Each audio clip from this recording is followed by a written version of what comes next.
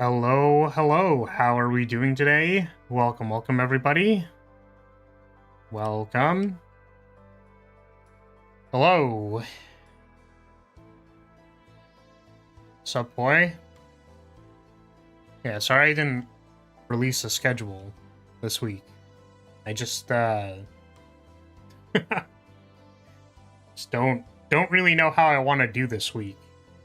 Because, like, I don't know if I want to play Baldur's Gate tomorrow, or if I should do, like, a Spire 1 stream, because Spire 2 is coming out on Thursday. And then I was like, and then it's probably, like, Spire 2 whenever I wake up. You know what I mean? It's just Spire 2 when I wake up from Thursday onward until the retina are burned out of my eyeballs. Like, you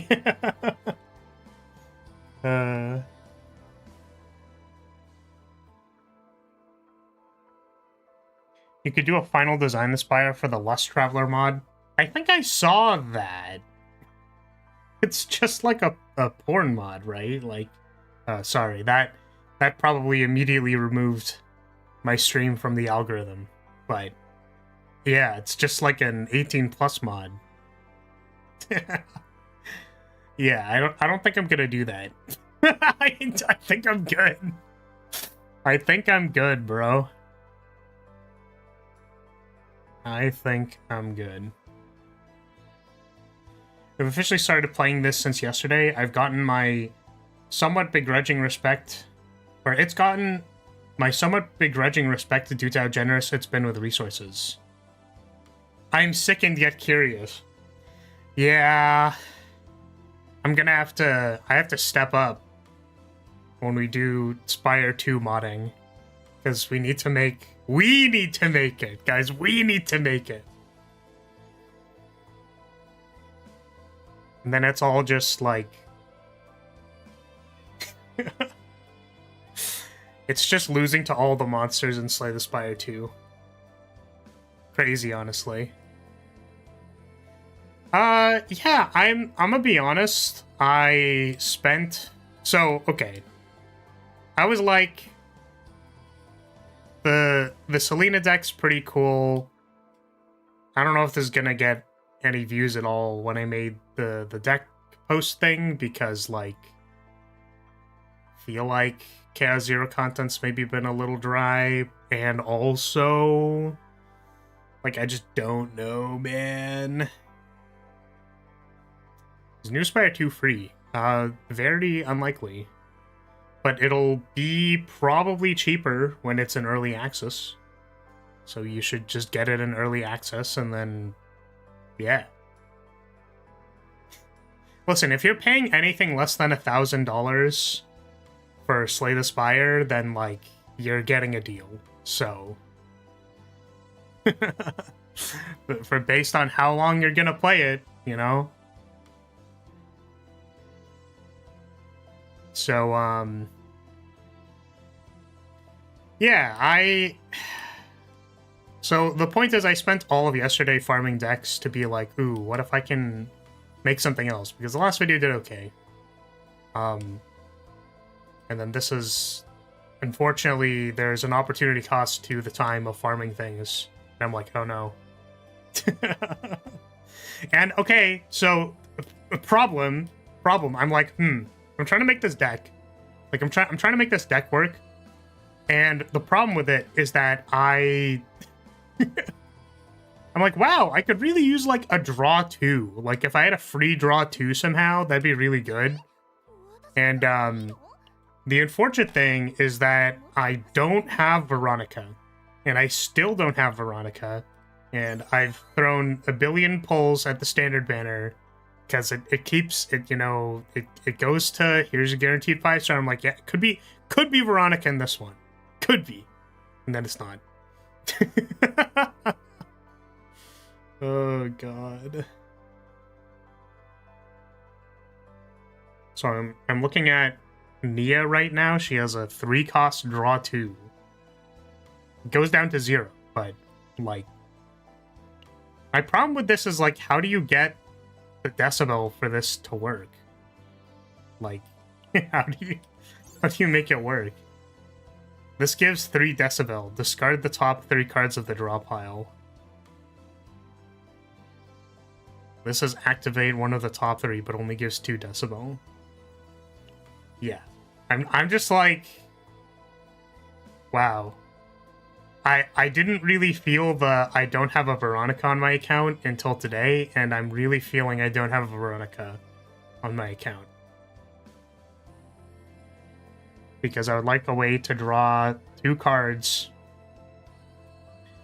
That sounds pretty good if you actually got it. Which one? Like,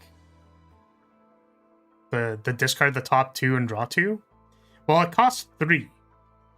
And, in order to get the conditional to do it, it doesn't, yeah. It's... So, I don't know. My brain's a little bit in limbo. Today, I just wanted to hop on to do something and also to communicate that I don't actually know what I want to do this week. Because I'm realizing that if I... It's like, I want to record this video, but also I'm realizing that if I am going to be playing Slay the Spire 2 for, like, the entire latter half of this week, and literally have no time to do anything else, then, that means I need to get my work out of the way. And then I'm like, oh god, but then I have to do that. What do you mean I have to do that?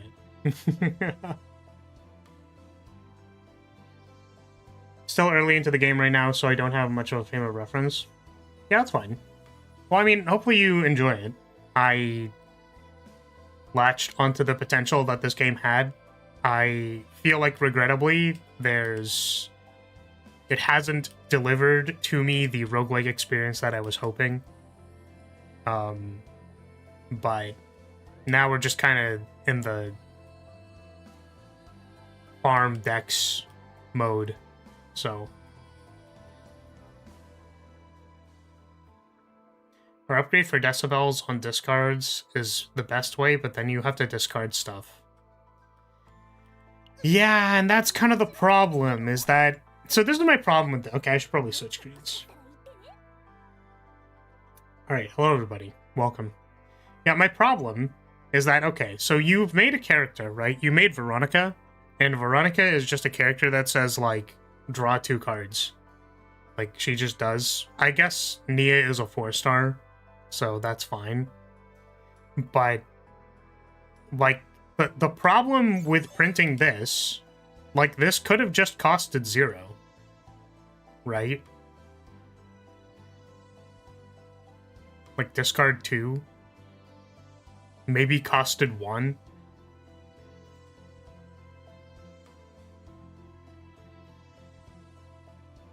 So it's like, it's just, I don't know.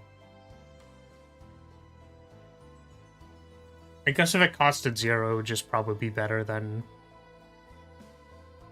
Veronica, who is a 5-star. But it's like, if you draw 3 adagios, or 4 adagios that cost 3, and you have no way to gain decibel or do anything, it's just kind of like... Well, the point is that this card is supposed to cost 3, or cost 0, right? And that's fair. Like, that makes sense, that you just gain 5 decibel, then it costs 0, then you draw your deck, and then you do it again. Like, that kind of makes sense.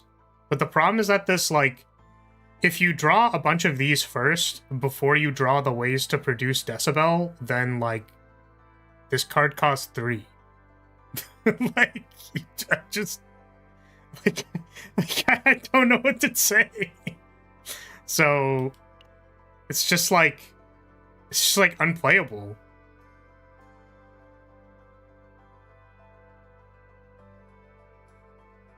I don't know, maybe this Adagio?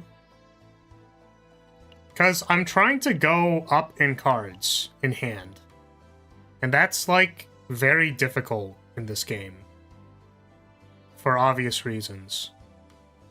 I can't use the wolf guy because he is already on the other team.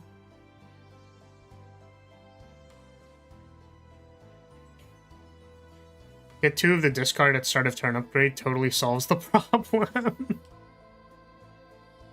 Yeah, but then you have to, like, resolve those. And you have to resolve them on, like, you know, before you reshuffle.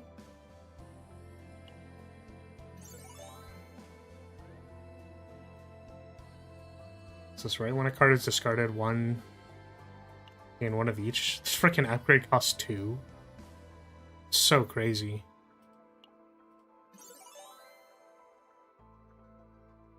Discard 1. The start of turn. So funny. So probably not Nia. Probably not Nia. Cassius kind of has a way of drawing cards with Pop-Eyed Popper, but it's kind of awkward. So the other problem is that I'm like, okay, so we have Pop-Eyed Popper. Joker is also only a cantrip, unfortunately. It could be a Cassius deck, maybe. We remove these. Then we keep Shuffle, we dupe Joker. And, like, basically nothing else. Maybe it has Quantity Draw on the first turnover. And then every other turnover is just Joker plus... Joker becomes a +1 when you trigger... Full House. Maybe. Dice Trick has make random quest card each turn. Yeah, but that doesn't draw a card. We want to draw a card from our deck. You want to draw +1 card from our deck. Not from... Oh, God. So I just... Yeah. I just yeah. You know, that's how I'm feeling. I'm just yeah. And it's like, ooh, I could use Ray.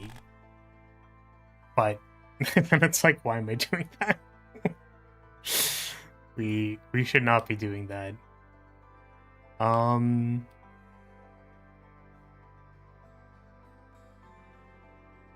Who can draw more cards? It does draw a card from deck? It's a random quest card, right? This random...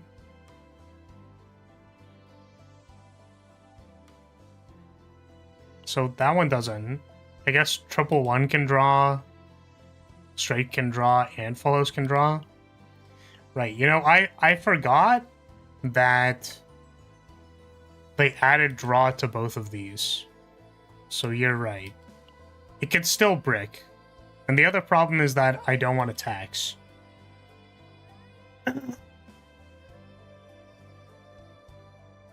Yeah, I am not interested in having a tax. So if I ever randomly flip 111, it's bad.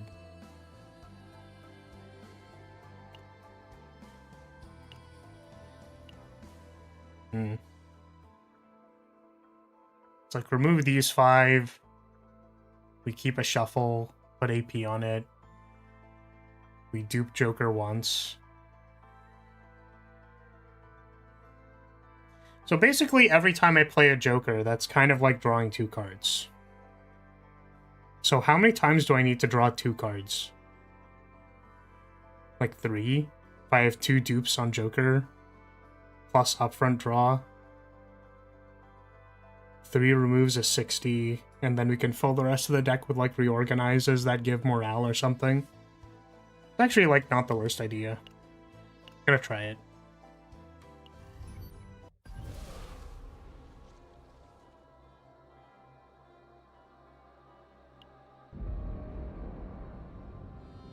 So how much does this have to be? 160 is probably fine.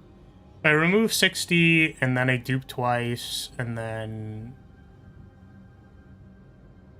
That literally gives me, like, 100 points to get, like, a Divine Epiphany, maybe on Pop-Eyed Popper that gives morale, potentially. Shuffle could potentially give morale. That's not a Divine Epiphany. And then we get, like, whatever we get on our reorganizes and gear bags. We can fit up to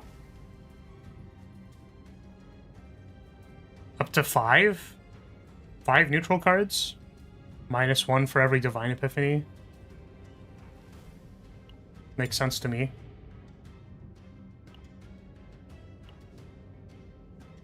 Alright, Cassius, get in there.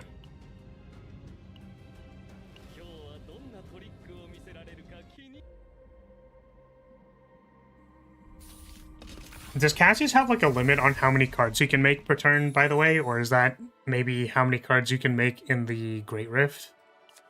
That's what I'm wondering about.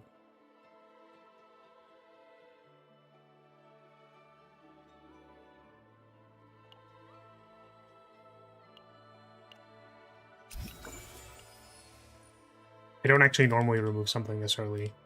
So we have -70 credits, but we do want to get, like, 4 more removals and then buy a bunch of, like, legendary common cards, so... It's a little unfortunate that we didn't get a credits fate. This is, like, kind of like credits, because we can sell the equipment. So... I sort of finished my Teferi deck the other day.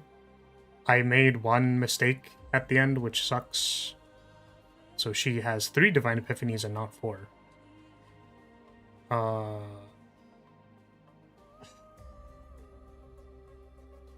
The route that I was running was literally just taking events. We don't need the arena for this character because he's a support. I just don't really want to fight this elite. It's probably fine.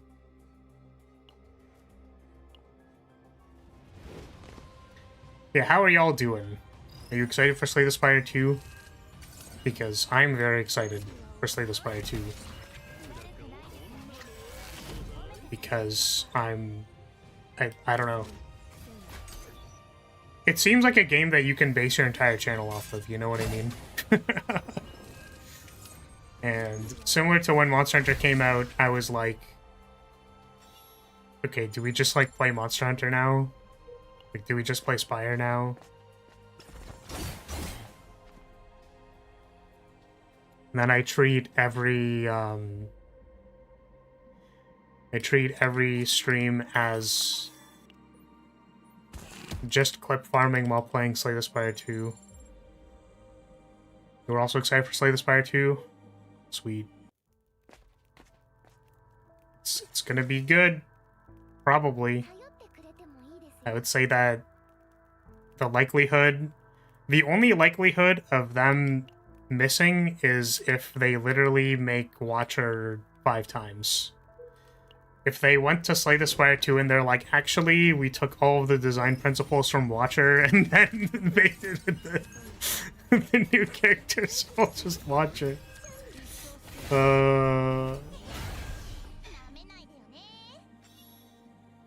Yeah.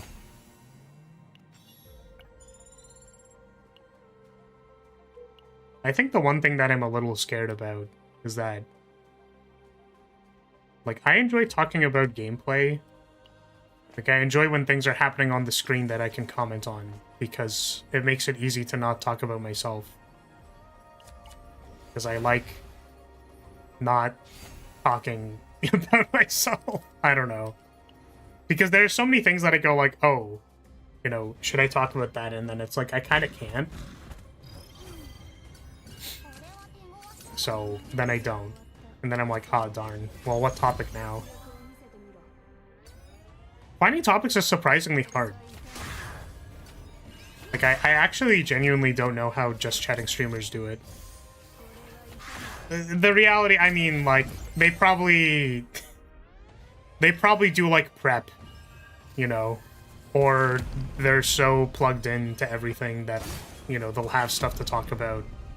But that's kind of the problem, is that, like, I'm not a very plugged-in individual, so finding things, like, the only things that I can talk about are basically, like,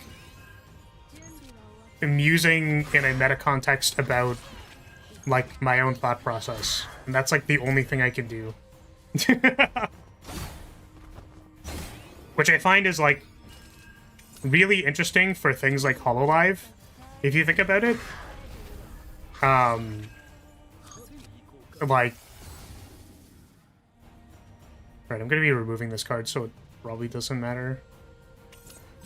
Yeah, it's why I find organizations like Hololive so interesting, because, like, they basically make their own ecosystem for things to talk about, right? By virtue of kind of being in a group. You can go like, oh, this person was doing that thing, or like, oh, this person is like played the game that you were playing, and you know. So it well sets people up. But I think the same thing for people who are in, you know, online social groups or friend groups. Like, we'll have something to talk about because maybe they were on someone else's stream, or you know. I'm like, what do I talk about? This is why I'm not successful.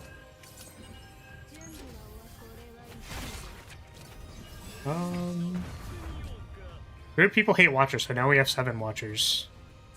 Yeah, it's so weird because I really like Watcher, but I fully acknowledge all of the design problems with Watcher. So it's really too bad. And then it's like, okay, well, what's your other favorite character? Maybe the evaluation has changed recently, but like I kind of like all of the base game characters. I think I haven't played as much Silent, but I've really been playing a lot more Silent recently. Because it feels really good to have, like...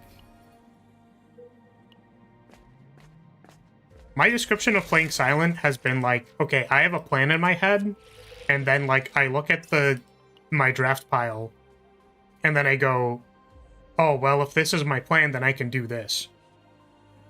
Like, I know that sounds very simple and obvious, and maybe that's what someone does on every single pick 3 card pile, but I feel like the connection between making a plan and actually executing it on Silent is a lot more... Like, I feel very confident that if I pick an Acrobatics, like, I can now pick a discard card and be really happy about it. Whereas if I pick a Defragment on Defect, I'm like, I don't know, maybe I'll draw it. Like, maybe it's good. And then it's just on the bottom of my deck and I lose. I feel like because Silent has card draw, I just feel a lot more confident about getting to do what I drafted the deck to do instead of bricking. And then when I play Ironclad, it's like, yeah, whatever, I'll pick something. Yeah, these cards are good, I'll pick them, I guess. Then Defect is praying to God that I get the good cards, because the good cards are good. And then Watcher is like... I think since I haven't played Watcher in a long time, I play Watcher similar to how I play Ironclad, which is I just pick cards. So that's fine, I guess. Still haven't played enough to unlock Watcher, so I have no clue. Yeah, how do you unlock the Watcher? Do you have to get all the keys or like beat the heart or something? I don't actually know what the unlock condition for Watcher is.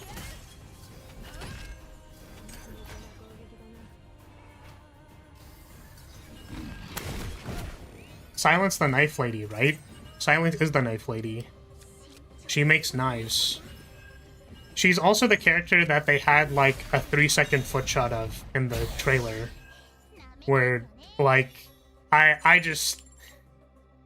don't know how to chef's kiss someone, like, more than the animation of Silent, like planting her foot on the ground at the start of the trailer.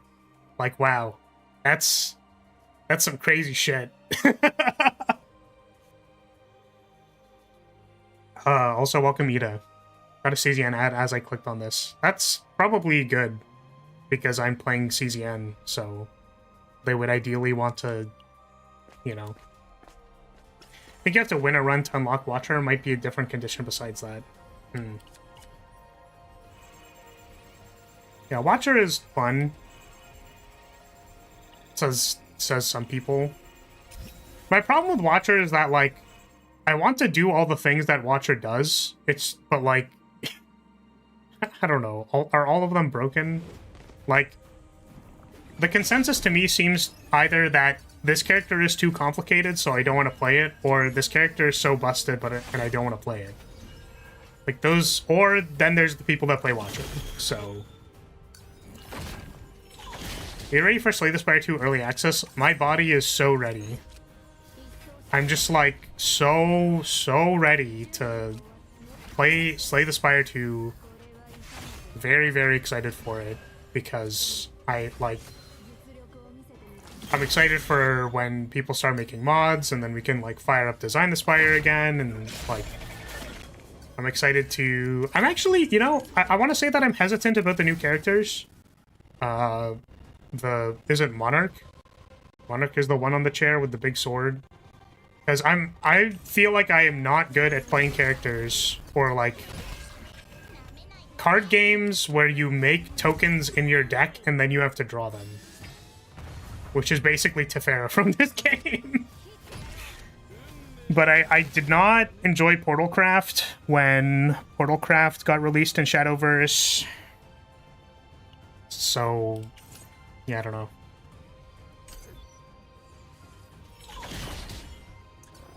Not even a minute in here and Flash thinking about feet. Thanks, I'm harder than Silk Song now. Listen, all I'm saying is that whoever made that animation for the foot getting put on the ground was like they popped off on that. That was like crazy, bro. No Flar, the one on the chair is the guy. That's crazy. That's actually crazy, bro. Choose one of 4 quests to start. I think this is the right one. I wish I were the ground. Yeah, you'd have so many feet on you if you were the ground. Ooh. 1 wave. And then we just made a Mika deck. What was I trying to make on you again? We're just duping Joker and then, like, buying neutral cards, right? That's literally the deck we're making. That's so silly. So, the one thing that I find very weird is that Pop-Eyed Popper is not a unique card. I understand that it's not a unique card because, like, you could get the one that cycles through the quests, and theoretically you could have a deck that is, like, cycling through their quests and playing Pop-Eyed Poppers whenever you want to change quest types, and it's like, that's... Who's doing that? Is literally anybody doing that? Ooh, this isn't good, but also, ooh.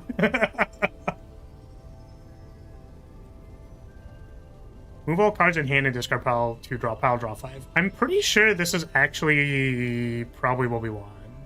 Maybe? I'm wondering if this is what we want. Because... So, context.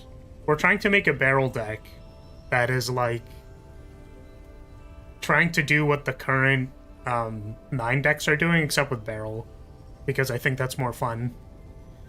I'm not incredibly compelled by playing 9, unfortunately. Yeah, it's just kind of sad that I think the last 2 characters that came out are just, like, really not my thing. We are using Tefera, though. Or do we take this one? My problem with put all cards back into discard, or, like, hand a discard pile into draw pile, is that we could be holding on to a card that we want to keep. I guess the idea is that if you ever play this when you have below a certain amount of cards, like if you're below 5, then this is plus. You kind of want to play it early. I mean, I guess by virtue of ever playing Shuffle, you're kind of doing the same thing, right? The problem with Shuffle is that I'm going to have to discard the cards in my hand. So I think this is probably the best way to do it. Well, no. If you have higher than the amount of cards... I need to play this when I have 3 cards in hand so that I can draw 2. Whereas if I play Shuffle, then I just happen to draw the same amount of cards, and then this card, like, gets out of my deck. Shuffle isn't exactly the most promising card, I don't think, but... I guess if I Shuffle make cantrips, then I can, like, potentially draw my cantrips when I don't have any draw in my hand. That's fine.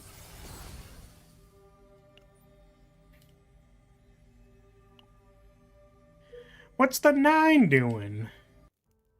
I haven't had any coffee yet. I'll drink coffee.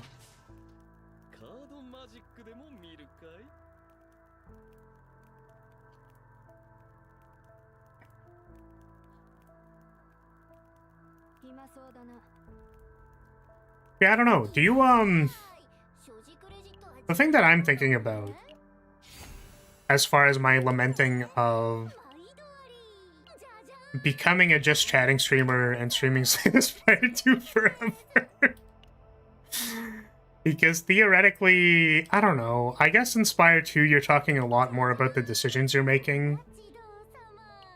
So you talk about the decisions that you're making, but I feel like my decision making isn't very good. I think we have to remove... We're removing this so that we can only dupe these 4 cards, and if we don't hit Joker, we're really sad, but that's fine. We can dupe a Reorganize, but I wouldn't be happy about it.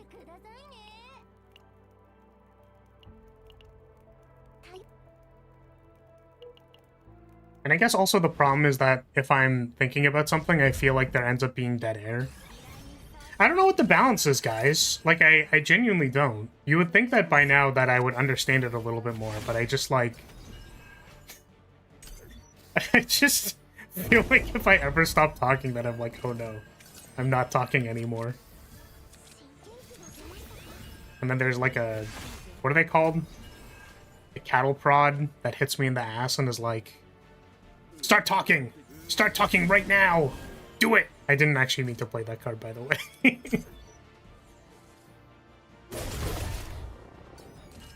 Speak. Speak, streamer. Speak right now. The balance is unfortunately something that doesn't actually have a standard. Yeah. Yeah. And it's, you know, it's vibes-based, and I get that.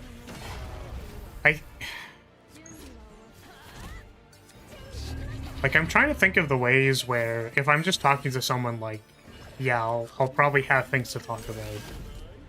I'm trying to mirror if I'm speaking to one of my close friends. I actually, so, now that I'm thinking about it, I actually think the biggest problem, and it's your fault, chat, I'm blaming you. You're getting blamed for this, chat. You ready for it? I'm gonna blame you. Watch me blame you right now. You're getting... I'm pointing my finger at you. You can't see it. But I'm pointing it at you.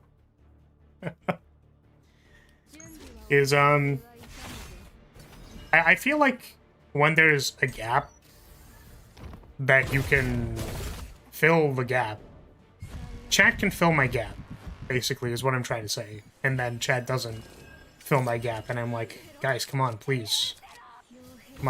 The gap is right there. Like, I'm not saying anything, guys. The gap is so big. Just fill it, please. Please, God. Fill the gap. And then, yeah, or I guess it'll be like a context about what's getting talked about. Like, the last person I hung out with, well, technically not the last, but like the last conversation that lasted 4 hours but felt like it lasted 5 minutes was, like, a friend was playing Baldur's Gate, so I go like, oh. And then they talked about their experience playing Baldur's Gate, and I was trying really, really hard, okay? I have this pull in my soul. It was feeling it. I was like, I need to... I need to shit on all of your decisions. I'm feeling it. I'm feeling it in my bones. That's autism? What? To need to shit on all of your decisions? I don't know. That's necessarily that. Just shit on their decisions? Yeah, I mean, like I did and extend.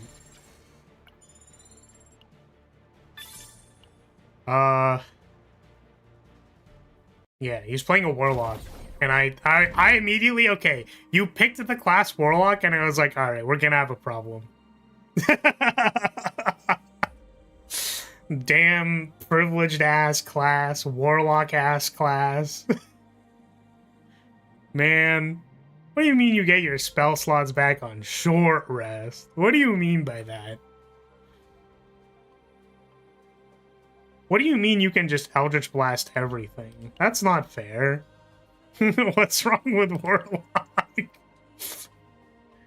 Just because they didn't earn any of their power. My bro hates me because I constantly highlight the negatives of everything he brings up. Well, yeah, I mean... Yeah, that's why you don't do it all the time. That's what literally, that's what I'm saying! That's what I'm saying! You don't want someone who's constantly poo-pooing on you. It doesn't feel good. So I'm, like, trying to find something positive to say. But I did want to say... I did want to poo-poo on his choice to play Warlock. Get Booming Blade and your weapon attack scale with Charisma. Listen, man. I'm just jealous. I just have size envy. Because Warlock's... Warlock's Eldritch Blast is just so big, and I'm just a little guy. That's how I feel.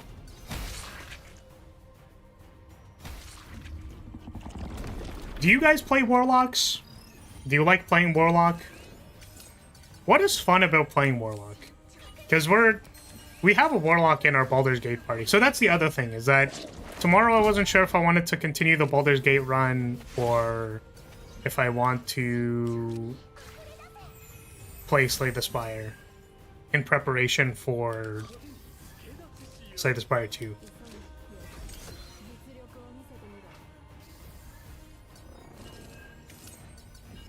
You've been playing a lot of Warlocks? Yeah, but what do you do on what do you do on Warlock? Well, I think we triggered the passes here.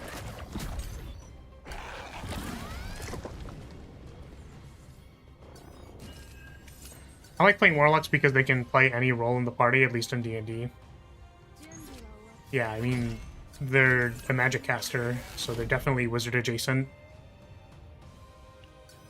Warlock is my favorite class. My favorite thing about it is that it lets me play bad and get rewarded for it.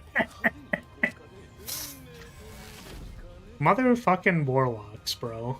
I Eldritch Blast, sometimes I attack. Yeah, I mean, listen, I don't actually hate Warlock, but I do... I don't know. Every time it's like, do we short rest so that I can get my spell slots back, I'm like... To get your spell slots back on short rest? Disgusting. I can't believe you. I feel like I'm playing this fight wrong. Yeah, Eldritch Blast is really good. I guess the main opportunity cost of the class is, like, you know, casting your spell that you only have 2 of, or Eldritch Blasting. So, they only have 2 to 3 spell slots. Yes, this is true. But they also always upcast, right?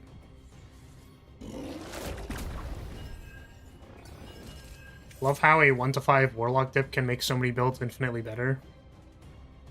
Warlocks are basically just premature wizards. Yeah. So it's like, you just always get to cast everything. I'm just jealous, man. That's what I'm saying.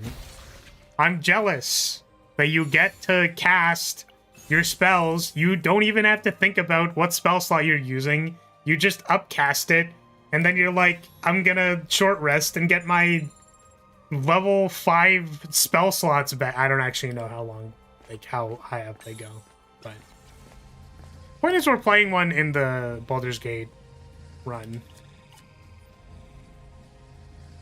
99% of the time it's an upgrade, but you also only get 2 of them. Yeah. Yeah. Yeah. I'll say yeah. I'm fine with saying yeah here. To remove 2 cards. It's possible that I simply have not experienced enough Warlock.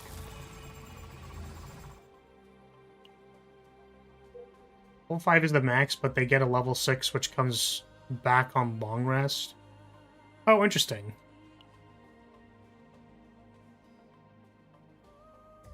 Where was I going here? I think we want to hit shops so that I can buy reorganizers and gear bags.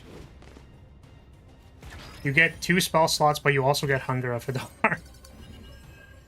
Yeah, Hunger of Hadar is the massive AoE that kills everything, right? Ooh, we got morale. That's what we were looking for. We were definitely looking for morale.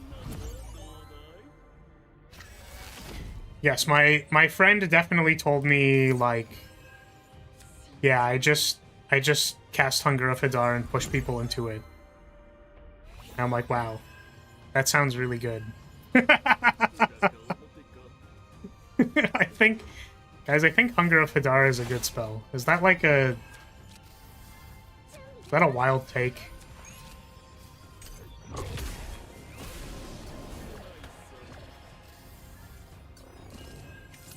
Massive Darkness like AoE that does 2 types of damage, blinds and slows enemies. It's pretty good. Yeah, I'm inclined to think that maybe that's pretty good. But I don't know, whenever I think about these things, like, as much as there's, like, you know... Because I was gonna say I'm of 2 minds, but I'm of several different minds, as in, like, perspectives. But one of the perspectives is, like, yeah, man... Isn't it awesome that players get to cast Hunger of Hadar and just, like, like, absolutely obliterate people with your crazy AoE spell that is, like, insane? Isn't that cool? That's cool. That's like a Warlock thing, and it's, like, really good, and also it's cool. And then the other half of me is like, man, why the hell do they get Hunger of Hadar? That shit's so crazy. It's actually insane. What do you mean you get that spell? Doesn't seem very fair now, does it? What do you mean Warlocks get a version of Sleet Storm that blinds and does damage? Exactly! That's what I'm saying! Why are you just allowed to have that? That's not fair! But it's one of those, like, all things considered, it's probably fair. That's like asking, why does a bard get bardic inspiration, you know what I mean? It's like, wow, this really good feature on your class that you're just, like, allowed to use, why do you get that? That seems really strong, and it's like... Yeah, that's, like, the entire class, dude. Like...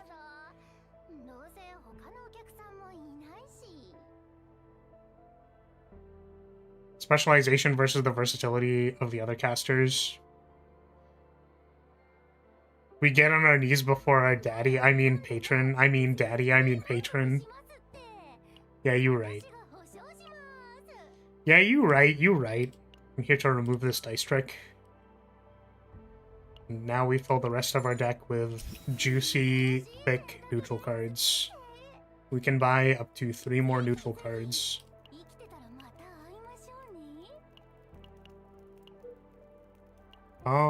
Yeah, and I guess there's, like, sorcerers as well. I don't feel strongly about them, I guess. Trigger Epiphany on a selected card. Time to trigger Epiphany. Time to trigger Mind Break on Mika. Jump scare.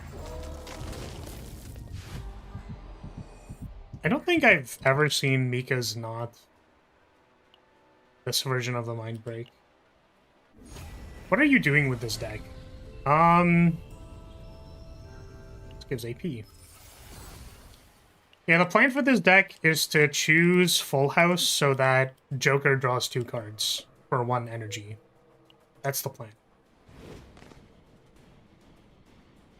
And the other part of the plan is having neutral cards with upfront draw so that the first turnover isn't as bad. Sorcerers are the actual Nepo babies of spellcasters.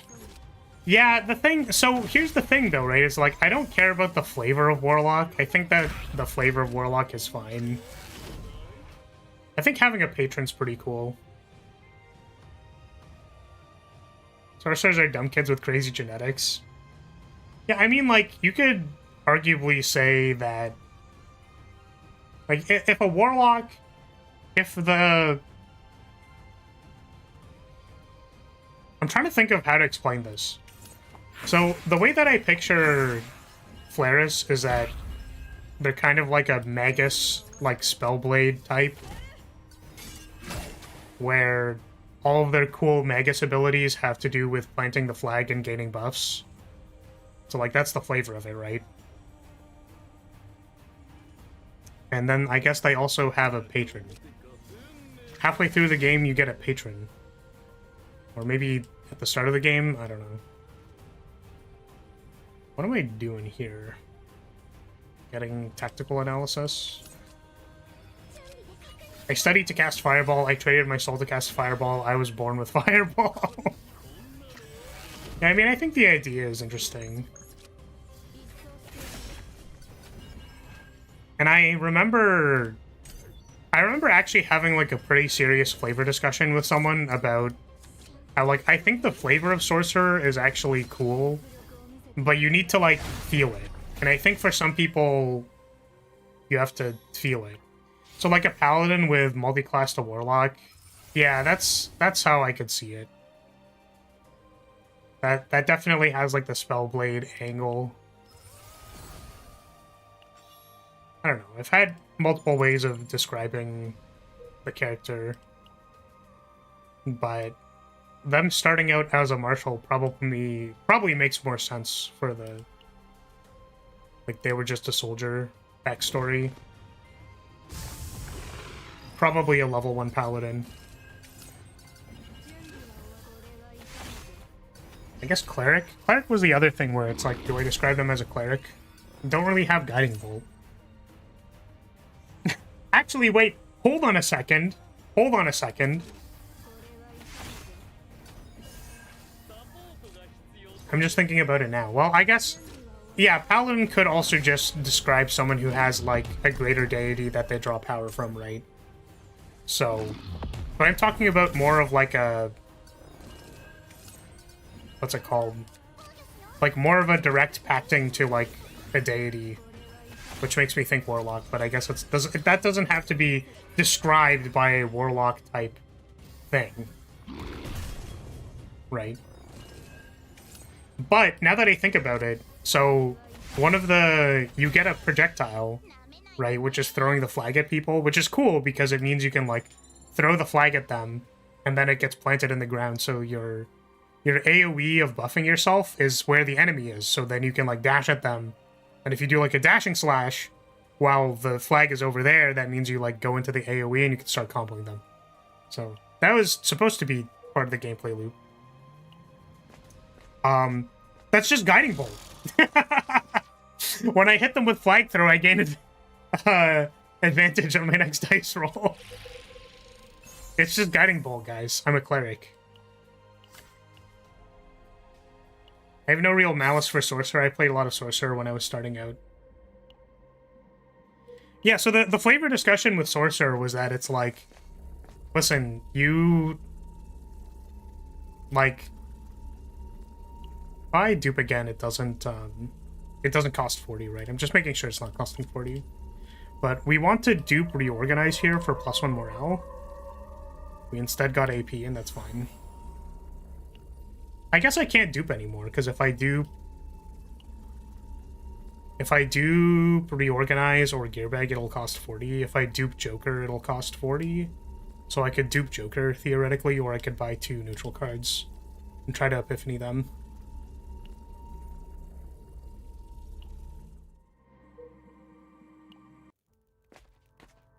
You're not paying much attention, but you don't play Fighting Spirit like 75% of the time it's comical.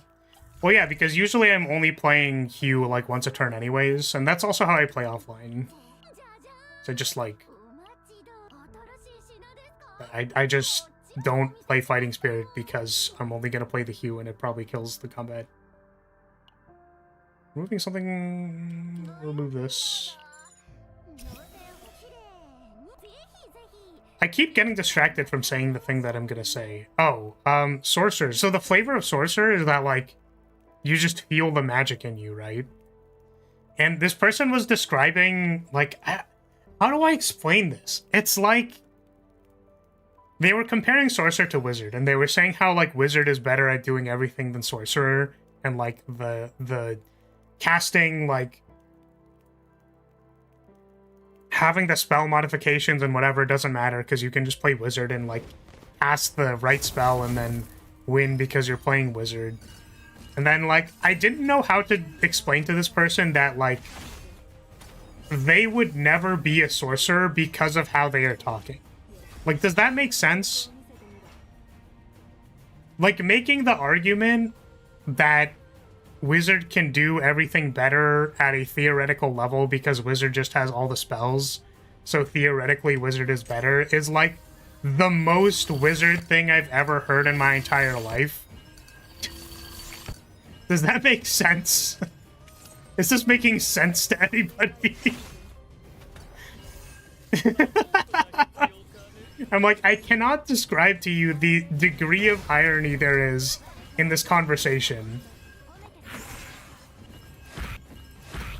Sounds like something a wizard derogatory would say. And I'm like, you don't get it, man. Like, you have to feel the magic. And it's like, what do you mean feel the magic? And it's like, yeah, that's what I'm saying. Like, you literally just don't get it. You don't get it, and you could never get it. You are a wizard. You studied to cast Fireball, but you never felt the warmth of the Fireball channel from your soul. It's not the same. So yeah, I think I like the roleplay implications of picking classes, which obviously don't need to be like super crazy restrictive or anything like that. That's not what I'm suggesting, but I do appreciate, like, if I played a sorcerer, I would be like saying all kinds of dumbass like, oh, what do you mean you don't? Like, saying the most ridiculous, like, only a sorcerer would understand this, why are you describing it this way? Like, don't think, feel. You know what I mean? Yeah. So, you just don't, oh shit, it's been an hour. We have to stand up. No! No! Hold on a second. We're standing up. We're going up.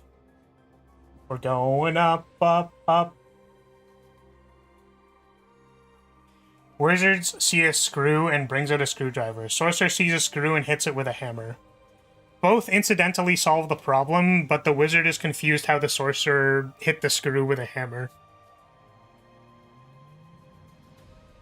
A wizard has studied all their life could be better than a sorcerer toddler.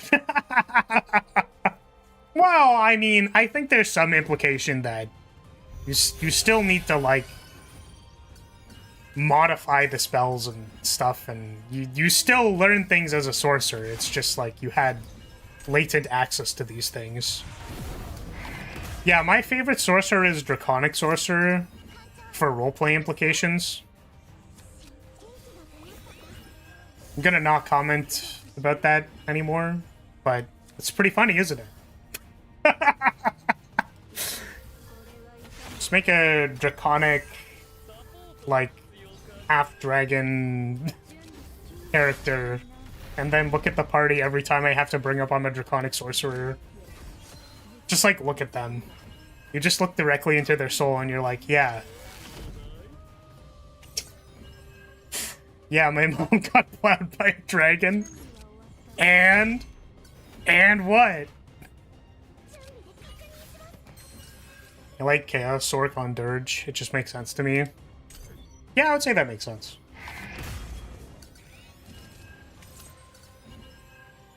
We had Chaos Sorcerer Gale in our first run for a little bit. We did. But yeah, no Draconic Sorcerer. No Draconic Sorcerer players. My Draconic Sorcerer in my last D&D campaign was slowly becoming a gecko. Sweet. We're anamorphing backwards. Or forwards? That's crazy. Eat this dislike button. Nice. I appreciate the interaction.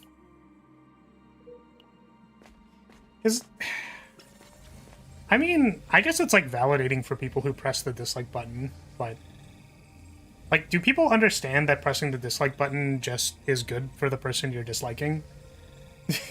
I don't know if people know that. The best thing you can do when you dislike something is to not react. I press dislike button on anything with too many grammar mistakes. Yeah, the dislike button is for the viewer, not for the creator. What was I doing? Picking a legendary card? That said, my first dirge was a Draconic Sork, a Scorching Ray machine gun. Sweet. There's so many spells in Baldur's Gate that, like, I haven't casted. Like, I feel like I don't cast them, and I wanted to, like, play the game in a way that allows me to cast them. I guess that's sort of why I'm playing Warlock now, where I have a Warlock in my party.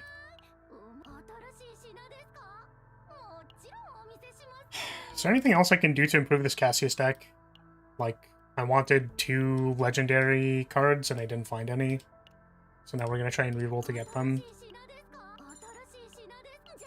We did not find any. We get one from training. We did not get any. That is okay. So what this means is that we can dupe Joker. And if we dupe Joker, that means Joker is 1 energy, draw 2.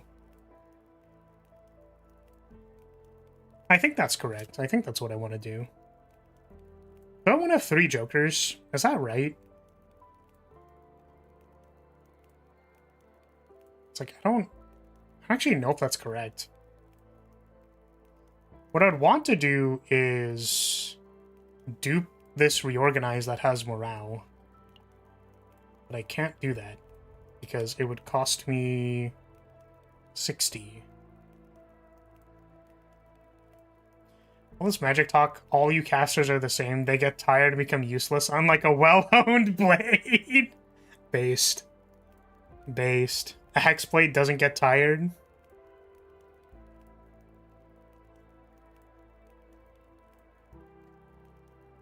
See, there's some kind of joke here about stamina. About stamina and getting tired. Don't quite know what it is. I can't quite put it together, but I'm thinking it. Just want you all to know that I'm thinking it. Am I duping Joker again? That is my question. I feel like I probably should be.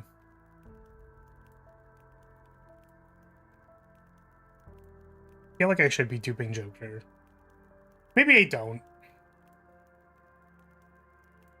If I dupe Reorganize and I go to 180 points, maybe I get back a basic card. That's probably worse. I'm going to opt to not change the deck anymore. Joke's on you, I'm multi-class Barbarian. I might be out of spell slots, but I'm not out of options! Oh my god. Is there... I'm sure someone's done this, but like...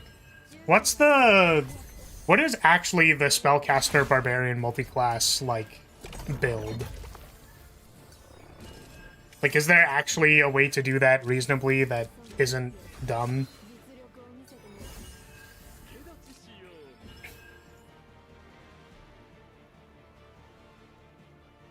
It's played as like a sentient sword or like an evil spirit in a sword, I guess. Or something like Tsubaki from Soul Eater. Yeah, I guess making a Hexblade but with a scythe would be really cool.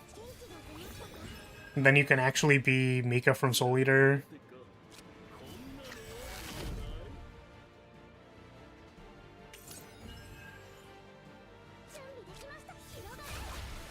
Remember when sides were cool? Maki, not Mika. Is that her name?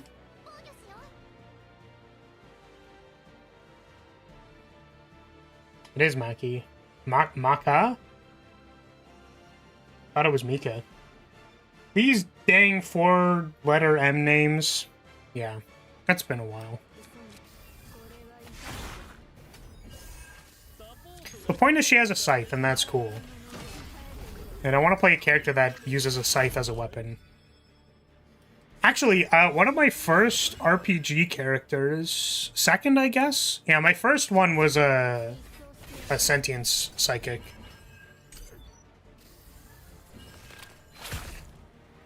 So I casted CC spells that had to do with manipulating people's emotions. Actually, the concept of that character is so funny to me, and I haven't had the chance to, like, run it back. But also, I don't really have time to play RPGs, which is sad. I never liked Scythes or Maka. Tsubaki is the best. Dang. Hater. You're running the Instigator build? Oh my god. Oh my god, that's so awful. That's so bad. Yeah, we just need to play the person who's rage baiting you all the time. I need to play the psyker that's just like rage baiting people, and then the entire thing is just like rage baiting. And it's like, you're rage baiting me. Stop rage baiting me. It's like, I'm rage baiting you. What are you gonna do about it? Get rage baited. Yeah. So her thing was, she was like a yandere idol type character. If you catch my drift. So she's like, you will love me. Like, you will love me. This is not a debate. I will cast my psychic powers on you so that you will love me. And I want everybody to love me, so I'm going to cast an AoE that makes everybody love me. Every single person in this, like, 300-foot radius is going to be enamored by me. Marie?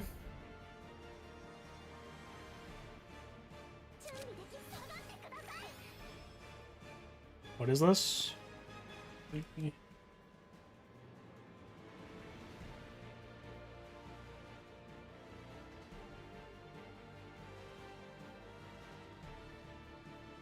This character looks familiar.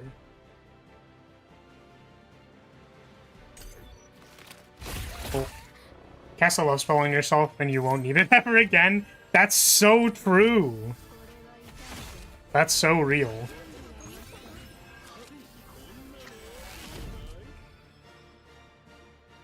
So yeah, I haven't had a chance to run that character back. But the second character that I remembered, which I was going to talk about, was they manifested a weapon, like they had like a bound weapon akin to Skyrim or Elder Scrolls, I guess. All of Elder Scrolls. I just think of Skyrim. They had bound weapon, and then they summoned a big scythe. And it's really unfortunate because that spell was really freaking bad. It was a psychic power, but it was just really bad.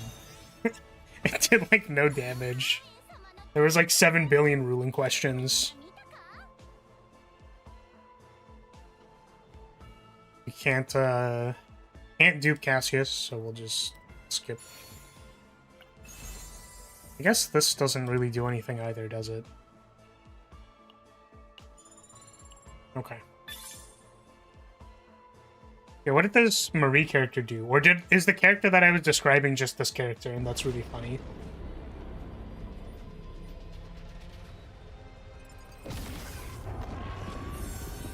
Oh no, Ida was asking about it. Okay.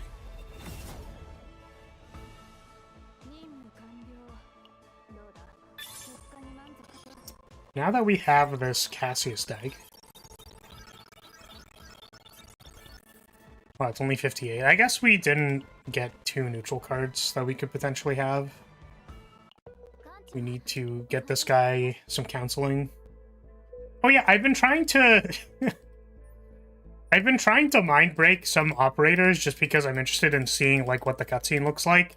And I just haven't been able to correctly choose the things.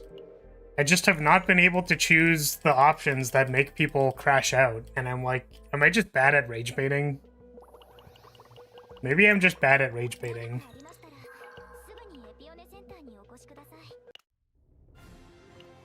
Okay. I can't imagine that this deck is going to be good enough, but we'll give it a shot.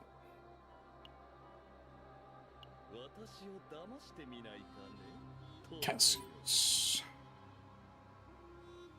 Yeah, it's literally just here are jokers plus shuffle, and then the jokers are 1 energy draw 2, which is like a reasonable conversion. I guess I want to give it the face save data. Is it this one? Yeah. Funny.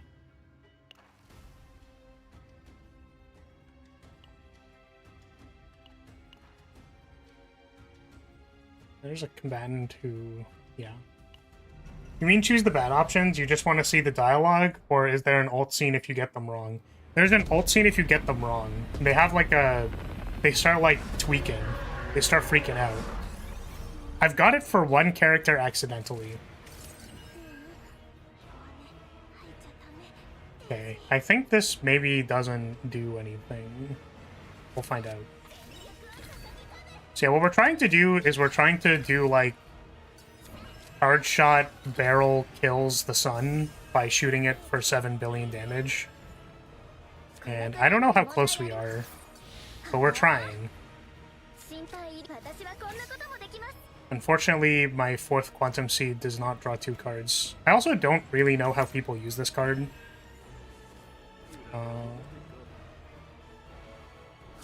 Think they also use a different Quantum Seed. It's the one that draws 2, but... Just want to make food. What the fuck is this monster? They're the hands, man. Don't you know the hands? They're handy. Look at how handy they are.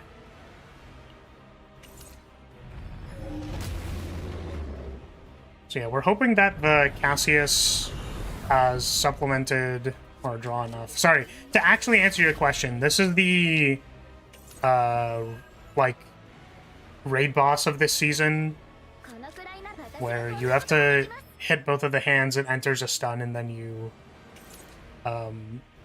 shoot its face. You finish on its face. Draw first. Oh, I guess we didn't want to draw first because we're trying to trigger the Cassius thing.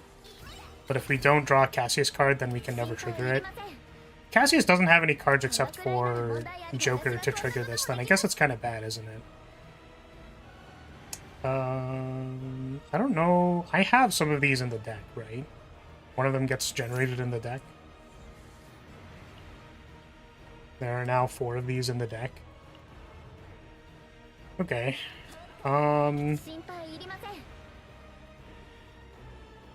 I guess we shoot first.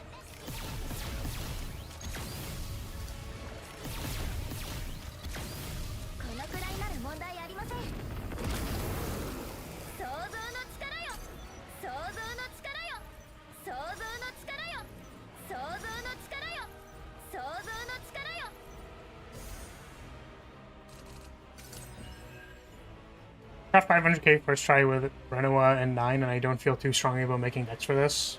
It's fine. Thanks, I hate it, but it looks really cool. I will definitely not send it to my DM. Yeah, I guess, you know, you could use this as a monster token, or make a monster of it. Possible. Maybe if we drew more upfront draw, we would have gone through the deck.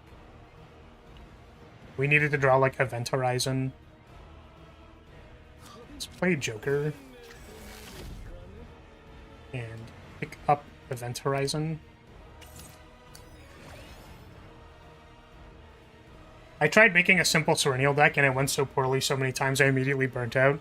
Yeah, that's fair.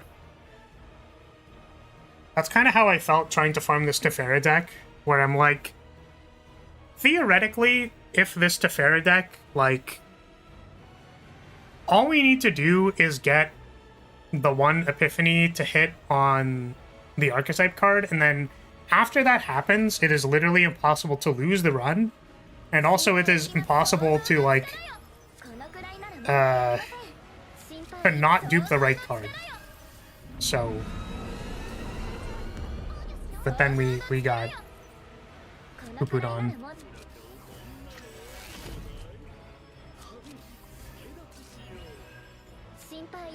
Oh.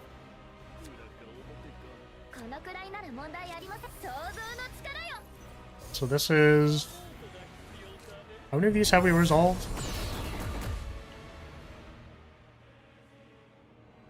We're at 210. Unfortunately, we discarded our Spore Harvester. So now what do? Do we shuffle? This is sort of the problem, is I don't actually want to play the shuffle. I guess we do play it. Well, we can Guilty Pleasure first, because this will stay. And then we can cycle this. This is on 3, so I guess we play this first. Well, the problem is, like, we want to have our upfront draw after, so we shuffle first.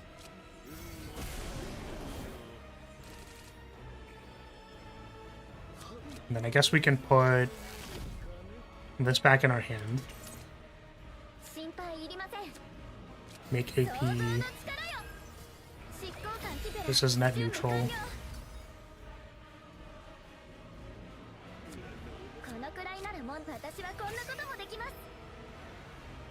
We do this. Yeah, so the quest isn't filling up anymore. I think there's just, like, you can only full house, like, 2 times a turn or something, or 3 times a turn. I don't remember where it says that. Or maybe I just can't make tokens anymore. Maybe that's why. Or did it trigger? No.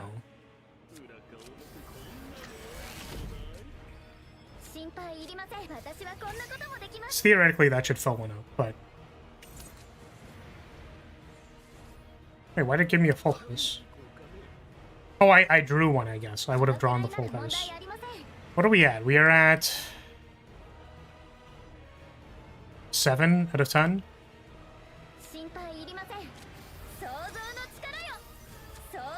So this is 10 out of 10.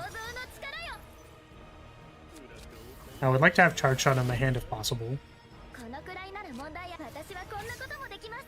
There's Charge Shot. We can put this in our hand, I guess.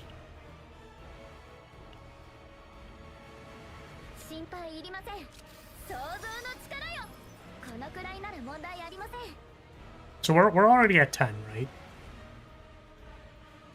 Yeah, that's 300. Okay, so now we go, like, Guilty Pleasure. We have 1, 2, 3, 4, 5. Wait, I guess 1, 2, 3, 4, 5, 6, 7, 8. 8. This will stay at 8 because we can trip and then make 2 cards. So we go +2 to 10.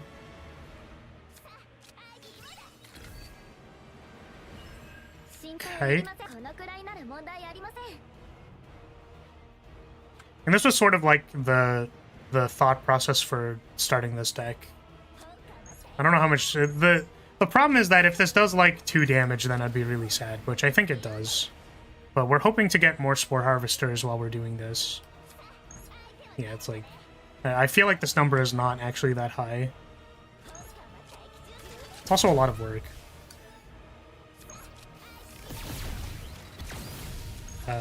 I think other people are using Orlia, but the part of my problem was that, like, the Orlia deck is a 0-cost, like, cantripping deck with no upfront draw, which makes it harder to use the barrel deck. So I wanted more, like, engine draw, but... yeah. Okay, so let's mark this, see how much damage we can do next turn, because... that was technically, like, our second draw-through, right? Like, we were still resolving a shuffle and stuff. So let's see what next turn does. Okay, we have a shuffle. I don't actually know if I want to resolve the shuffle. But we do want it out of the deck, so I guess we shuffle first.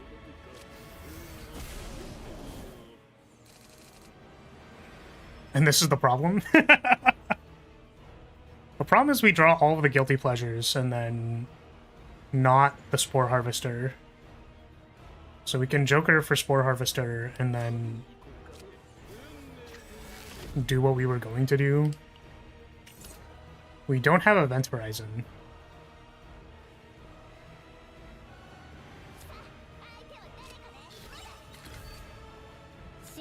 Yeah, I guess sort of the other problem is hand management. But yeah, it's like... I guess I wanted to see if there's a limit on how many tokens you can make a turn, because Cassius's thing just doesn't tick up. Let's make damage.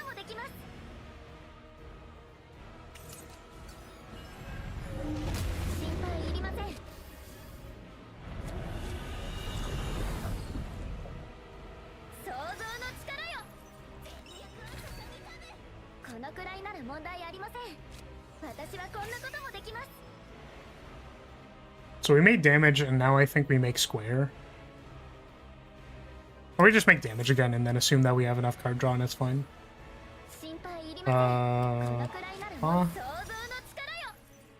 So now we have 1, 2, 3, 4, 5, 6, 7, 8, 9. 9 cards in hand. Plus 3 plus 1 is too many.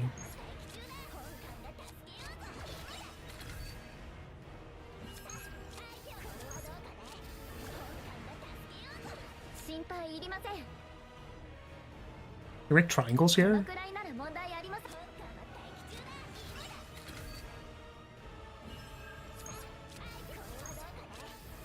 I think the problem with this is that it is hard to do the last hard to do the last Cassius split.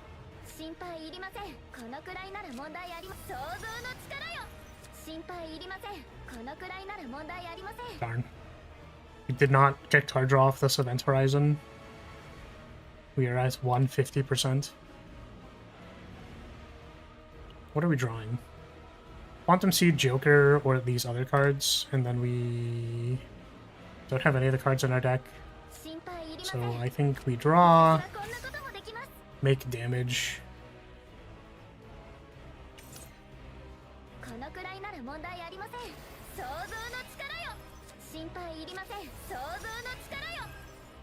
Anything else? We have one more triangle in deck. If we draw a card, we can get Joker or triangle. We got Joker. Yeah, so Joker can draw Quantum Seed, and then we triangle twice.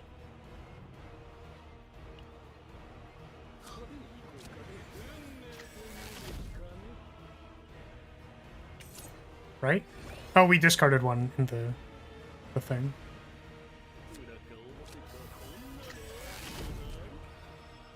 Ah, there we go.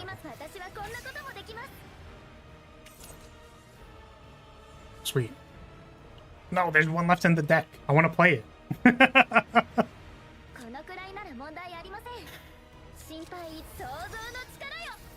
Okay, now that we have successfully spun our wheels for like 5 minutes, how much damage do we do? Okay, charge shot. Get him. 28. Oh, it's so sad. It's such a sad number. Maybe we should wait. What if we just like sit here and do nothing and we wait and then we do it all again? Well, I guess if we can get to 10, this is 7 stacks, we're not at 10 stacks. The problem is we have these like retain tokens in our hand that we don't really want, so I guess we don't play the charge shot and then we do it again. Part of the problem is that this charge shot doesn't have 180 on it, by the way. Which I was like thinking of... I was thinking of remanifesting, but... So we do this first. It's like 4.8. So what happens if we like wait a turn and then we do it again? That's what I'm curious about. I guess we could wait 3 turns, and then we can take out both arms. And then we can start next turn by taking out the arms and then shooting charge shot. And we can do it 3 times before we actually commit to shooting it. Okay. I'm like kind of on board with this plan. Let's... I don't think we can Joker. God, the hand management for this is like so abysmal. Okay, we can play this. Get rid of that one. We can play this. That is a second charge shot. Let's go... Are jokering for something? I guess Quantum Seed. 1, 2, 3, 4, 5, 6, 7, 8, 9. We joker and make 2 cards, that's 10. Grab this. I think we need to play the form convergence.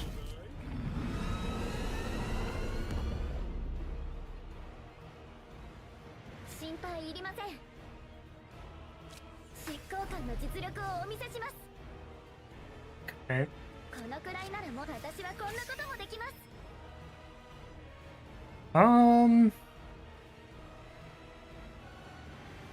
This.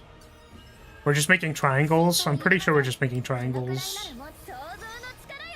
This turn is going to end by playing charge shot and shooting it.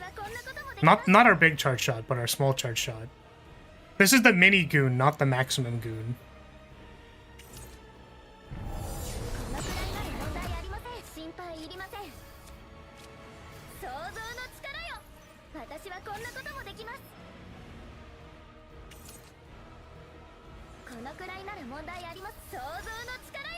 Okay, so now we can joker to put our opening found in hand, and then resolve these chalky bars. We haven't played Event Horizon this turn. That's actually, like, probably bad.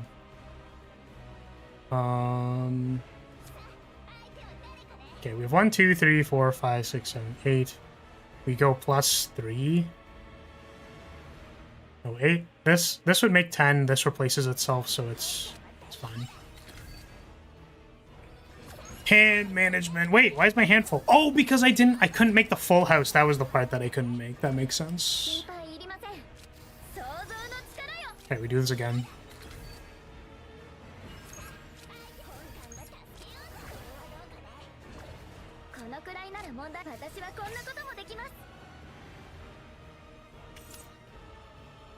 Try and make square. We did not make square.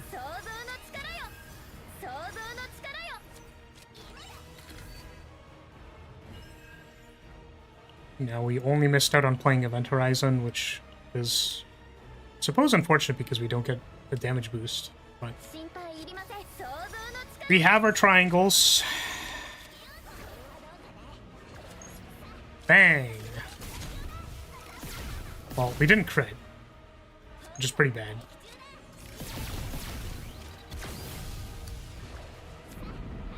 We just keep charging our goon. Can we flip these over next turn? I don't know.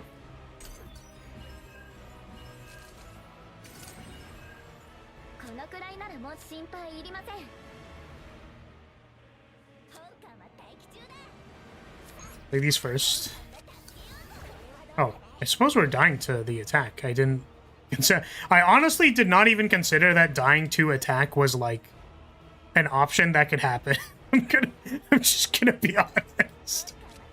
I was like, yeah, so we play our combo turn, and our opponent does not interact with us because we have healing.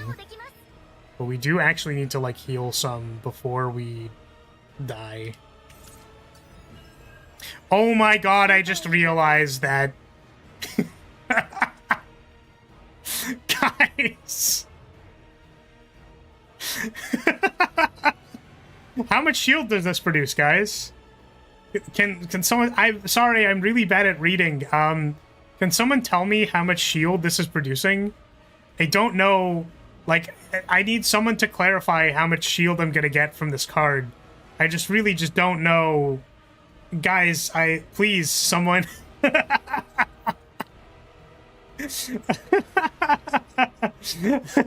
No, what do you mean enough? Guys, please, I'm playing my combo deck. I don't understand. I don't know how much this is giving me. Guys, please. I need help.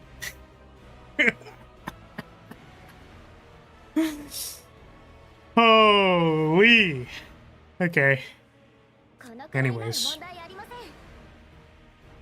It's making 63 shield. Okay. Good. Thank you. So we're going to take 7 billion damage here.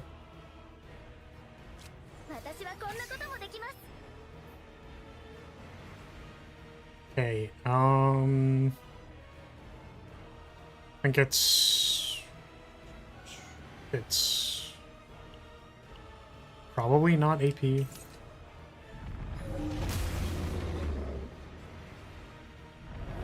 A lot of damage. Oh, right, I forgot that this is something that happens by virtue of attacking the other hand and not flipping it over. Keep forgetting that that's a thing. So now we're probably, like, actually cooked.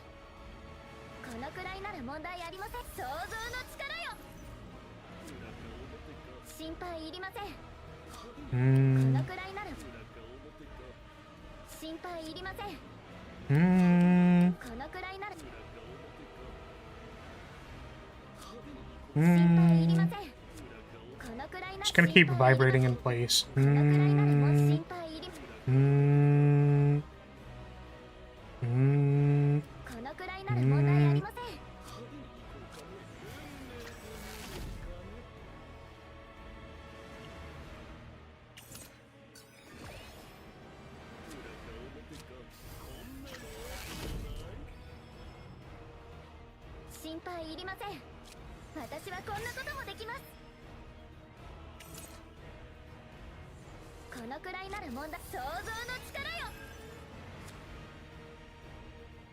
So now we just draw contaminations and die.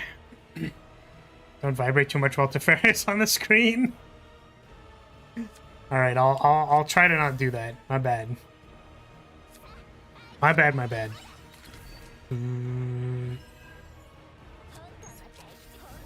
It's not actually what I meant to do.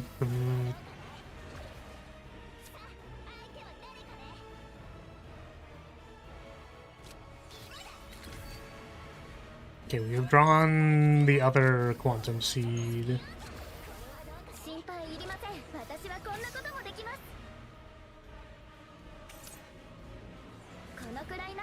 We have made squares.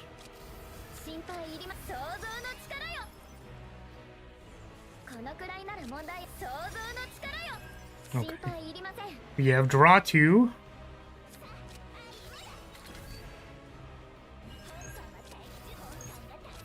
One, 2. Let's draw 2 cards. Now we have these archetype cards and then still like 3 contaminations on the deck. Oh my god. Oh my god. Oh, I guess we could have like discarded some cards with this ability. Maybe that works. We'll do it now and then have it be a questionable decision. No, we didn't draw Joker. It's so over. Oh god.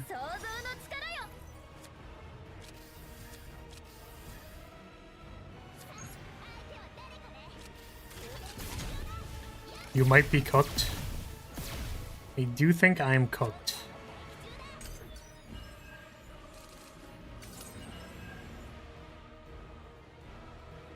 Oh. So we want to do enough damage without this charge shot and then play the charge shot with all of these Spore Harvesters targeting its face. I think that's what we're aiming to do. Let's play this.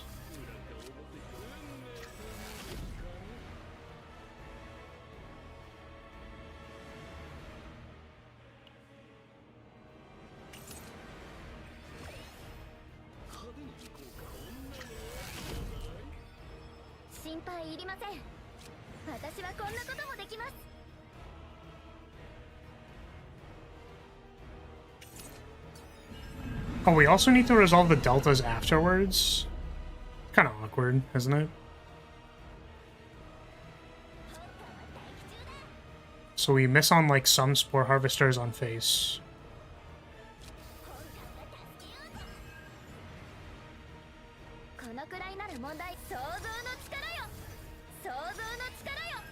Oh, right, this thing's gonna kill me, I forgot.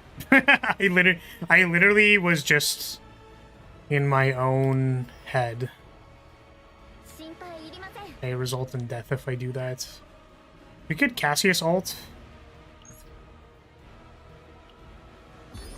I didn't actually want to make these cards. Okay, we are less dead now.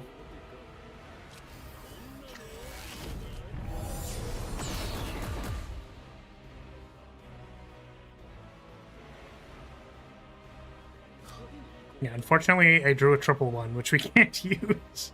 Because it'll clear my deltas. I guess we only have one delta, that's fine.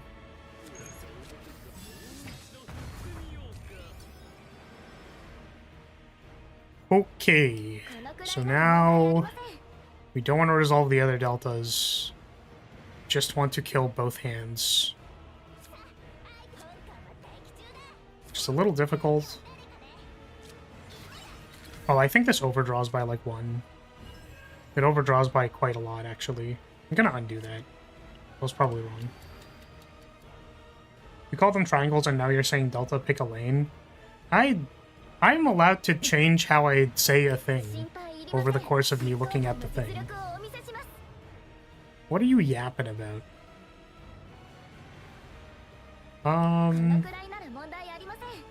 Yeah, then it's squares or... What is the math term for squares? Not gonna lie, it's a bit confusing. That's fair. So this is triangle or snake eater delta? Or is it just Metal Gear delta? Square is the term for the square? What about this circle? An ellipse? Hey, Cesar! Thank you so much for the 37 months. Von Milkia for 48 months, please. By the way, how are you? Yeah, I'm doing okay. How are you doing, Cesar? Unfortunately, no Von Milkia stream, but... You know, it is what it is.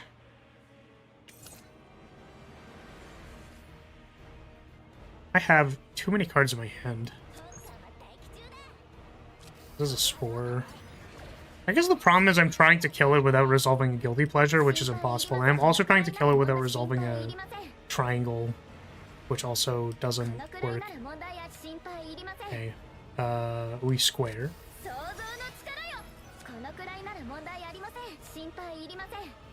Let's draw a card. We give ourselves a square.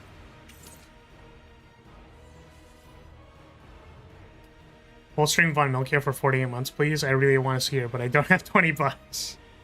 Been working almost all day. Yeah, true. The do be how it do. Okay, you know what? Maybe we'll have to consider it for 48 months. I don't know. Why do people want Von Milkia so bad? I don't understand. I just don't get it, man. I'm trying to remove these cards from my hand, but they keep going to my hand. And then I keep making the ones that I don't actually want to play. And then I keep drawing with the ones that I don't actually want to play. Okay, so we have 1, 2, we have 3, 4, 5, 6, 7, 8, 9. Playing, so I do need to play one of these, I think. Because now we're at 4, 8, this is 7. So now this goes to 10. Correctly. We just haven't resolved Event Horizon this turn. That's crazy. Okay, well, we definitely can't kill this thing.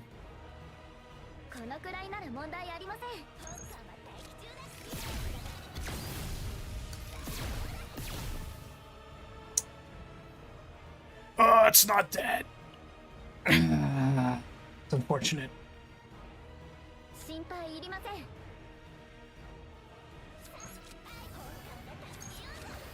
Delta is a Greek letter, so the circle would be Omicron.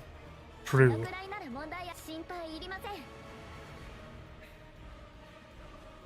I think we're cooked. Like, we could pass here, I guess. Because, like, realistically, the only thing we're doing here is limit testing how much damage this charge shot does, which is, like, not that much considering we've been setting it up for, like, 5 turns. But...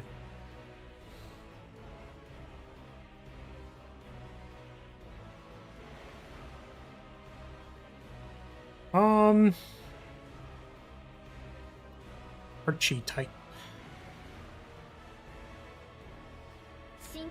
Yeah, perhaps Tefera was just not the deck for it.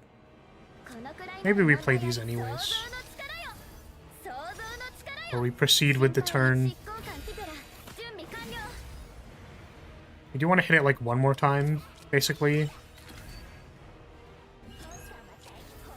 Probably with the one cost.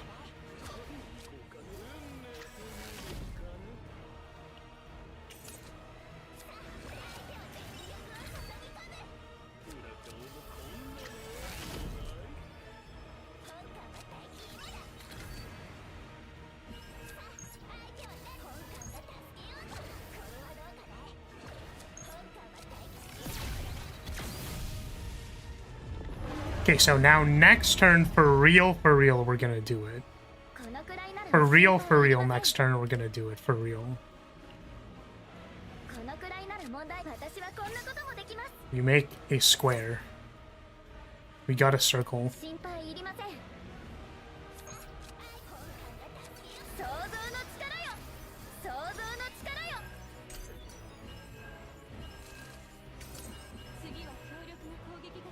Okay. So I guess we Joker for heavy weapons expert here.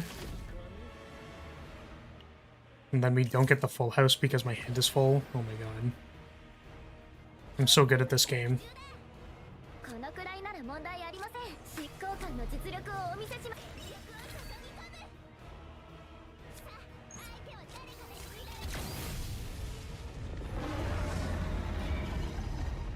Okay. Wow, so strong and cool. I wish people would say that I'm strong and cool. Unfortunately, I am not. Okay, we're gonna make some triangles, aka deltas.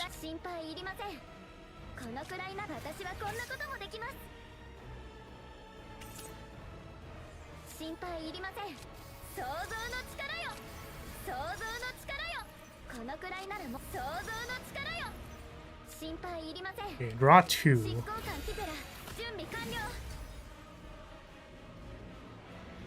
We get our guilty pleasures, which maybe we'll sandbag for when we have more space in our hand. Make some more triangles. What are we at? We're at 3. We're at 4 triangles.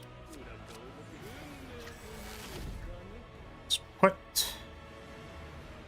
so many triangles on my deck. Maybe I have to make a square. Oh, I guess not, because if we're trying to play the triangles, then we need to...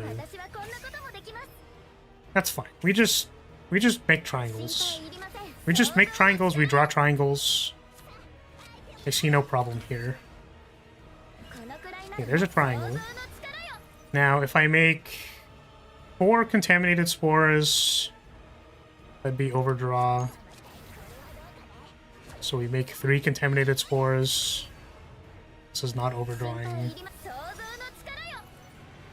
Now that a guilty pleasure is out, if I make 4 spores, that's 10. That's still overdrawing.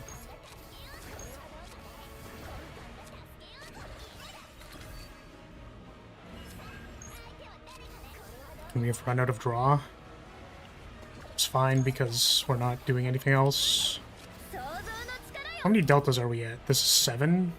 8 deltas. Oh, what we should do is we should fish for a crit. So if this is not a crit, we'll redo it.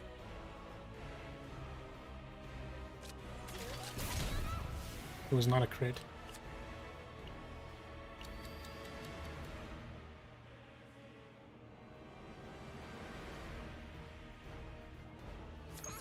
Is this one a crit? Hey! we did 30k! It only took us 5 turns! Let's go! Let's go! Aye! Alright.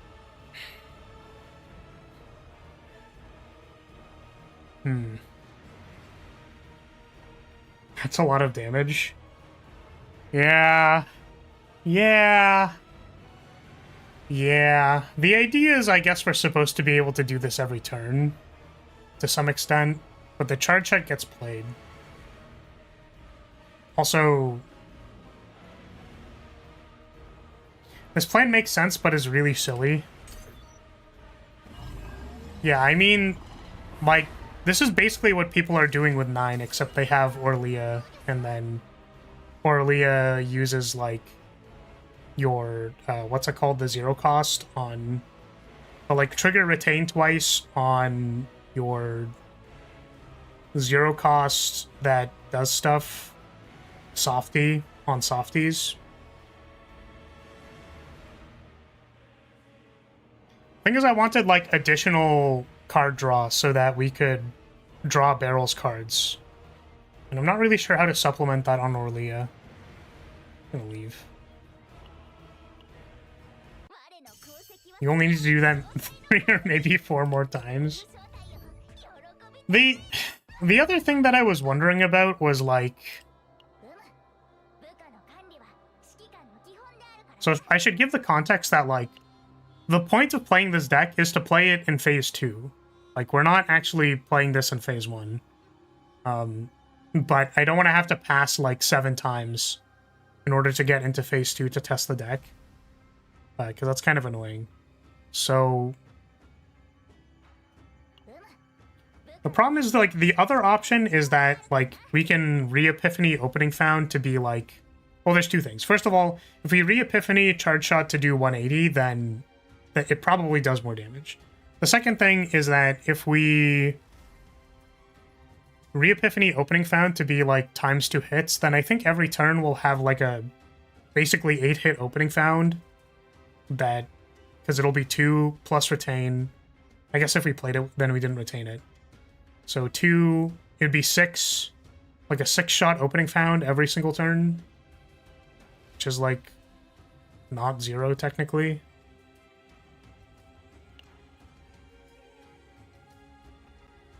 My only thing is, like, I don't know if Orlia actually supplements this deck at all, because we need a little bit of extra draw to get through the cards that, like, we don't want. And then it's like, why does your deck have cards that you don't want? It's like, I guess they're not cards that we don't want. It's just like we need more upfront draw in order to make it work. 1, 2, 3, 4. 4 removals. We keep Censor, probably. I guess we don't keep Censor. Or if we make it an upgrade, then it goes away. But yeah, Orlia doesn't have any, like, upfront card draw. Or, like, +2s. She just makes tokens. Don't really know.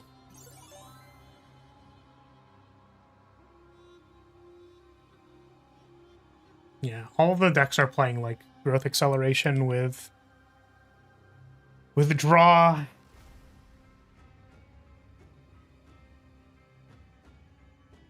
And that card is Softy, 2 vulnerable to all enemies. Maybe we also need vulnerable. But then that's cost 1. So playing Orlia instead of Tefera, since any Swifties would mess up the deltas. No, it's, I mean, we can, like, go look at the decks, right? This deck's not using it. This is kind of what they're doing. Oh, they don't even have card draw on this.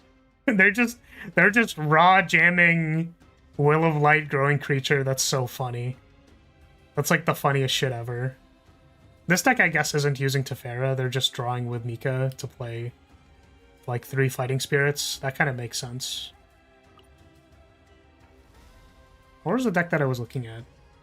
It was Tefera Orlia. Oh, this is because it's in Diamond. I was like, that doesn't make sense. This doesn't seem like an optimized deck. There we go. Yeah, this is what the top deck is doing. It literally just plays Fatal Strike and then Extreme Hues you every turn for growth acceleration growth acceleration times 4 on Softy growing creature, plus Tefera Quantum Sea times 4. So, like, this deck can draw its entire deck every turn with maximum modifiers on everything and then play Hue. With Fatal Strike plus, like, exhaust cards that make Fatal Strike 0 to make Hue maximum, and then, like, yeah. So, this is a deck. It exists. So I'm trying to do something similar, except, like, going through 7 different hoops to make Beryl do it instead. The problem is that... So, 9 can have 3 cards in her deck and do this. Beryl has, like, 7. So, I think they were also using spores at some point in time, or they had, like... Yeah, they had spores of some amount. But that deck wasn't using spores. This deck using spores? This deck is not using spores. This deck is using Make Softy and then draw cards. Interesting. Beryl is just worse 9. Well, Beryl is a 4-star. And, I mean, I guess in this context you can say that. This is probably a spore deck. Yeah. This is just an opening found spore barrel. The thing is, I don't understand how people are, like, scoring so high with these decks. This is, once again... Yeah, this is Master. I don't know how people score so high with these decks, because they're kind of, like... Like, does Softy do anything? I guess if you Softy a charge shot, and then kill 1/2 of the thing... Oh, they're using Creation and Destruction, so maybe this kills the other hand. More like he's making Beryl wear 9's clothes, but they don't fit very well. That joke is really funny, but also I'm not gonna laugh because I feel a secondhand insult by you making this joke.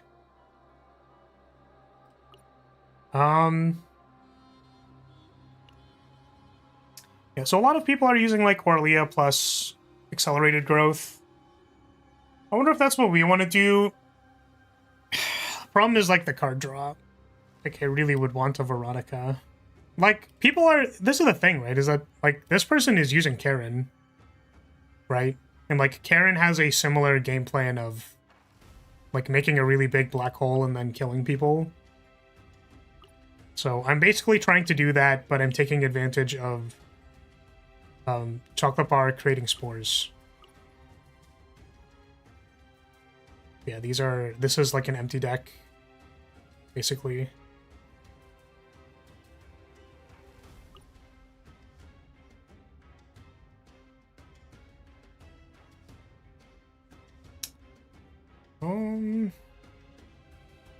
I don't know.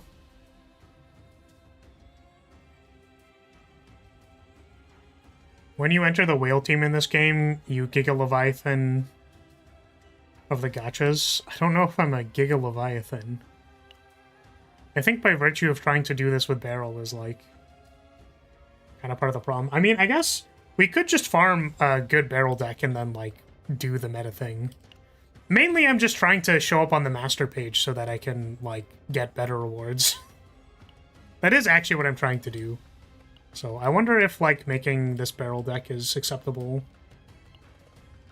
I don't know why Orlia is required for this. It seems weird. If we make a 4-dupe Beryl opening found deck plus whatever...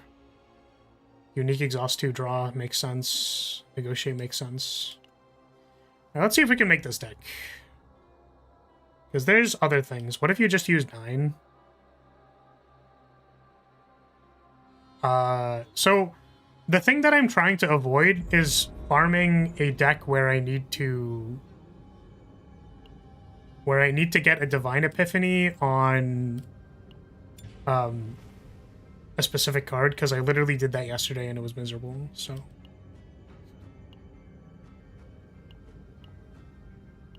What if we just farm a Beryl deck and try to do a lot of damage? I believe in myself. Because my Beryl deck is technically not optimized for 2 reasons.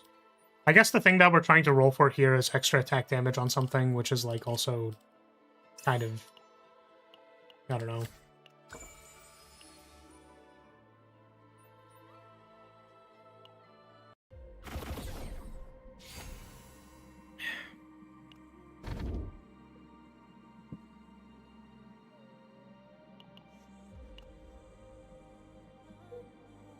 Okay, this time we actually need to path to the tunnel so that we can get the... potentially get extra attack plus 25%. And this time we're actually trying to quadruple dupe opening found, but we don't need a Divine Epiphany, so we can play most of the run, I think.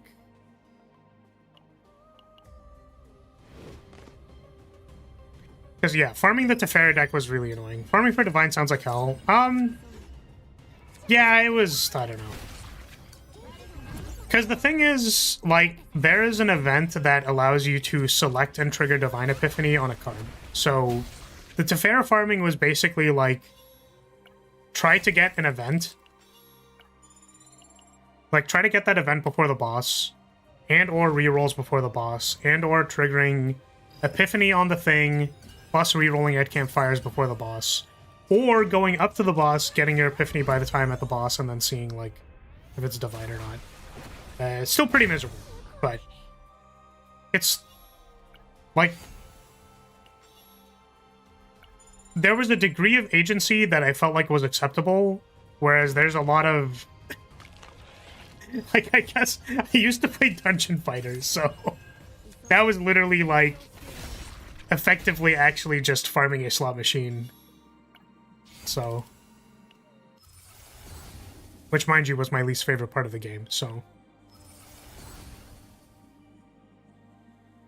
I enjoyed playing the game, not running infinite hells forever. That shit sucked.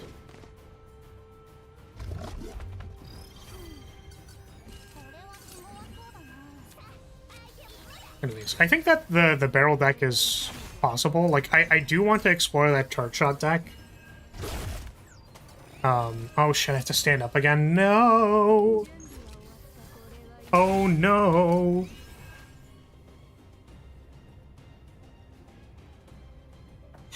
Yeah, I think that barrel deck is possible. I just need to, like, double re-epiphany it, and I don't really want to do that.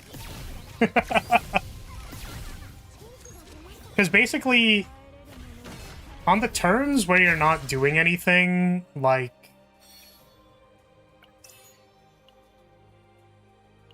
Yeah, on the turns where you're not, like, spore shooting the boss, you still want to be doing damage, and I think that's the problem with the deck, is, like, it doesn't really do damage, because I'm trying to sandbag all of the triangles slash deltas. Triangles, aka also known as deltas. I think we just go straight here. Going to the shop doesn't really do anything right now. Oh, we also need second method. That's, like, probably not that complicated, but... sounds like a pain. It was farming. Yeah, and I feel like when I went into this game, I was more interested in the roguelike. And, like, I didn't want to have to be here farming a whole bunch, but then they, like, added quality of life. They added quality of life to the farming, which I appreciated, and then I thought, like, made it not so bad to farm stuff, because, like, I get to click buttons to potentially change the deck that I'm drafting with, like, a high degree of manipulation. But yeah, Divine Epiphanies are still very much just like, okay, well, they show up or they don't show up, which sucks. Lyria could trigger Barrel's Charge Retain. I don't know if that'd be better than Spores or other stuff, though. Yeah, this is, like, the problem with Lyria, is that I think Will of Light triggering Spores is fine. My problem is drawing enough cards. Because if you think about it, if you include a card in your deck that says draw one card for 0, you had to draw that card in order to, like, play the card to draw it. Which means that you never draw more cards than the amount of cards in your deck. Which means, if you ever draw a card that doesn't say draw a card, then you stop drawing cards. The reason why this works on Tefera is that you are hoping to hit the 1 and 3 to draw cards off of Event Horizon.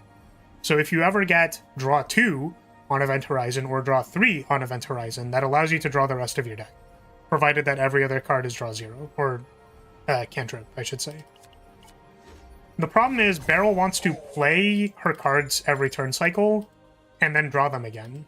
So if she needs to draw Heavy Weapons Expert plus Opening Found, that means I need +2 draw in my deck, which I just don't have, unfortunately. So,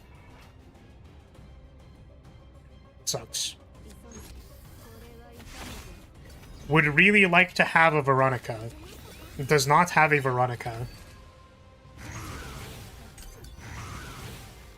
The hip kids call them Doritos. Remember the Dorito Pope? I love funny things. Oh no. Too much cards, I don't even know what's going on. I mean, every card does that. You cannot use a card you don't have in your hand. That's a basic mechanic of every card game. That's not what I was saying, but... okay.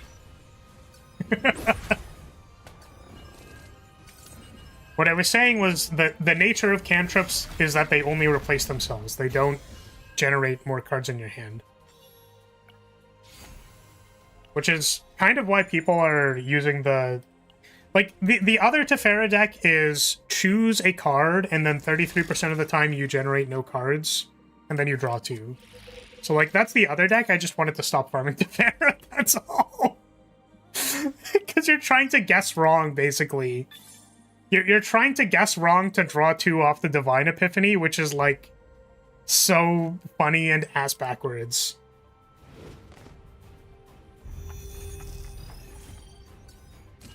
Sounds like a skill issue.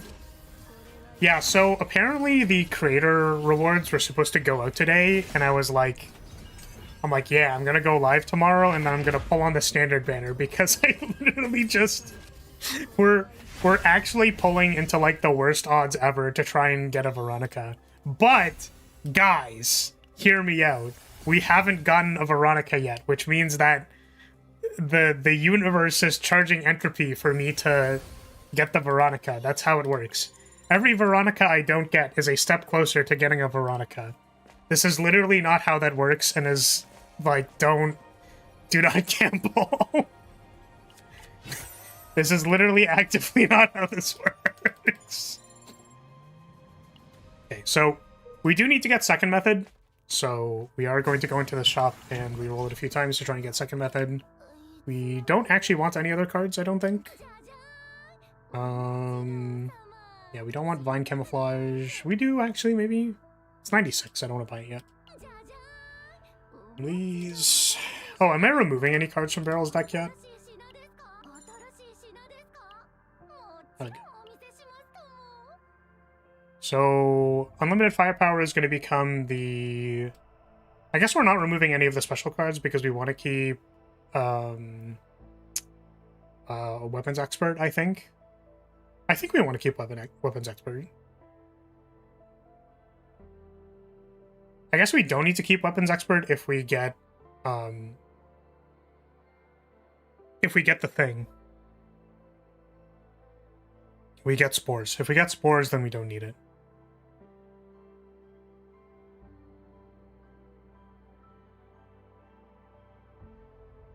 Did you get that definition of entropy? A casino physics class? Yes. I agree. That's how I got it. Too many Epiphany and still not getting the one shot on the boss? What? Yes. Are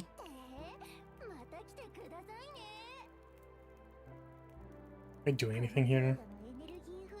We still need a Spore card.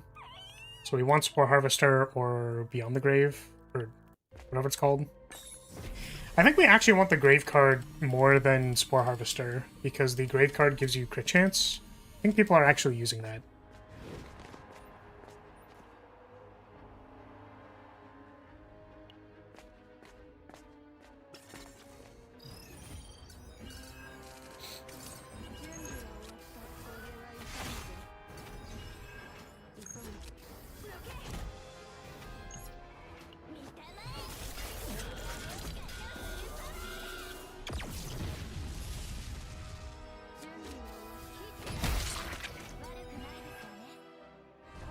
Short words, you are brick.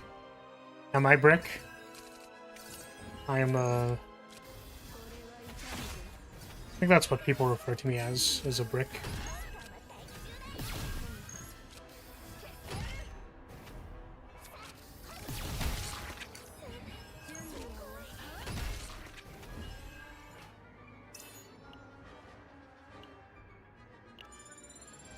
Okay, we are re-rolling for extra damage, please.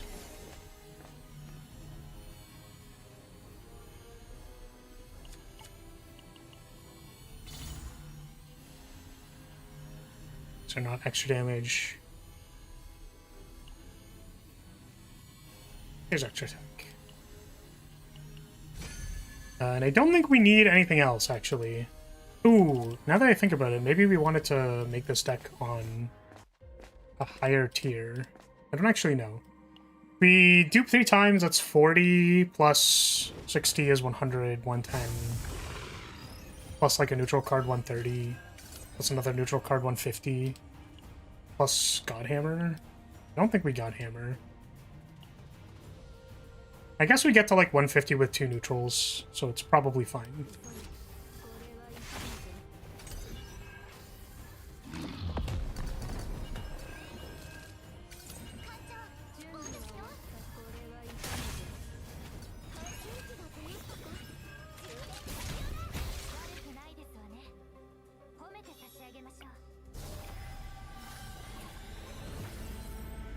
Or we get a Divine Epiphany.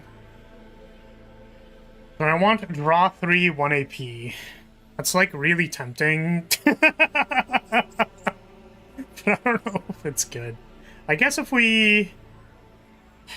The problem is, I think we want a Negotiate. Like, I do think we want to Negotiate because it gives us 2 morale. And then I need a Spore Harvester so that I can make spores so I can get to hand size. So... I think we actually aren't allowed to take this Divine. Just too bad. Well, I think we're just hunting for the unique... unique Exhaust 2. Which, like, we won't prioritize because we have other things to do, but if we have a chance, we can do it. Draw 3 and do nothing. What Pot of Greed does, right? Pot of Greed is draw 2. I was like, it's draw 3, right? It's like, it's literally not draw 3. It's not how it works.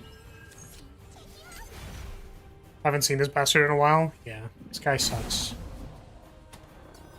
I think I've only lost like 1 run to him recently, but I did lose that run, and it was pretty sad. Oh, I should mention, by the way, that when I was farming the Teferi deck, I was, like, semi-farming Barrel at the same time, and I was kind of like, okay, whichever deck gets the right Epiphanies so that we can farm 2 Divine Epiphanies at the same time, we'll just, like, go with whichever deck is more along the way. But then I died in the middle of that run, and Teferi had the draw 1, choose a card, draw 1 Divine Epiphany. I only had 2 of them. I was very salty. I was incredibly tilted. Very, very tilted.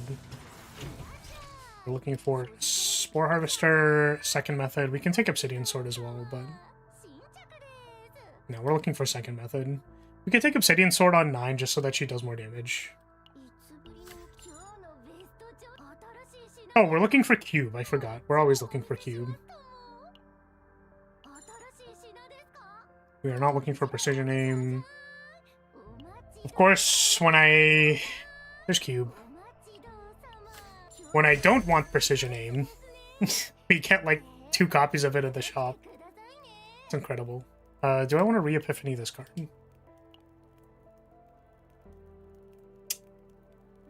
No. We have not Epiphanied Opening Found yet, but that's okay.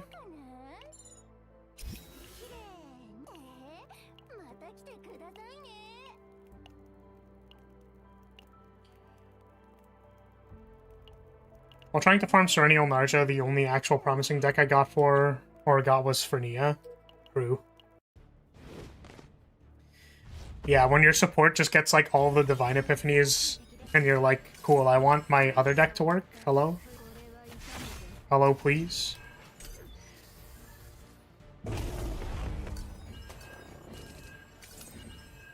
Buy from the store, but you can't. That's clearly a skill issue. I think that is a skill issue. Not being able to buy things sounds like it's a skill issue. Not being able to just buy Veronica sounds like a skill issue. There is a character selector in the Spectral Cube shop. You just need 2 dupes of a 6-star you already have. Or 5-star or whatever. Or Leah literally got every single Divine Epiphany last night. I was so mad. Yeah, I mean... That's pretty shit. Damn. That's big suck.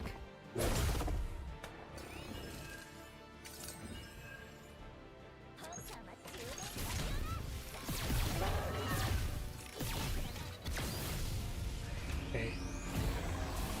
Show me dupe opening found, please. I should have done the dupe first. We duped opening found. Don't need these. The unfortunate thing is that we do need to like reroll 2 epiphanies onto these opening founds now, but like it's not impossible. This is not impossible. Don't want to shop too early. We do 2 encounters. I guess we go to the shop to find second method.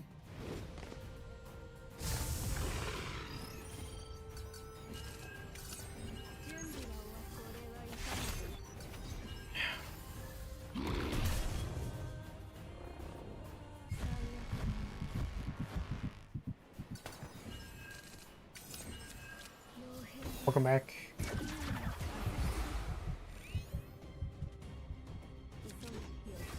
Literally just wanted Hugh Flash, but Hugh never epiphanied at all. It was so dumb.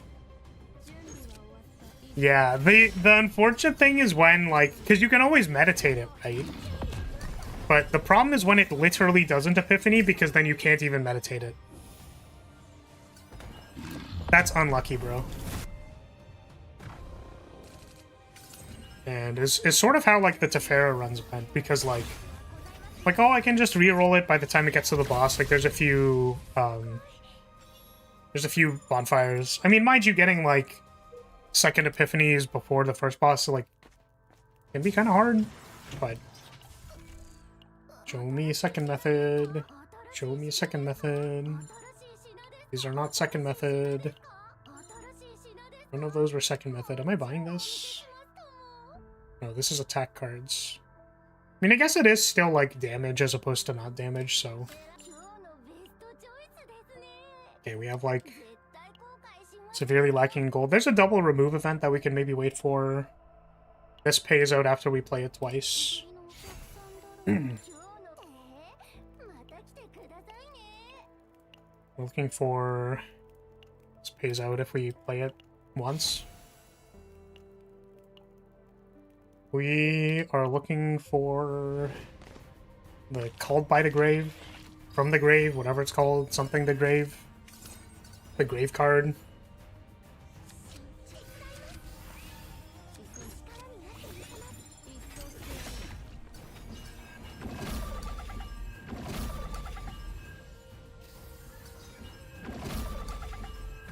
We do need to hit both financial therapies, though, which I suppose is not, like, unreasonable, considering we have Guilty Pleasure. We do need our opening fence to Epiphany, though. Would really appreciate that. Forgotten Grave. Yeah, that one. Call of the Grave or Call of the Haunted. Depends on the JP or English. No, Designator. But not Crossout Designator. That's a different card.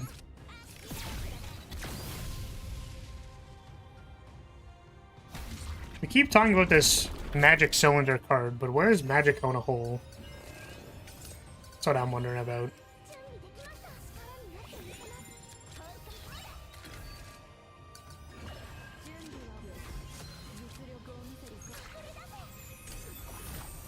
I realized after a second that wasn't it, yeah.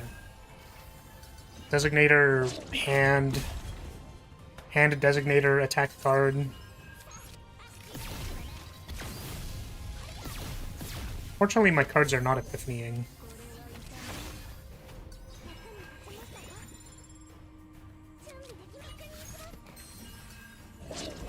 It's imperative this cylinder remains unharmed. Oh, man. We must not harm the cylinder. The fucking dank one, bro. Pretty dank. Oh, I guess we were hoping for gun. We didn't find gun. It's too bad. We could have found gun instead of second method, but... Oh, we still haven't epiphanied the opening fence. Wow, we're... This was rough. We were definitely hoping to hit the thing before we got these shops. Perhaps we do an encounter and then a question mark before we hit this shop. We definitely need to hit it before we hit dupe event, because then that's like too many epiphanies to hit, but... What the hell is that? Yeah, that's the Tentacle Man. Tentacle Man is scary. Tentacle Man is particularly scary because we have an entire party of anime girls, so it's not good.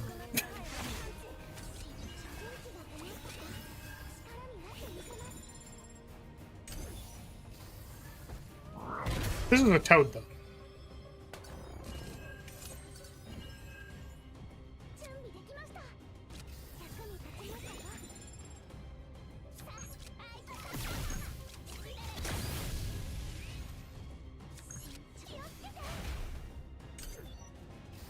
I mean, like, so...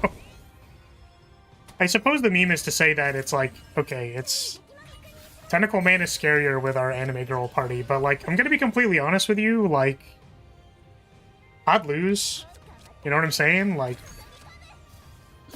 I think if Hugo was against Tentacle Man, I don't think he'd fare much better. Like, I think he would... You know... I don't think it would go much better. He's scared of a toad the size of a small dog. Yeah, it's still scary. Random neutral card is potentially Forgotten Grave, but we're gonna opt to not. The unfortunate thing about these runs is when, like, there's still a lot of things that can happen that fix the deck, and, like, they're reasonable to, like, play to the out that they're gonna happen, but it's not great. Holy moly.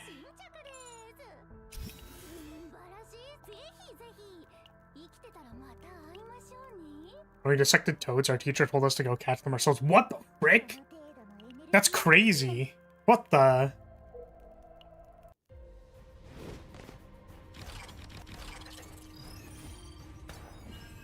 I remember when we did dissections, I just, like, puked.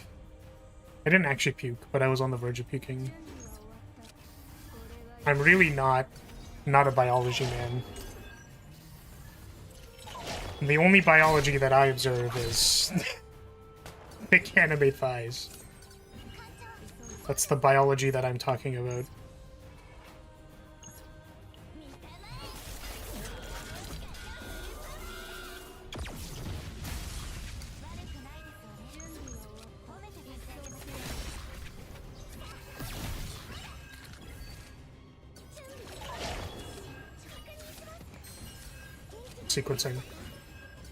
Sequencing Lamau. We still have financial therapy in our deck, right? That's what I'm trying to do right now.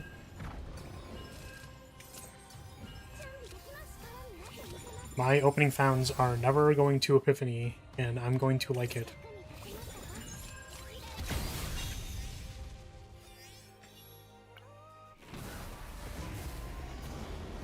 Does he upgrade?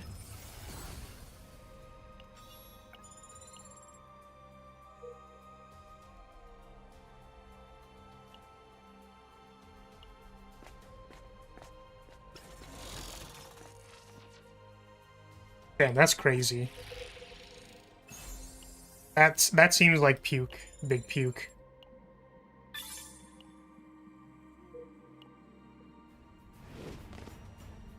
We can sit down again.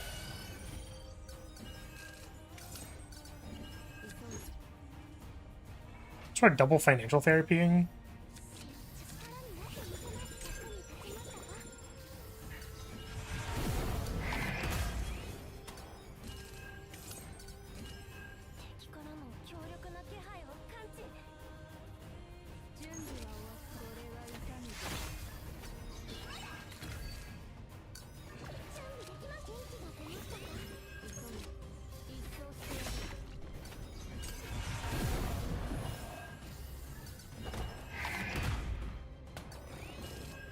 Oh, you know what's really funny is that, like,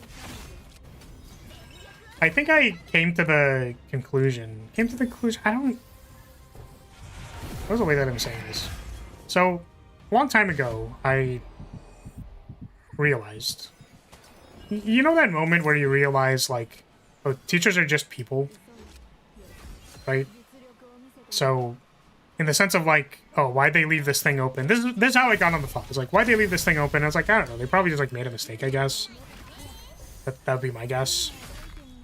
And, I think that the most recent iteration of that I keep getting sent, like, I don't know. When I say keep getting sent, I guess, like, my one friend who finds them, and then it's, like, funny when it gets sent to me is, like, all of the teachers that do VTubing on the side, and then, like, they keep getting approached being like, one of my students asked me if I was a VTuber. Oh, God. Oh, God. If I was still teaching music and then someone approached me and asked me if I was a VTuber, I'd probably, like, die. I would implode on the spot. Okay, well, unfortunately, we didn't get our epiphany before we got dupe events, so it's too bad. My VTuber teacher can't possibly be this cute. Yup. I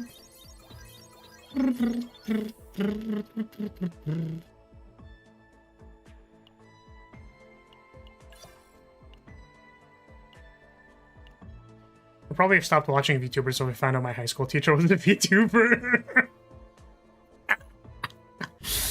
No, what if you're just cool with it?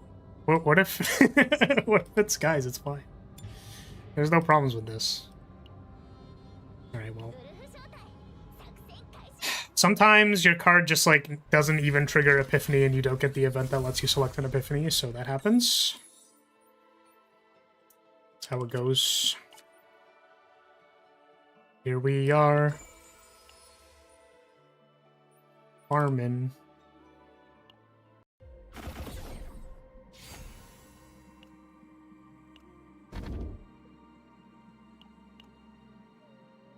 Well, I guess I could have taken the, like, season training cards. They're probably not bad. 1, 2, 3. Elite shop. Looking for events. Into tunnels at the bottom.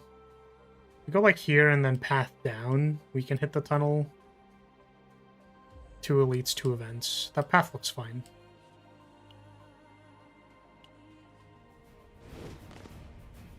Can you get a dupe before the boss? I've never seen it before. Sorry, did I say dupe? I meant epiphany.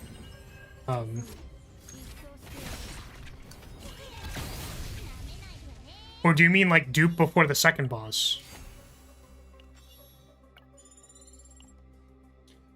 Because self-replicating parade is the dupe event for interior. Before the first, no, you can. Does not exist.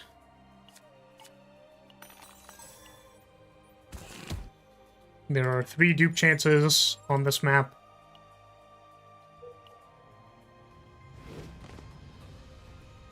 And we are trying to hit all of them. The unfortunate thing about needing to draft to, like, draft Forgotten Grave or Spore Harvester is that, like, you kind of want to get them after you hit the dupe event in Phase 2 or Act 2. because otherwise it dilutes your dupe chance to hit the right card. You definitely don't really want to draft it before the first boss, which makes it even more awkward. Also, the fact that we don't really want to remove any cards. We can remove Heavy Weapons Expert, I guess. I was debating about that last time.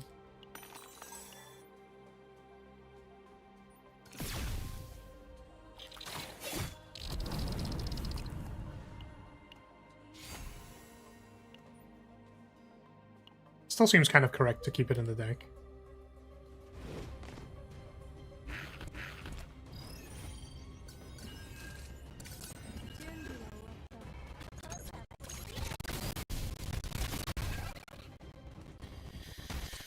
Oh, early Tentacle Man. Yeah, the other thing we can get from this is the Orb. Orb is pretty good.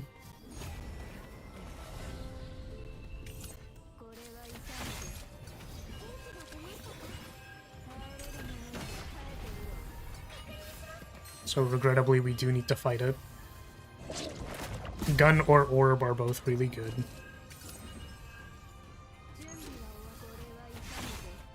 Senectus is his name? Wait, why would you never forget that? Senectus. Just because it's like a really annoying boss to fight.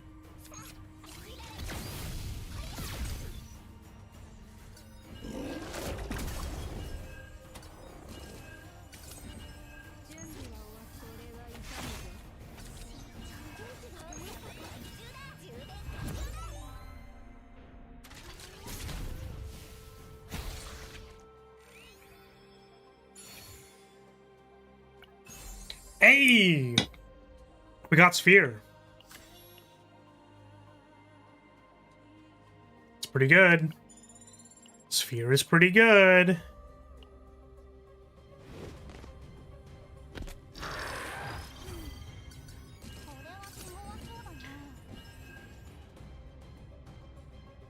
was in the upgrade list and I thought, do they actually think anybody would remember a monster name? But now I do remember. I see. So it was the like... Why would they even make a rememberable monster name? What's the name of this? Is this the wolf asshole? Wolf, I hate him. Wolfsbane. It's Latin for very old. Oh, true.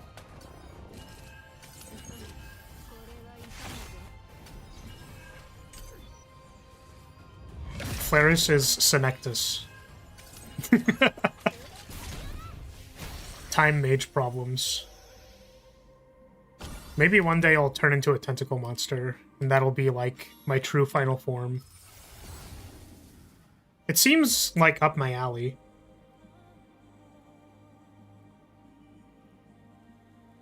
Oh, shit, I had an appointment today.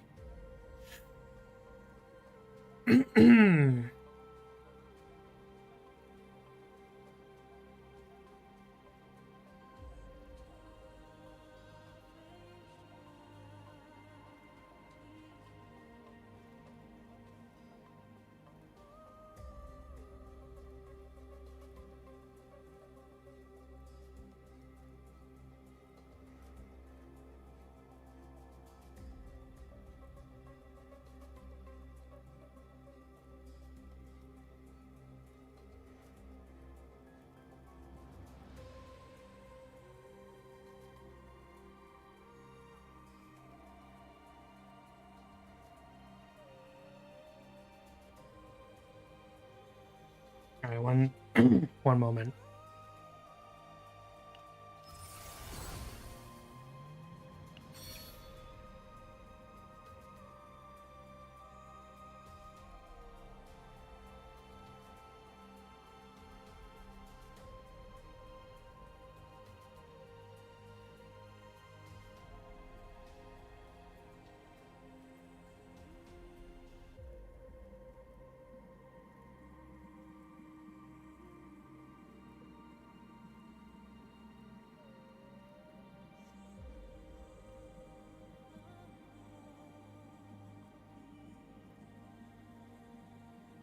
Okay.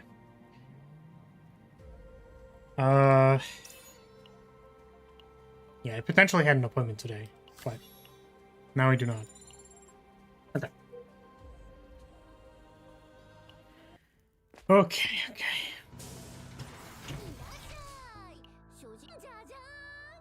Oh, we can't take Q because we have Orb. I just realized that that's probably worse, right? Oh my god. I'm usually like, oh yeah, Sphere of Randomness is so good, and then I'm like, wait, I can't Orb. Or like, I can't Q. Is that a problem? I think I need to think about that some more.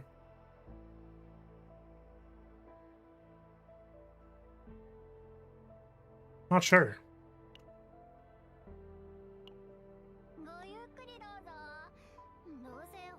But Orb is so good. You just draw an extra card.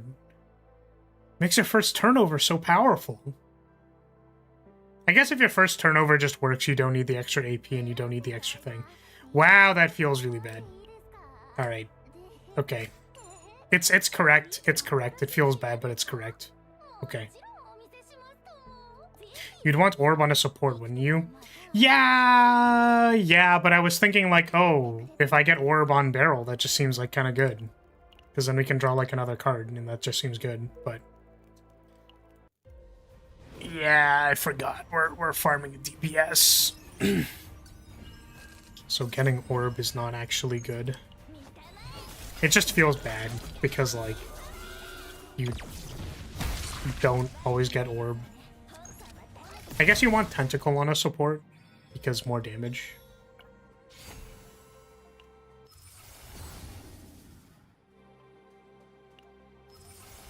I don't think I've read, like, any of Nine's Epiphanies. Like, I know what the Hue Epiphanies do, but everything else is, like... just don't necessarily know what they do.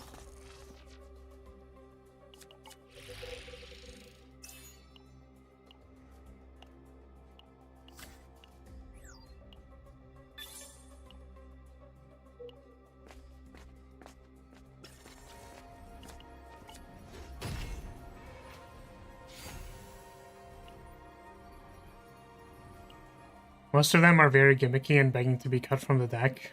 So true. Why do any of that when you can simply Hue? Did make a fun counterattack one, though. Yeah, I think there's the Hue that activates on counterattack, right? And then presumably you can put it on your other cards and it's, like, not unreasonable.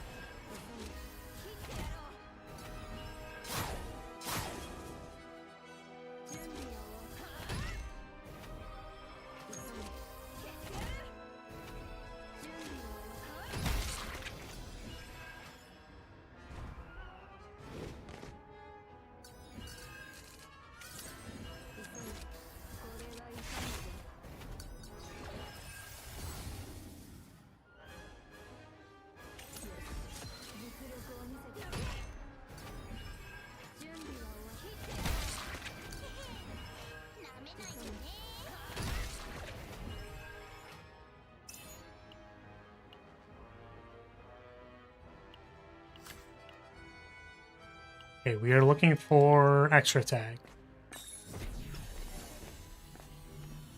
Ambush Hue and a card that gives counterattack on exhausts for one turn. It isn't good at all, but it was fun to see Magna and 9 counterattack a ton and finish with Hue.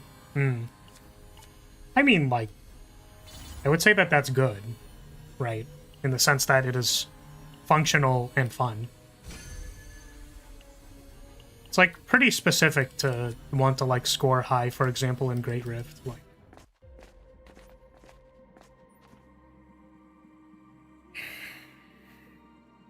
I think I like the first phase of Great Rift more in both seasons because, like, you could kind of do whatever you wanted.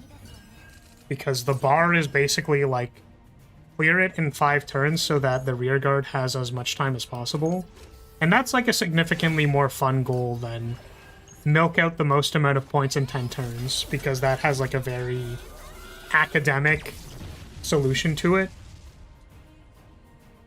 Whereas the first one has a bit more of a gamey solution, or like there's more space for there to be, there's more solution space for beat a boss that theoretically has 10 turns in 5 turns. Most amount of points is like very specific.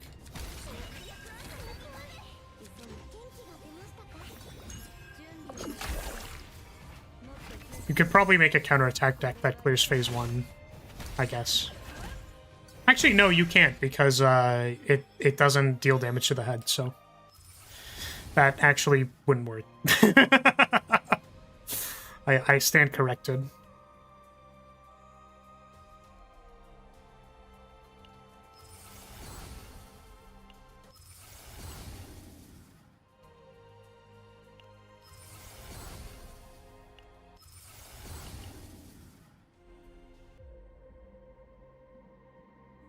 I'm pretty sure this person has commented before. And that's a wild-ass bar. I obviously can't unhide that, but that's both wild and hilarious. And I will acknowledge that that is funny, but also, like, what the fuck? That's so cursed.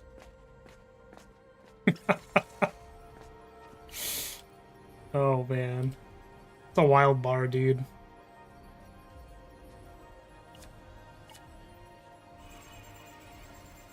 I think the hands also only attack once. Counterattack is better for multi-hit. Yeah, you're right. Okay, one more event chance to Epiphany opening found.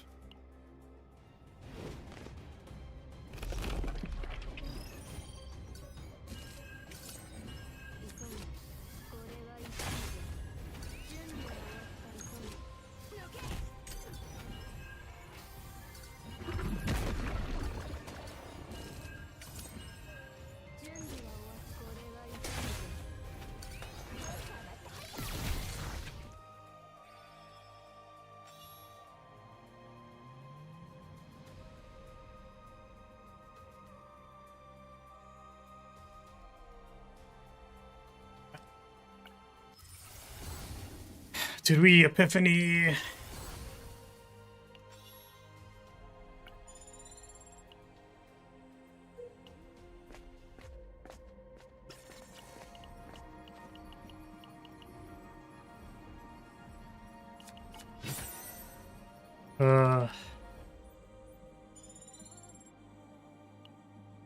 Still no Epiphany.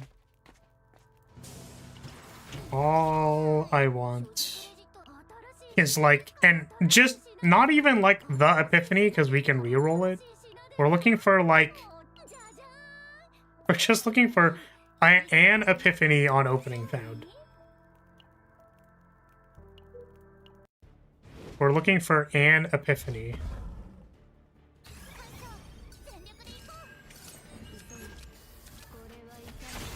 Did we hit it? I guess it might not show here. Sometimes it only epiphanies when you draw the card.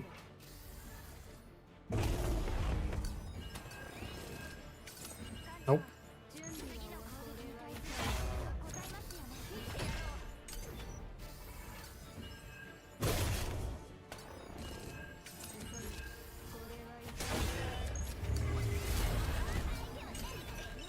Again, our threshold is still like have it epiphany before dupe event, so. Or if we miss on the epiphany for the boss.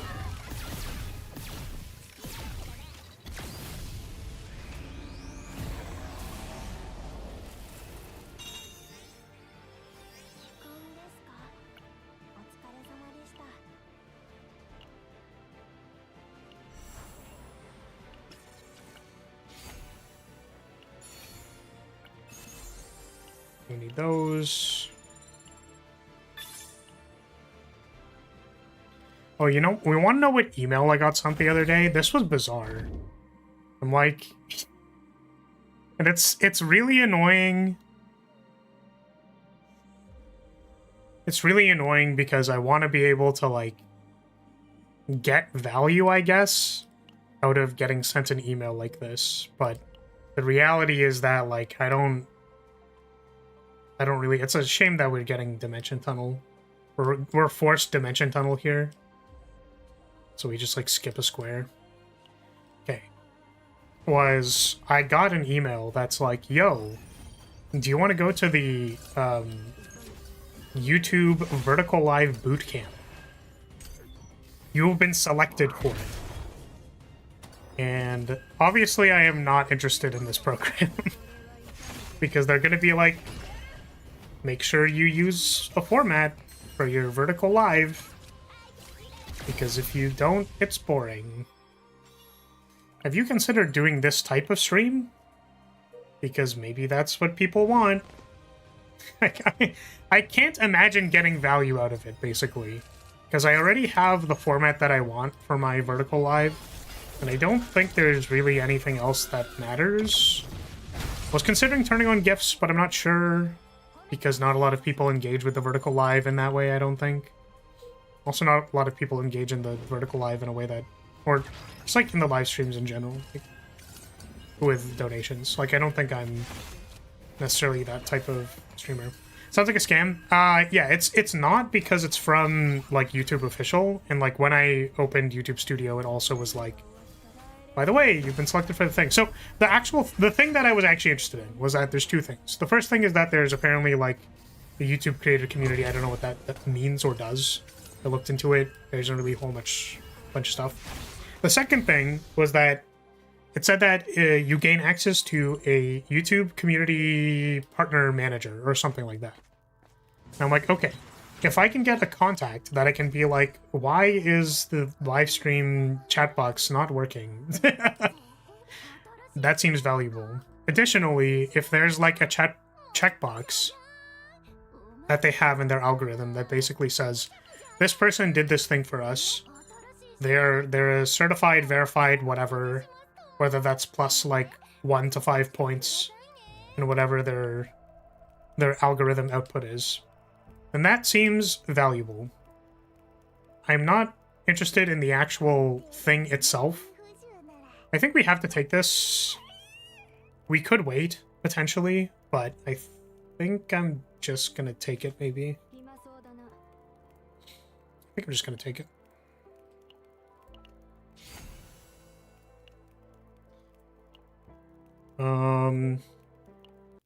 Yeah, so it was an official thing. It was from a Google account. It was not a scam. But the unfortunate thing was that it's like, yeah, 12 weeks of this. And I'm like, I don't actually want to do that. And it's that, like, I feel like I get put in a spot where this, like, whenever something like that shows up, where it's like, hey, have you considered, like, giving us data or information or whatever? And then I feel like if I say no, I get bumped down in the algorithm because I'm not doing something that they said for me to do. And it's like, meet like-minded creators, and it's like, I don't... If they were a like-minded creator, then they would be a hermit in the woods that just wants to, like, do their own thing and make stuff that appeals to a small sect of people, but that doesn't matter, and, like, we're just gonna live in our own corner, and that's fine. So, that happened yesterday. I think now that I say everything out loud, I'm a little bit more firmly in the camp of, like, yeah, I don't care, but it is unfortunate. Because I do wonder if they, like, give creators who complete that, like, a small algo boost. Because they're like, well, this person did the thing. Which, you know, that means they're a person who did the thing. But, like, 12 weeks of my time is, like, so much time. That is, like, way too much time. It's like, yeah, you could go to a thing for 12 weeks for them to tell you how live streaming works. Or you could, like, be live streaming for 12 weeks. I guess the stipulation is that if you don't know what you're doing, then it matters, but, you know. Increase damage amount of exhaust cards by 25. I don't think I need any of these. Pretty sure I don't need any of these. Skip.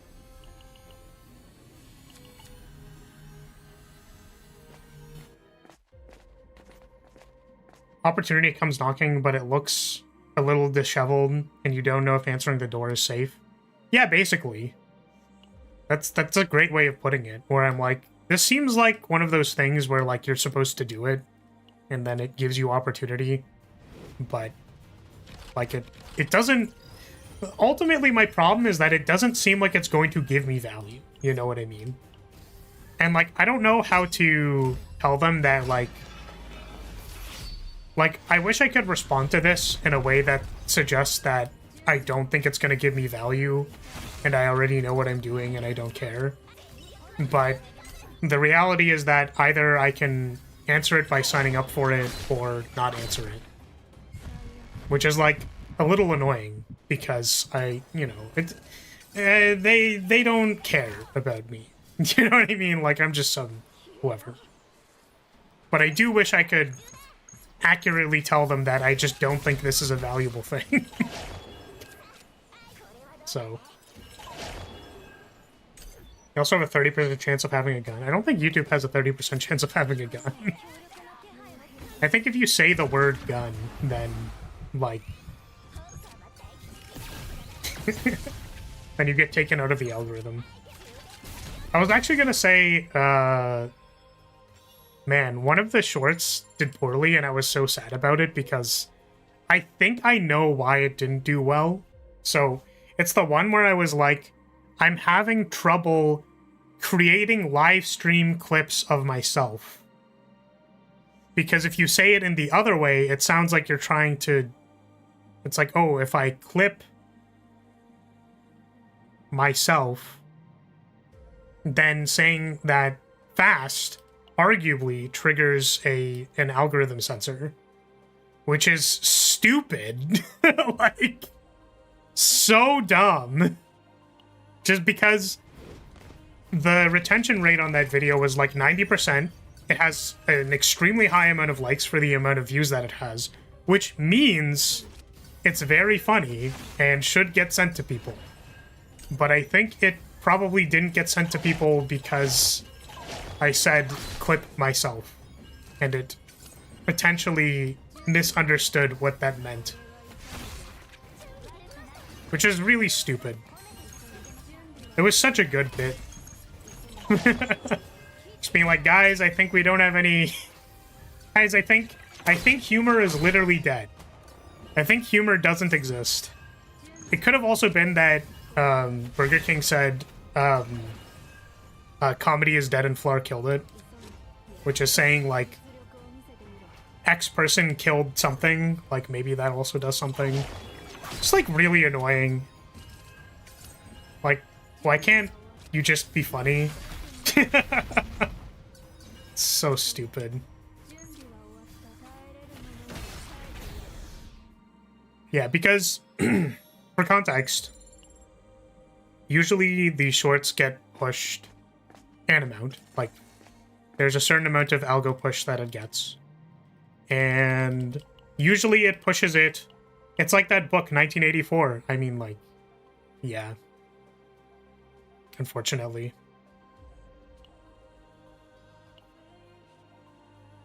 I'm gonna not get into it. What was the thing that I was gonna say, though?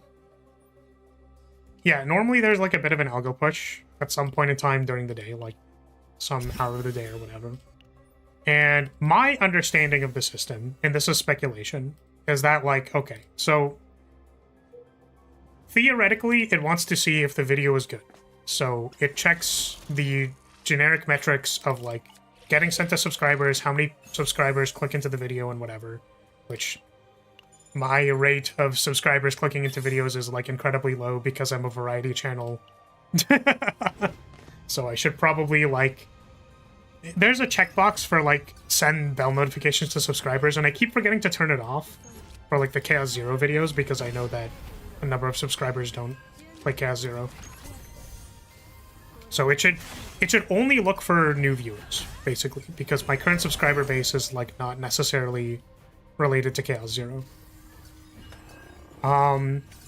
So it needs to, after, if it, like, evaluates some stuff of, like, you know, whether the video is good or bad or not, it'll, like, send it, it'll try to push it via algorithm things to a point where 50% of people swiped away from it and 50% of people watched it. And then after it's completed that, it'll have a certain amount of views. That's like 30, if that's like 3K views, and that's higher than normal, maybe it'll push it to more people. But it will keep trying to hit the metric of like 50% of people swiped away, because that's like that's the inflection point for how many customers you've served that are unhappy, basically. And that makes sense to me in my head. Again, this is all speculation, so, but like that makes sense in my head. So whenever I see a video that has a lower amount of views and has not hit the inflection point for like people that have swiped away, that is when I speculate that the algorithm just like duffed the video. Because it's like, okay, well, like every metric on this thing basically suggests that people would like it and you should send it to more people, and then you did not do that. So it's like higher proportion of likes, higher proportion of watch time, and like higher percentage of like watched as versus swiped away. And then it just like doesn't get pushed for some reason. So I'm like, okay. You got it, Pamela Jam. This is very frustrating is all. Wanted to complain. We're still looking for second method and we haven't found it. Oh, that's Spore Harvester. I don't think we take Spore Harvester because we've already taken Forgotten Grave. Forgotten Grave gives me 1 Spore, which takes a longer wind-up. We could take Spore Harvester and remove Forgotten Grave. I actually think I like that better. Let's do that. This Forgotten Grave takes a little while to wind up.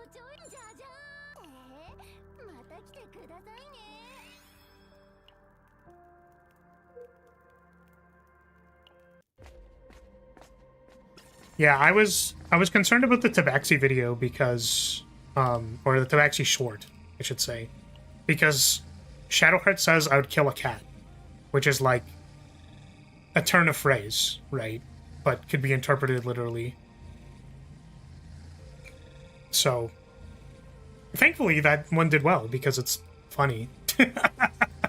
It's really funny. Oh my goodness. Looking for opening found, Epiphany. I'm trying desperately to just, like, Epiphany my opening found, and I just, like, can't. Just can't do it, man. We just can't find it.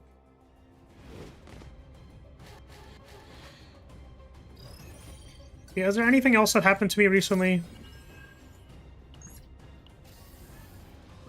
Opening not found. Haha, so funny.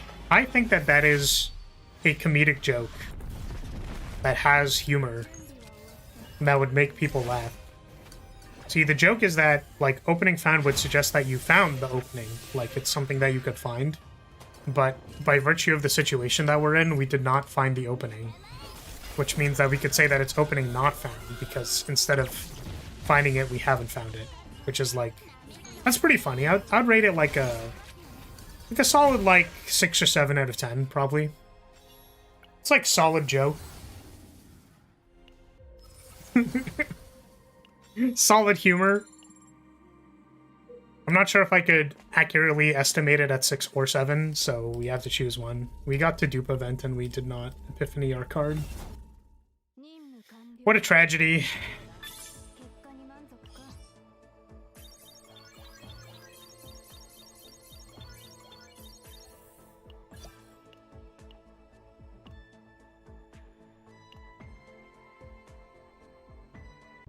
You ever smile, but you're kind of annoyed that something made you laugh because it was dumb? I'm gonna be honest, I don't think that actually happens to me. I think I do just laugh at dumb things and I don't care that they're dumb. Because that's like literally my humor. That sequence that just happened, which was like over-explaining the joke in a way that is like anti-humor because it's stupid because you're explaining the joke, but you're over-explaining the joke, so like what you're actually relying on is the timing and not the joke itself. So, like, you could say that the explanation is annoying, but the reality is it's just a timing joke. It has nothing to do with the context. It's literally just vocal cadence and saying things that are funny. And then you end it with 6 or 7 because that pisses people off, but because the entire rest of the joke was carried on timing, it didn't matter. It's just funny to me. It's just really funny. Okay, we have like 3 events at the end of this. If this doesn't have like trigger epiphany event, I'm probably gonna crash out. So no, I would answer that question by saying I don't think that happens to me a lot. Lara's reached a level of enlightenment that we can never hope to achieve. Is it? Is that how you would describe it? They call it crippling existential depression. Which some other people call enlightenment, actually. So, who knows?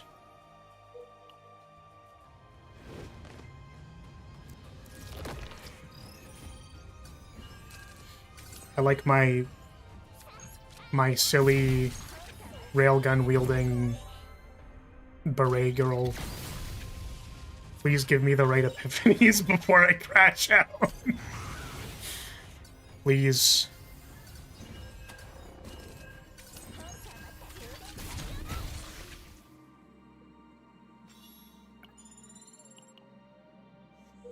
I think my favorite bit to run with my friends is literally just calling myself a professional clown.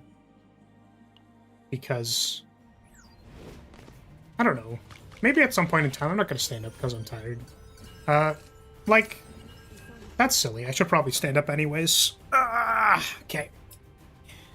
I should stand up because, or I shouldn't stand up because of excuse. Probably is not what I want to be listening to.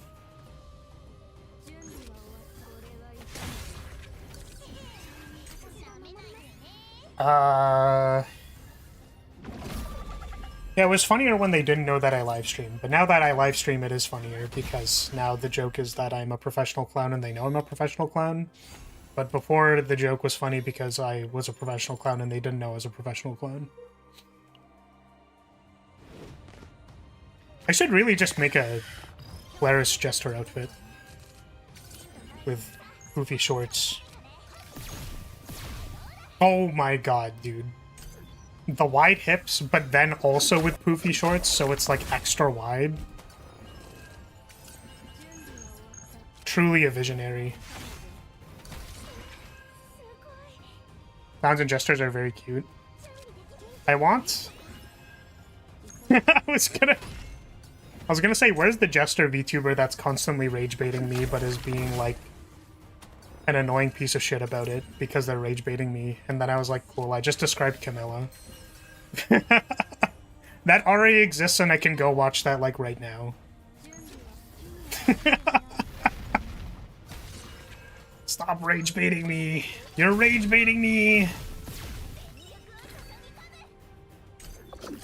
There's a jester outfit in Dark Souls 2, one of my favorites. It wasn't that pretty a color though. Damn. They hit it with the piss yellow instead of like blue. Yeah, what colors on jesters do I like? If it's more like monochrome, not monochrome, what's it called? Like,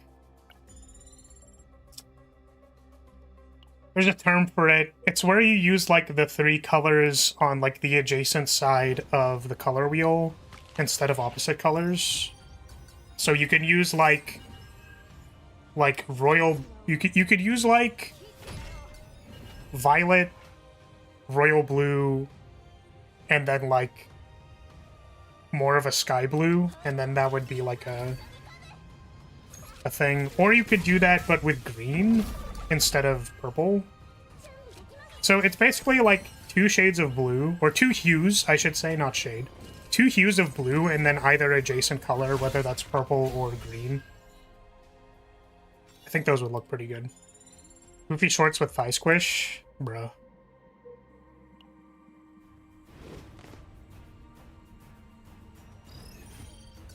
The chest piece prevented backstabs, which was weird. It was mustard brown and rust red. Gross.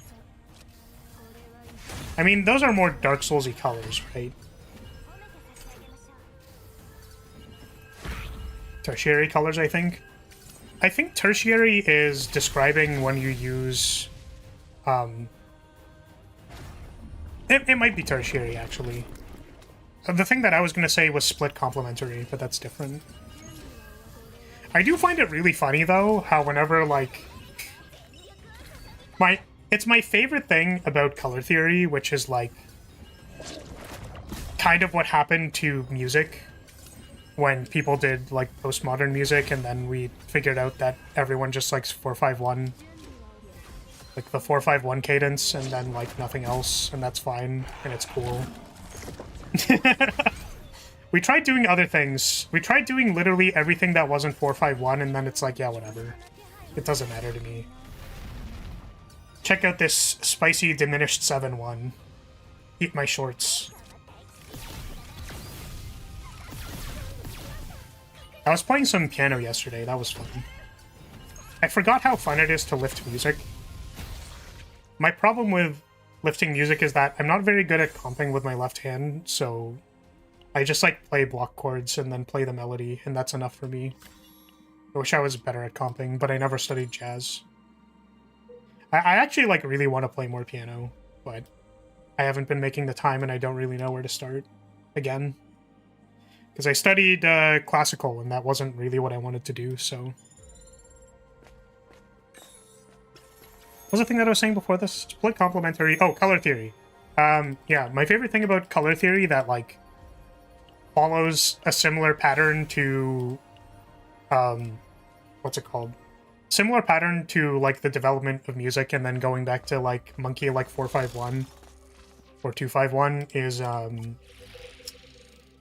like, you can do stuff like split complementary or, like, quadruple tertiary color schemes or whatever, and then it's like, have you heard of, what's it called? Oh, fuck, what's it called? Have you heard of this really spicy thing called complementary colors? Or have you heard of this really spicy thing called monochrome with, like, white and black neutrals? Like, it's...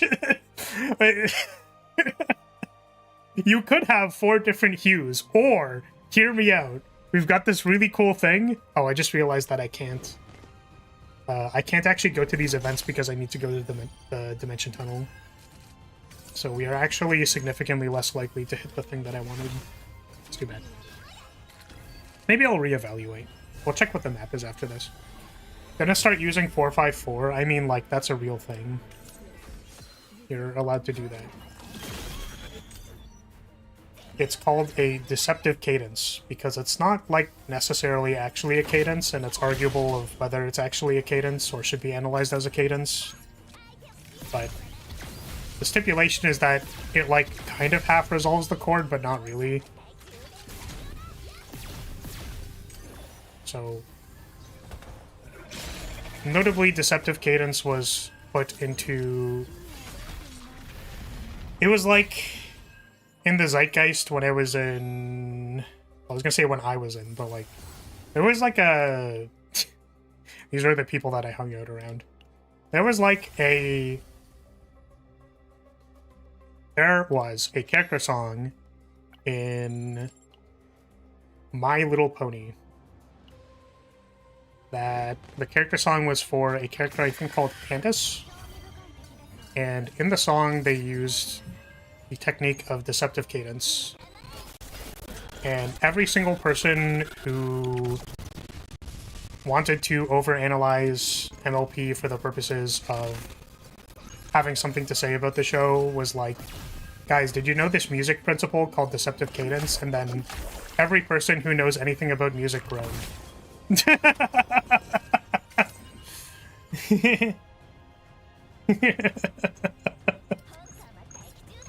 So it's cadence, maybe? Yeah. So I was like, isn't that cool that they used a deceptive cadence in the character song of a person called Candace? And then it's like, I don't know. MLP fans really wanted that show to be considered true art. It's funny because I think to an extent it is fine to observe an artistic work and be like, there's value in this for these reasons. But, and I also think that it's fine to be like, this is an interesting thing, we're gonna point it out. But to me, it felt like the people who were telling it to my face were a little not saying it because they thought it was genuinely cool. It was because they just learned what a musical cadence was and then wanted to tell me that 5/4 existed. And I'm like, yep. Like, yep. Sure does. I'm more of a 6/5 fan myself, or a 6... Oh my god! No, I can't say 6/7 anymore when it refers to music. That's so sad. Oh my god. Yeah, actually, no, I think... Yeah, I'm a fan of the 6 chord. I basically like many chord progressions that revolve around 6, so like 1-6-5, something like that. I like 1-6-5s. I think Tabi no Tochu uses 6 quite a lot because it modulates to the minor in the chorus. I'm also a big fan of stepping 5-6. So if you do like 5 and then like diminished 6 or whatever it's called, it's like where you use the half tone in the bass line to get to 6. I'm a big fan of songs that do that. You can also do it with like diminished 3, I think. I'm just spouting shit that I learned like 8 years ago. I remember when I used to care a lot about musical analysis. And it's funny because, like I said, I think a lot of people, when they get really ingrained in like an analytical style of thinking, so like analysis for music, and then you end up studying like counterpoint, and then you're like, well, actually, fuck, Bach is actually a genius because the principles of counterpoint would suggest that he's a genius.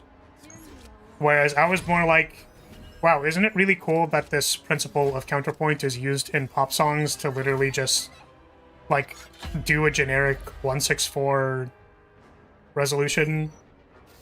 That's pretty cool, isn't it? It's like, isn't that cool? That's pretty cool. And I think it's the same thing with game design for me, where it's like, I'm not saying any kind of like game design analysis for the explicit purpose of trying to sound smart, or for the purpose of saying that something is more than what it is. The purpose of why I'm doing it is to show what it is and why that's interesting. But it doesn't have to be more than, you know what I mean? Where it's like people get... I guess the point that I'm trying to make is people get really ingrained in it and then go like too deep.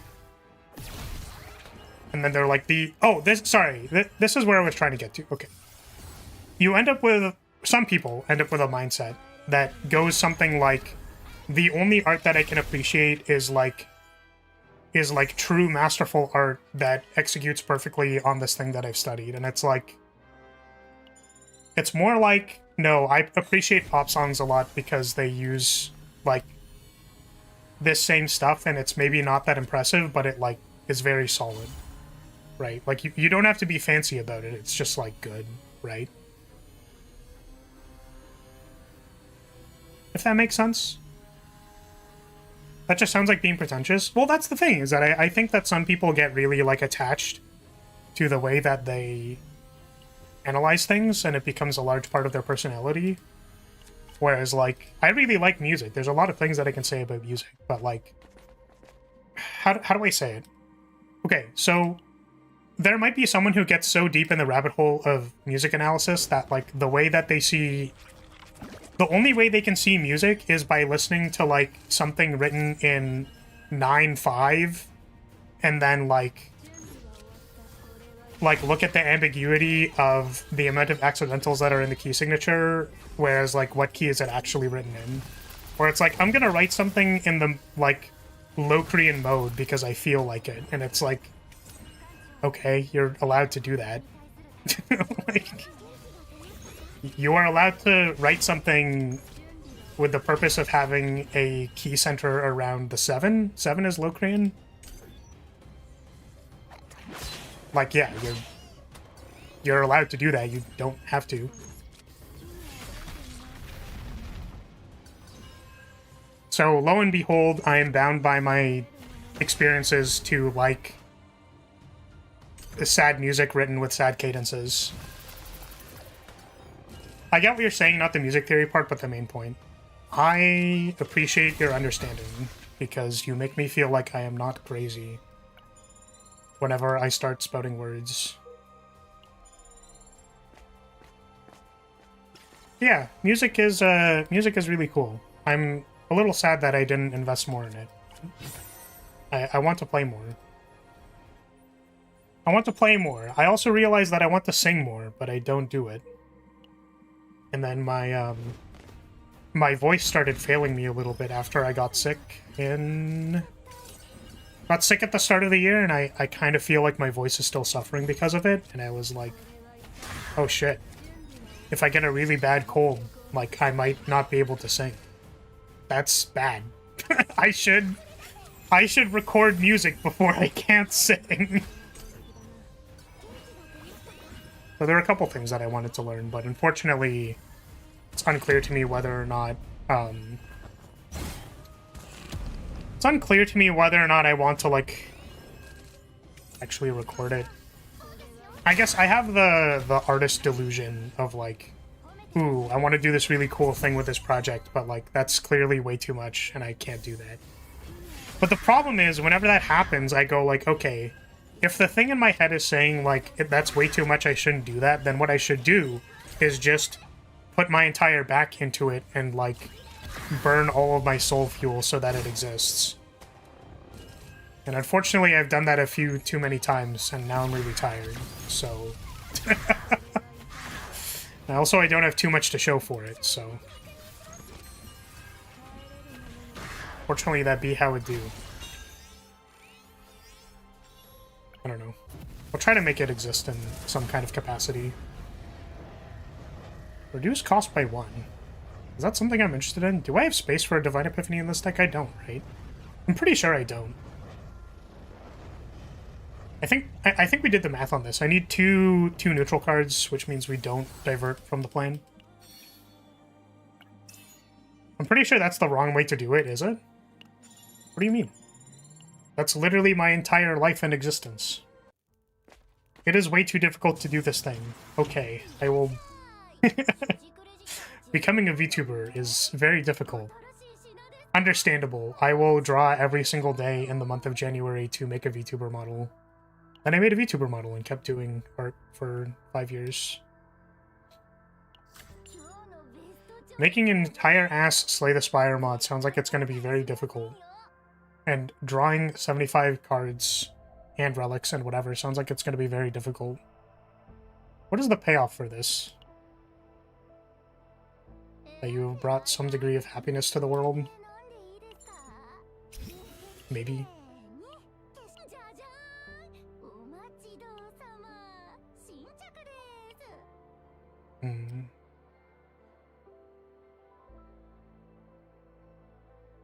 Drawing 70 cards, 75 cards sounds easy for Veronica. Alright, listen, buddy. I'm gonna fucking ban you. I'm gonna take this fucking ban hammer and ban you. I think we take Fine Camouflage. We're still looking for second method. We did not find second method. We don't need to meditate, so we're going to try and find... Nutrient absorption is not something we want.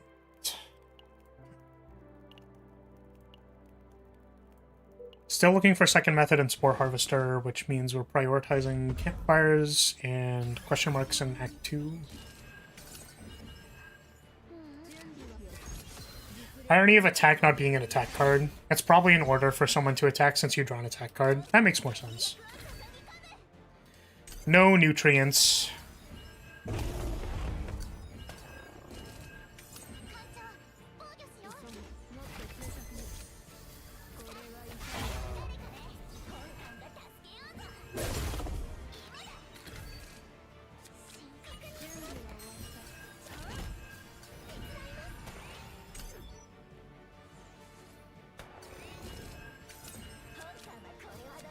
Ooh, this costs 2. Yippee!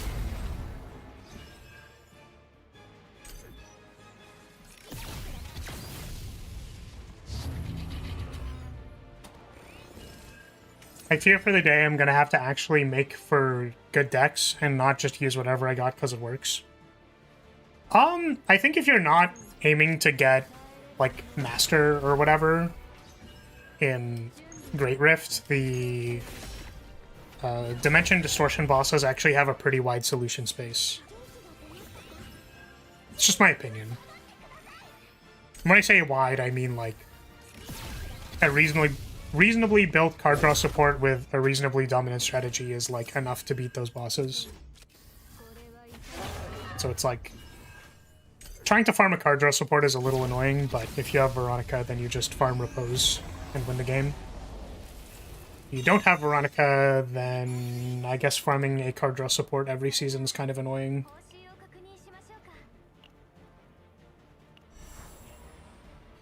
I might try just to see how well I can do, but that's for the future.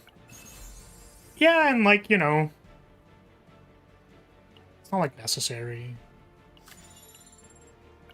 I am ultimately doing this because I have some degree of fun in doing it. It's, like, meditative, you know? It's like brain off mode, and then my brain on is trying to figure out what to say next.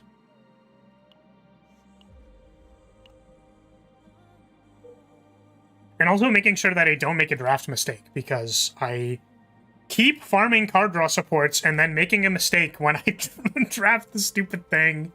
We're still looking for extra attack, so we have to go here.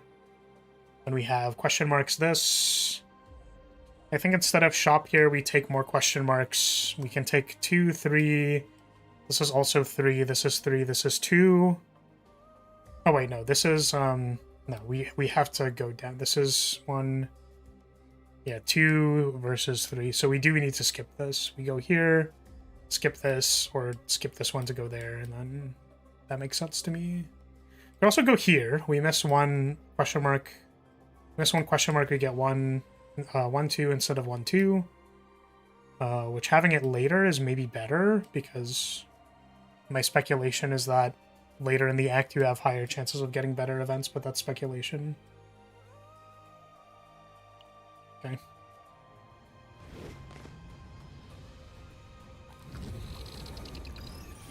Yeah, the context for me, like, over farming is that, like, I want to record videos about it. So, like, I don't think players need to standardly farm for these types of decks, because it's silly.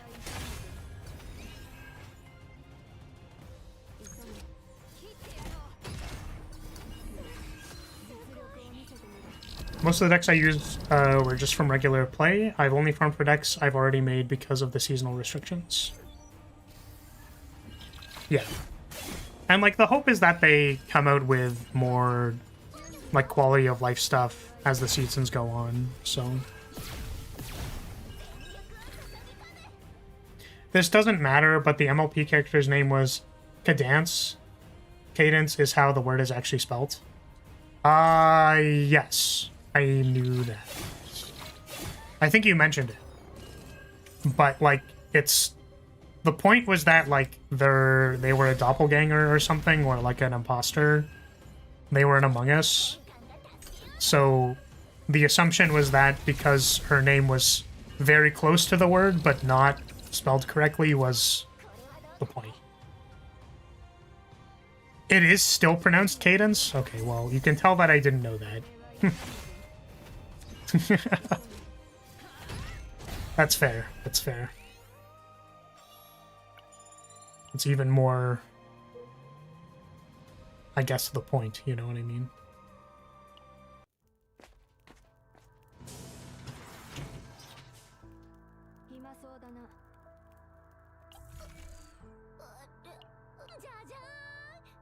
What are we looking for here? Spore Harvester and second method? There's second method. Oh, we also got cube. Yo, we're huge. Yo, we hit the money.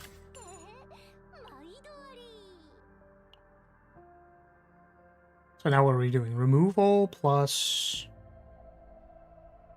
We're still looking for Spore Harvester. We did not find Spore Harvester. We're gonna remove this.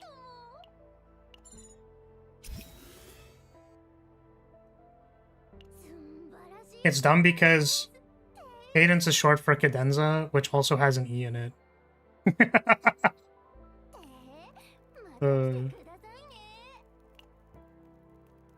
We don't need any of these.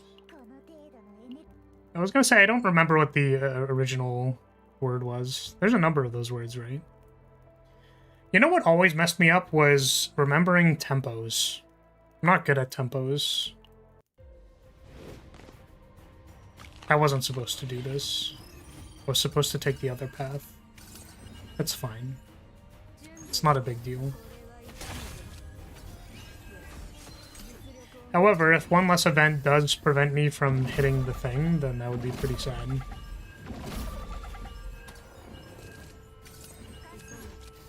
Yeah, like... Largo. Is this where I say that I think it's funny that Nia has a card called Adagio, but she's like a... She looks like a pop musician. Rock. Pop rocks. She looks like a pop rocks musician who is almost certainly never writing their, what's it called? Tempo in Italian.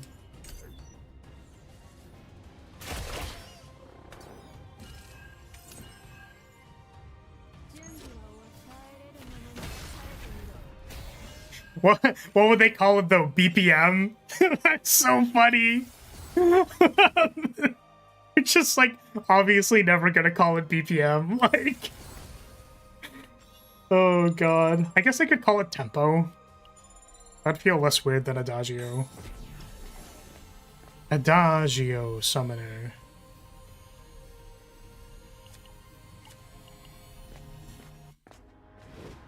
Adagio is slow and steady, right?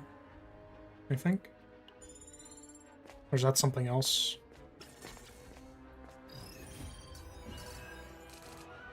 Redagio?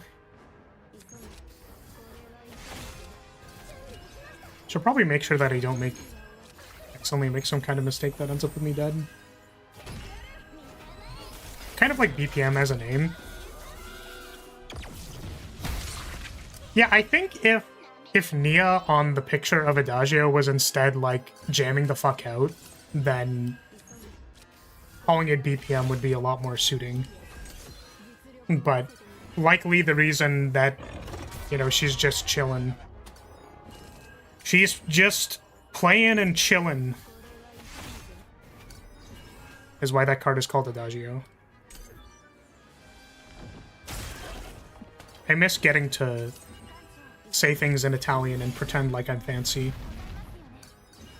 Not for the purposes of being pretentious, but for the purposes of being pretentious but not pretentious. I don't know if that makes sense. I want to sound fancy, but I'm not doing it to lord it over people. I just think that it's cool. Nia's third track ballad. Yeah, for real. Oh my god, could you imagine if one of Nia's cards was called like mixtape or something? It'd be so funny. Oh god.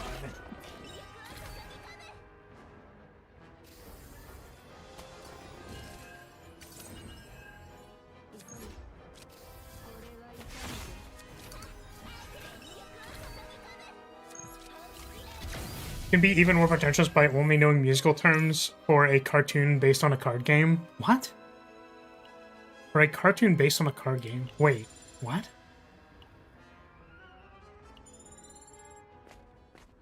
You're gonna have to elaborate on that. I don't know what that is.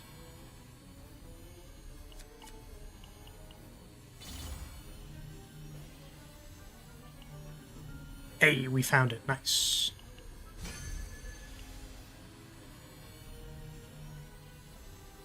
Wait, I muted? Wait, when did I mute? I don't know how long I've been muted, but... I was saying you're gonna have to elaborate on what that means. What is this pretentious by only knowing musical terms?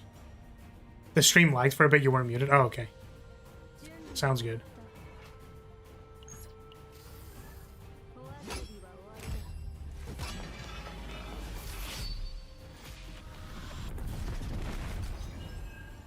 Oh, I forgot to go live on Twitch. Oh, shit. No, that's gonna make clipping and really, really annoying. No, I forgot to go live on Twitch. Ah. No, I'm so sad. Oh, well. Ah, well. It happens.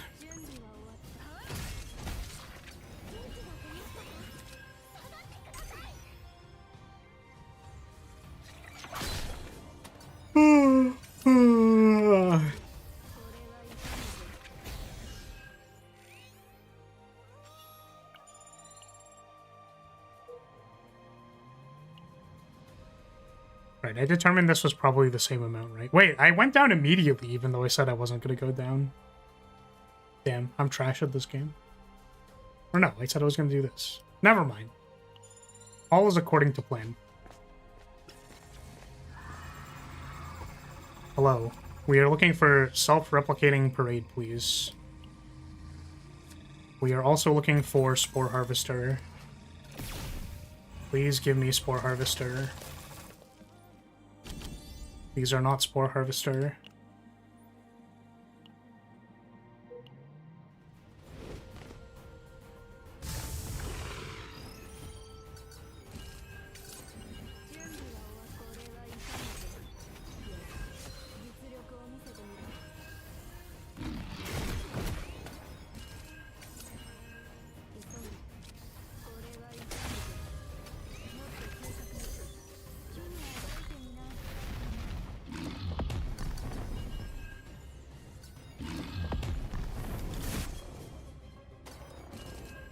Everyone's playing Spore Druid this season. Spore Druid? In season of what?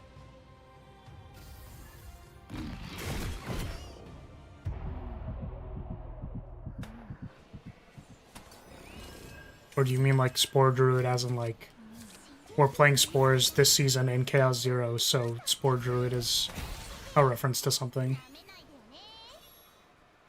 Spore Harvester in this game, okay.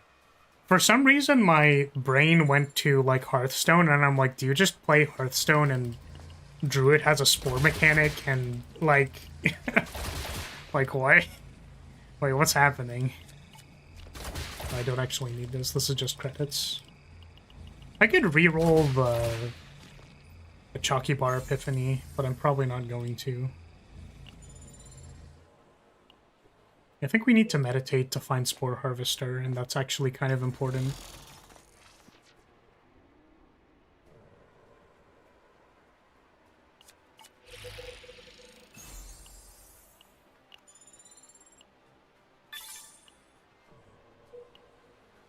Okay, how many shops do we have? We have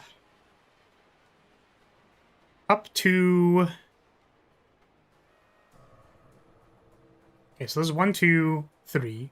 You go this way, it's only 2. We could go 2 and 2 shops, or we could go 3 and 1 shop. So it's basically trading an event for a shop.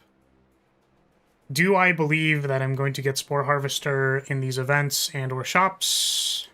Or Forgotten Grave, or whatever? I mean, I'm a little bit more concerned getting the dupe than I am the other thing, but like... The events can also show up with random legendary neutral cards, so... I want to say that it's better to... Oh, wait, this is 3 shops. 3 shops and 2 events. Or we could do... 1, 2, 3. We could do 3 events and 2 shops. Wait, that path is just better. I think we'll do that. I think that's a good balance. Well, by balance, I mean it's the same amount of events and then plus one shop. Evaluation is hard. Hey, Rance, what's up? It's going. We're just farming. We've just been yapping this stream. Professional yapper. How are you doing?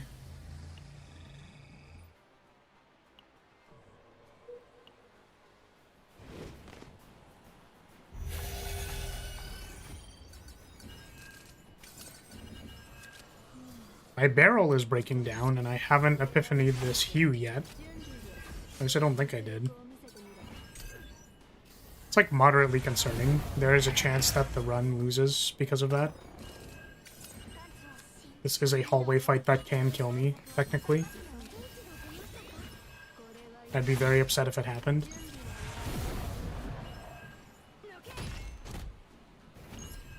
Redo this. Got 30 minutes left. True. Watching the clock. Getting ready to go.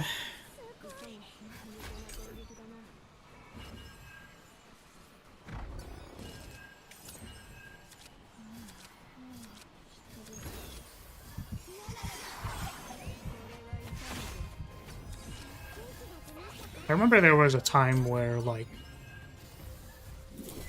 I got relatively efficient at doing my job at a bakery. And then they just, like, told me to go home because all my duties were done. And I'm like, wait. Wait, but I wanted to get paid. Hold on a second. Truly a tragedy.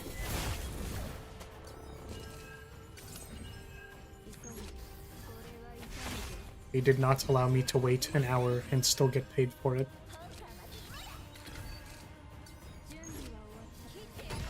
Should have pretended like I was doing something, I guess.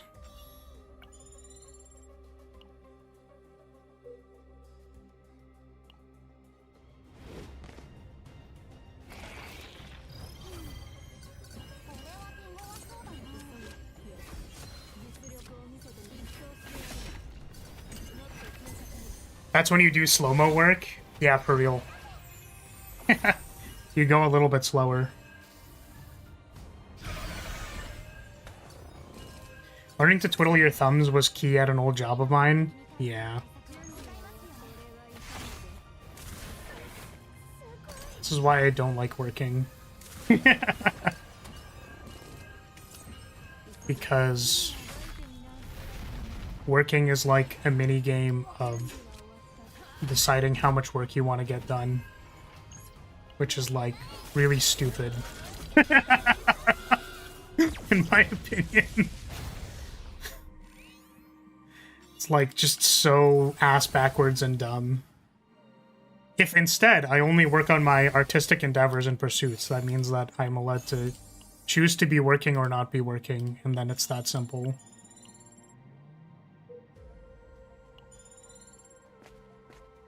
Self-replicating parade, baby. We hit it. There was definitely a concern that I was not going to hit it because... Motherfucker. Motherfucking goddamn piece of shit. I'm actually so tilted.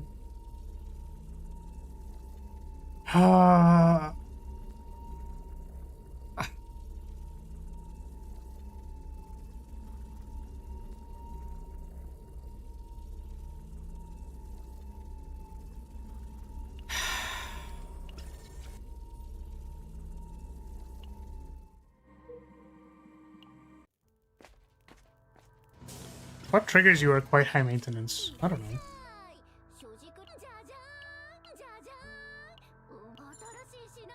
God, we got the Spore Harvester too. Ah, why, man? Fucking why, dude? Frustrating. Frustrating. So frustrating.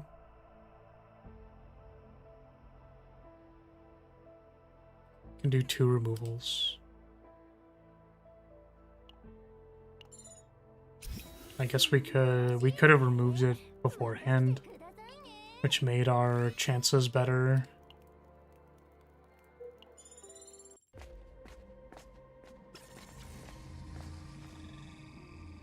I don't even know if I want to finish this deck, but I think it's probably worth finishing it still. So the stipulation was that I don't need to remove Heavy Weapon Specialist, but if we've entered the barrel zone where we are just killing it, I don't think Heavy Weapon Specialist matters. We just go... Well, I guess the idea would be that we go Spore Harvester, like play Spore Harvester, play Heavy Weapon Specialist.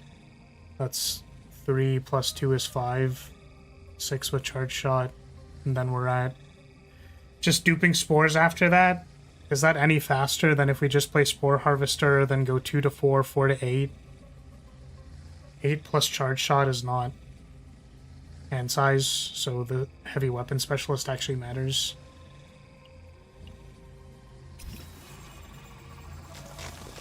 Clara, you miss out on 3-day-old work pizza parties you're forced to attend. They're so fun and worth leaving 2 hours late. Oh god. Oh god, bro. Oh, that's rough. I mean, my circumstances have allowed me to be in this situation, and I'm eternally grateful that I am allowed to do this. I just wish that I could produce something that was a little bit more than what I'm currently doing. We can take AP plus AP because we're not duping 4 times. We have space. Oh shit, now I guess we have 1, 2, 3, 4, 5, wait. 1, 2, 3, 4, 5, 6. I mean, chances aren't great, I guess. Maybe I wasn't supposed to dupe the... dupe the chalky bar. I don't even know I'm doing this. Just to press buttons and it's fun.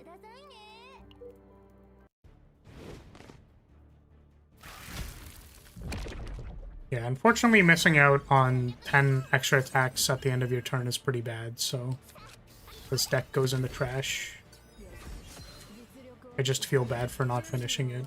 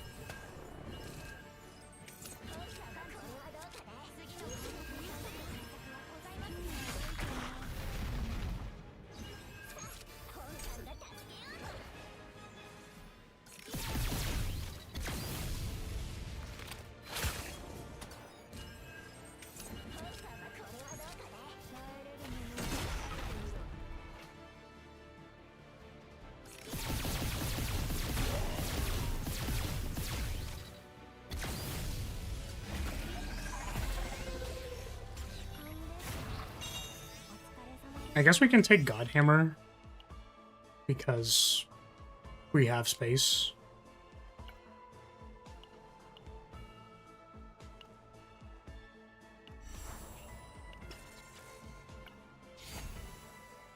It's really too bad.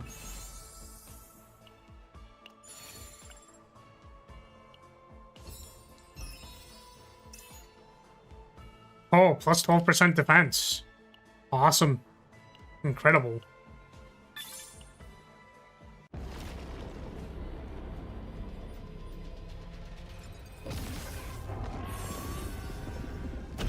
Man. We got the dupe event. I was so excited. Just like literally miss on the like 2x opening found. Terrible. Well, we'll give it a try. We'll give it a spin, see how it does, but I think it'll only do marginally more points than my previous deck.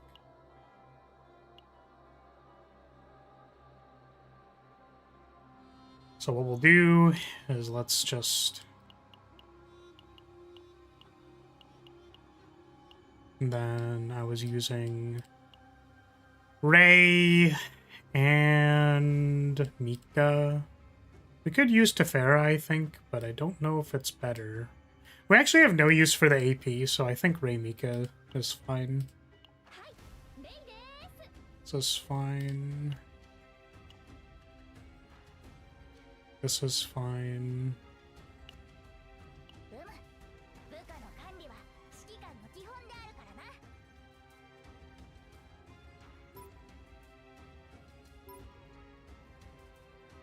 Or the deck that I just... It's this one.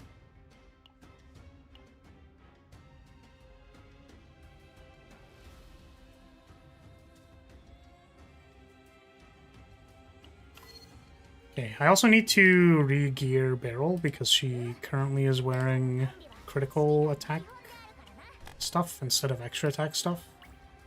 You think?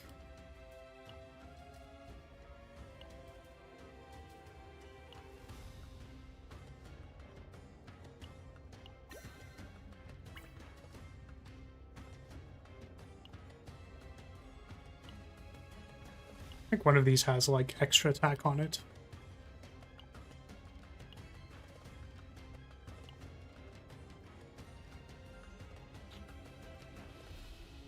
Might be this one.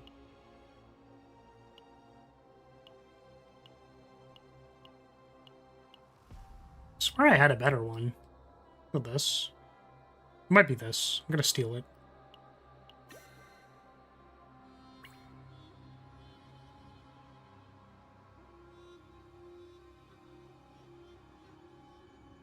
Yeah, shifting stuff around is like pretty annoying.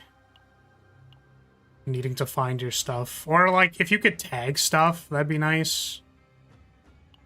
It'd be like, this is my extra attack stuff. Oh, I really don't have an extra attack thing? Like, this is my best thing?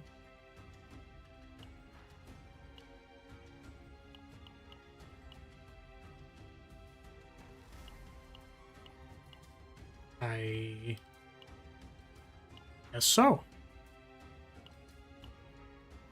Is this better? This is 2-2, 30%. I think the crit damage is probably better. Yeah. This one has extra damage 2, crit damage 2. Pretty sure I had a better one. This is crit chance 3, extra damage 1.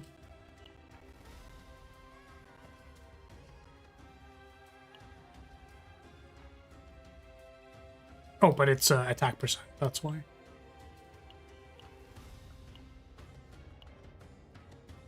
I was pretty sure I, like, unequipped a number of things that had extra damage on them. In favor of...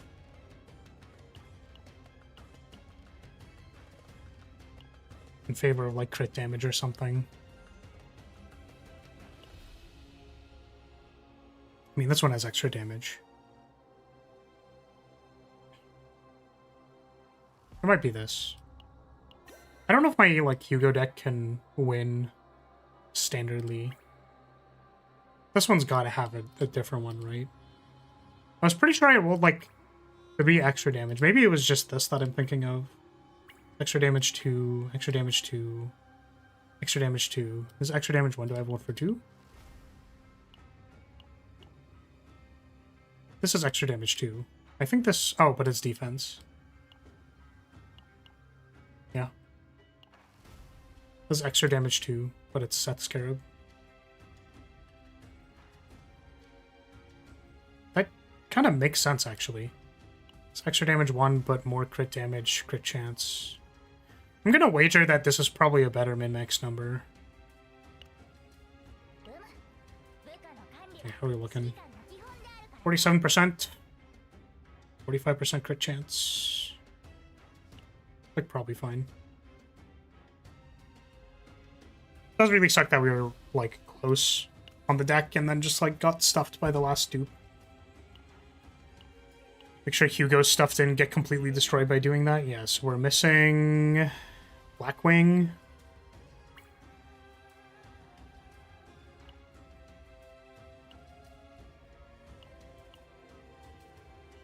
This looks like pretty decent Blackwing. Okay. You are missing something as well. What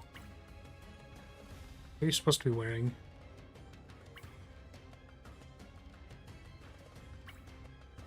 Oh, is this because I stole your thing?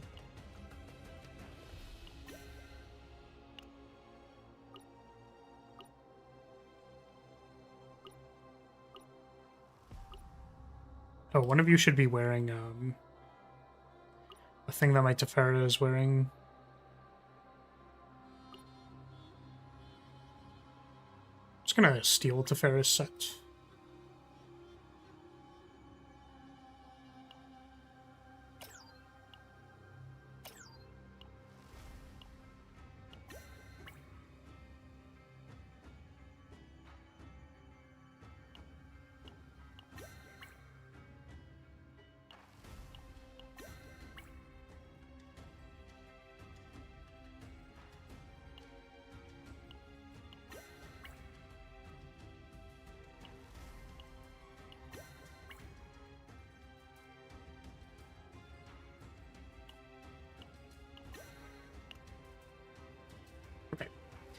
Give it a shot, see if its scores any better than what we were doing before. Give it a shot. I'm concerned that, like, by moving around the memory fragments, this team maybe doesn't do enough damage anymore. Because previously, it was, like, pretty close on how much damage it did.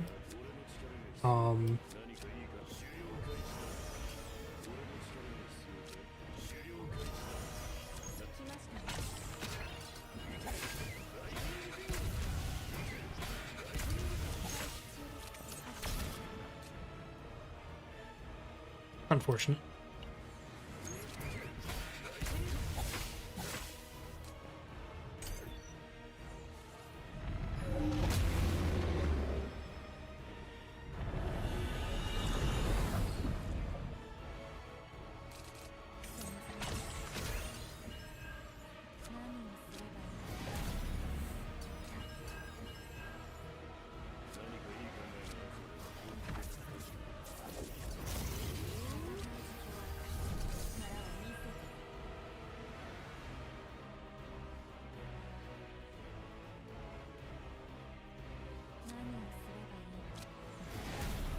Ah, super fucking bad, actually.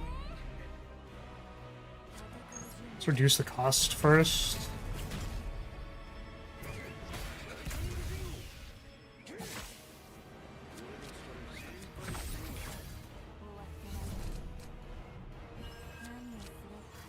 I guess it wasn't that bad.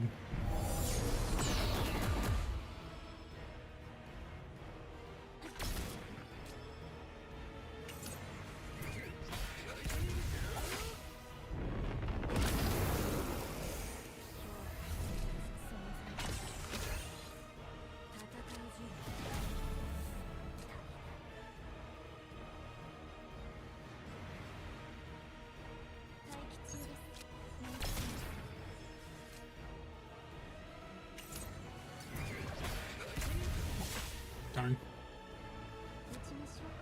We had Fan of Daggers instead of, like, our other stuff.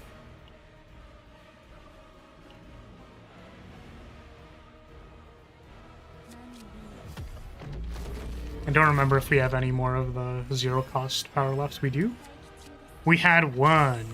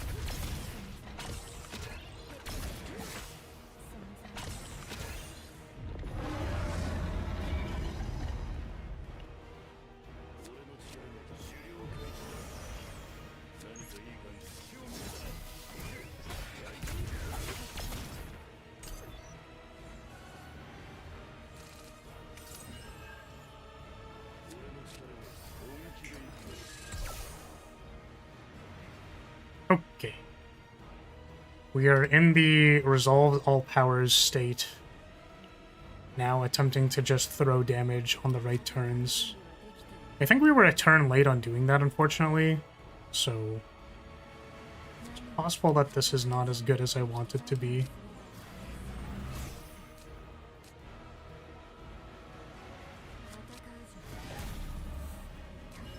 Looking for target spotted.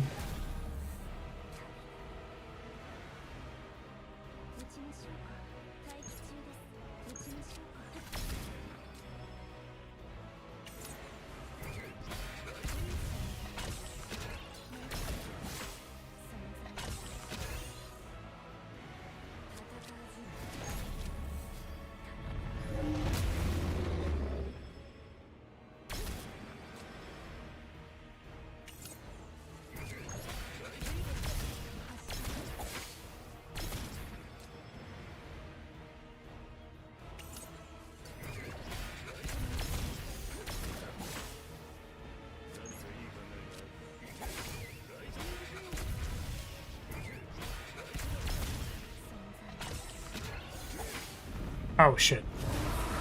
Well, I didn't mean to kill it, unfortunately. Whoops.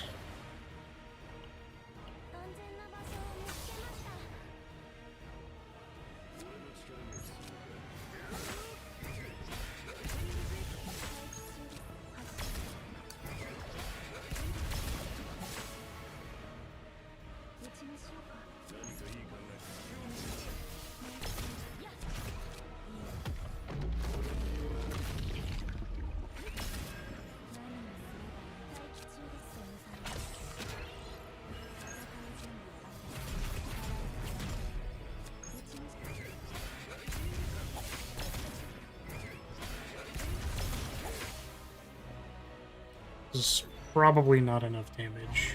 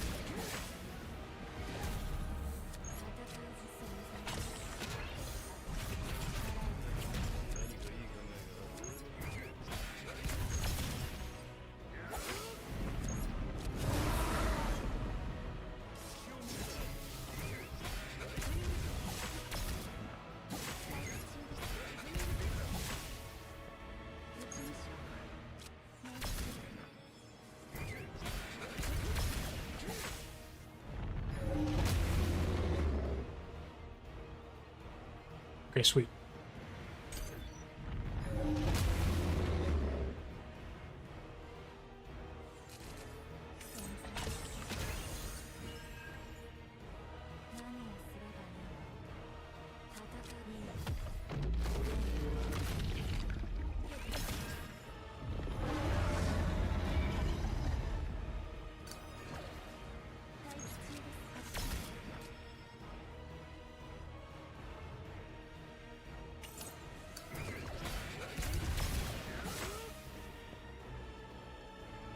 We unfortunately don't have a skill in our hand, now that I think about it. Maybe we should have played the target spotted.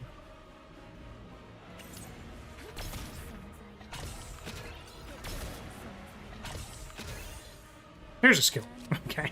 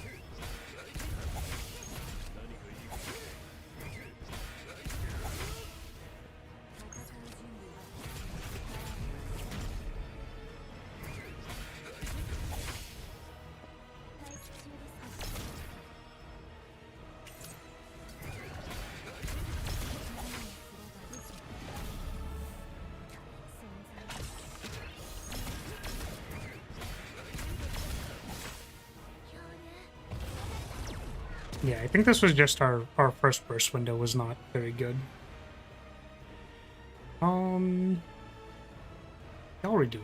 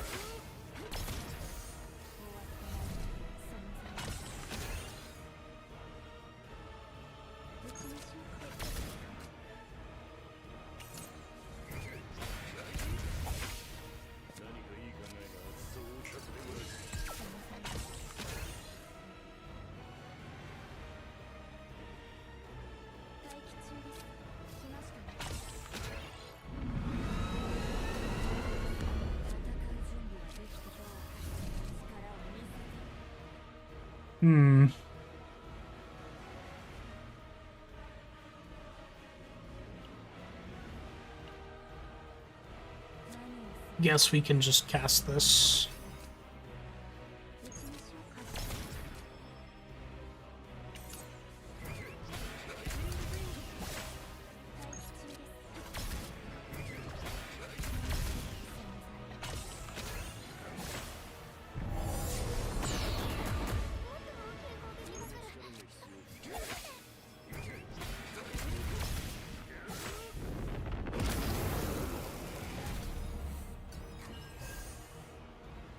Oh. We can't play anything here. Yeah. Okay. Basically, like our second turn, we do need to, like, flip over our deck and be prepared to start the thing and then burst next turn, which is kind of reliant on drawing quick fix.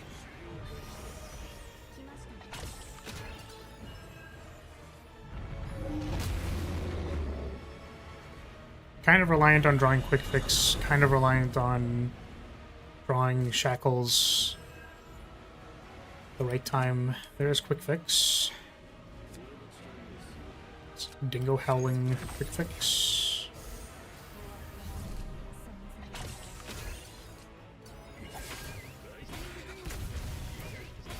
Okay.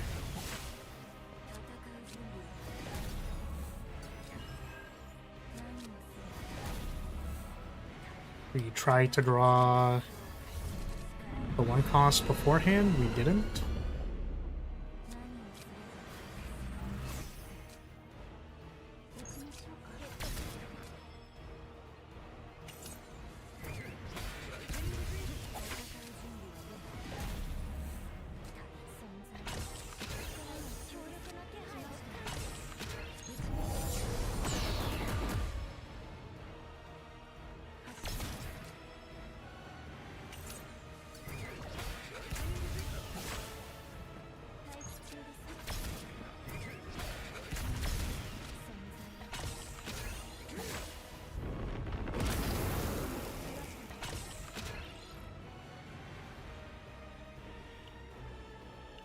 Negotiate's still in there.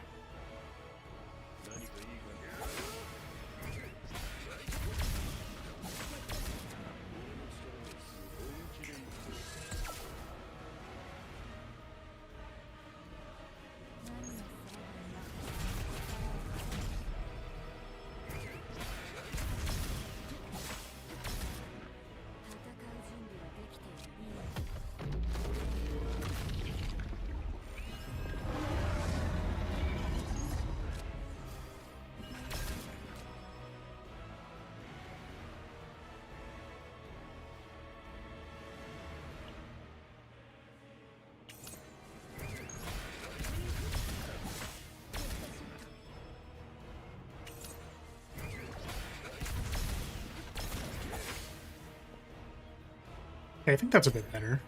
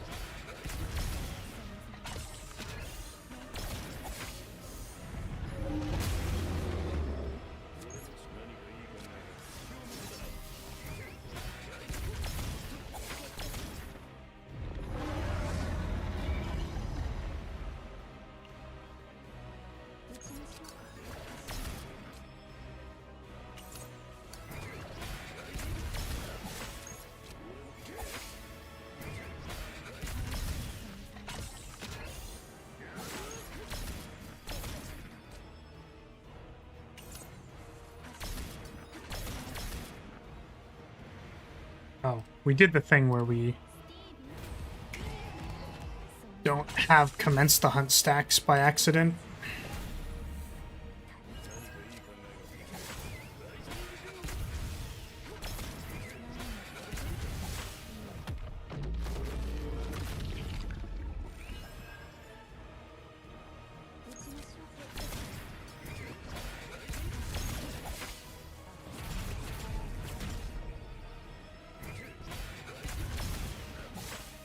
A little better than last time.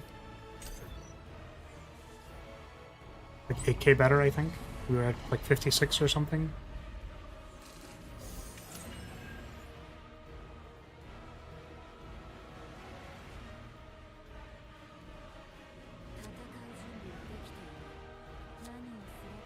I think this is fine.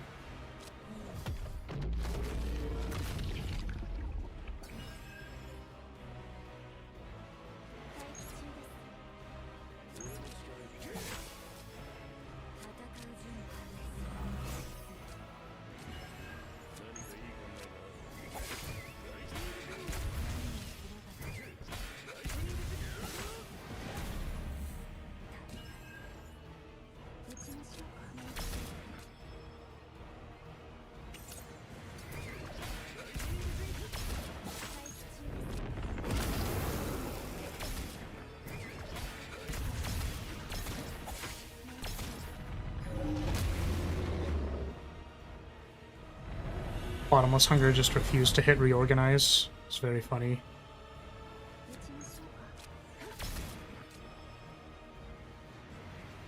Oh shit, wait.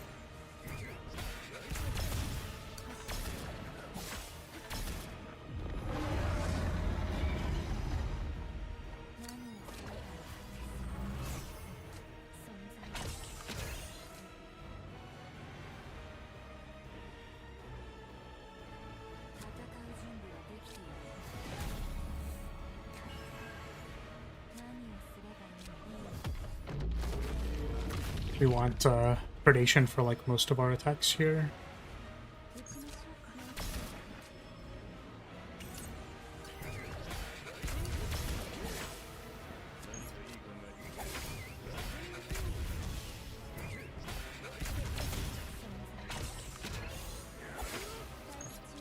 I suppose it's possible that, like, we want to save the morale for when you do the second knockdown.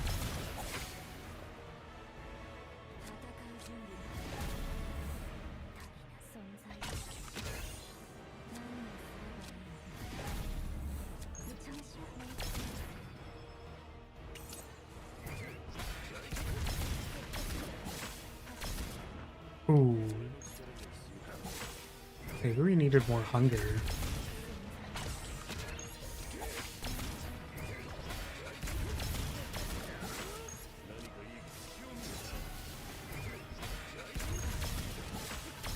Come on, crits.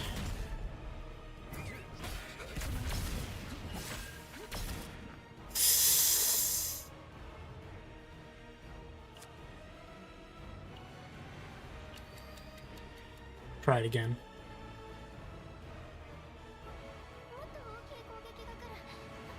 Okay.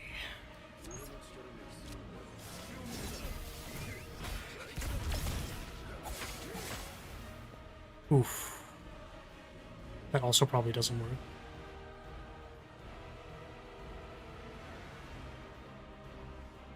So we can't kill it in one, I guess?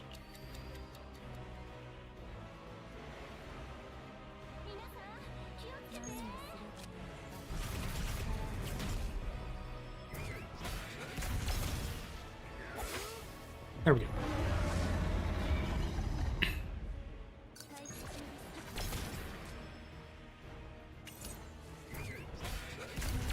Oh, but we don't get predation on this voluntary control now?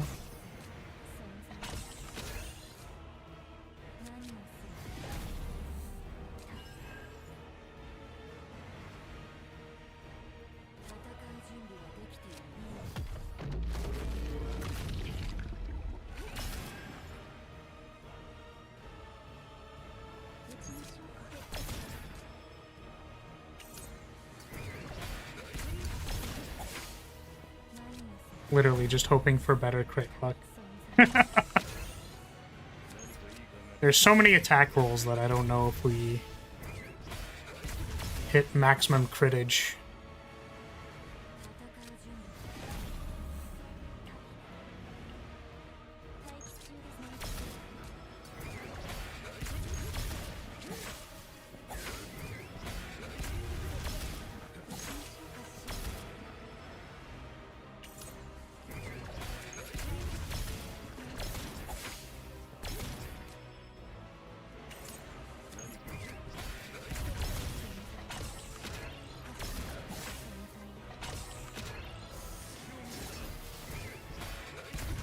There we go.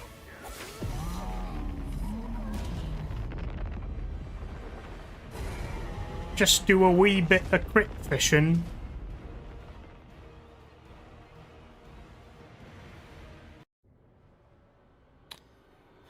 Now, the unfortunate and annoying thing is that now we need to...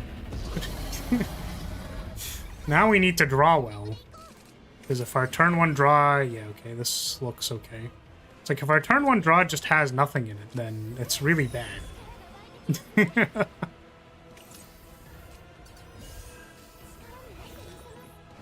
we don't draw any of our upfront draw, it would have been bad.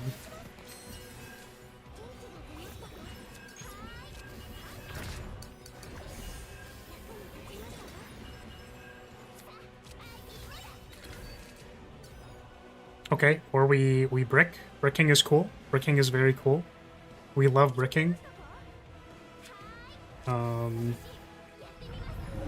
There's definitely card draw in there still.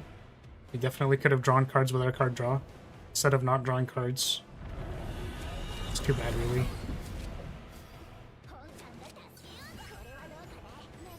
We are one turn behind of optimal.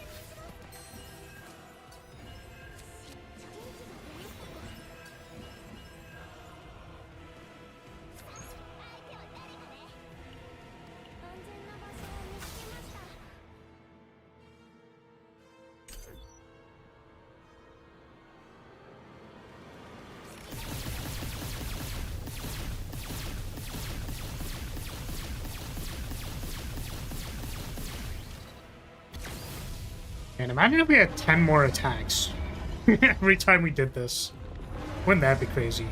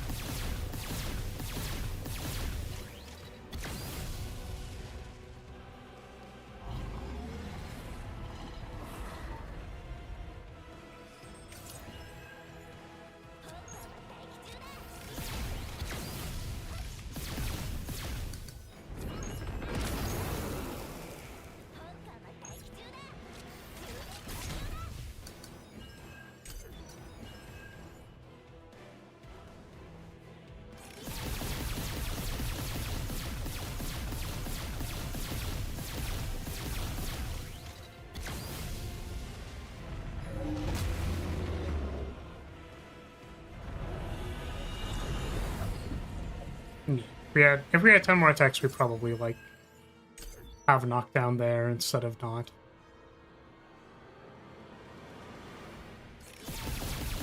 So we're, like, one turn below suboptimal, or one turn below optimal, then one turn below optimal on the knockdown.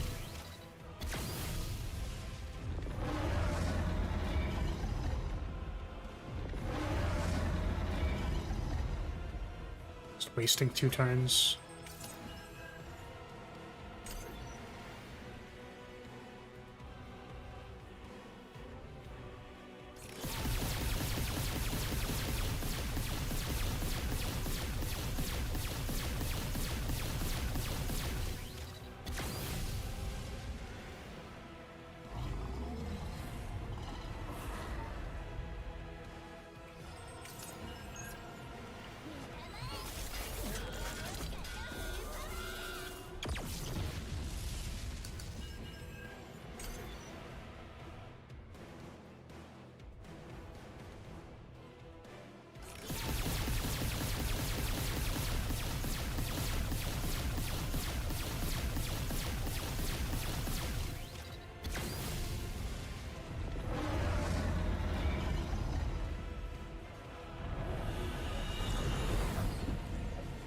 A lot of spores. Barrel is the spore harvester. The harvester of spores.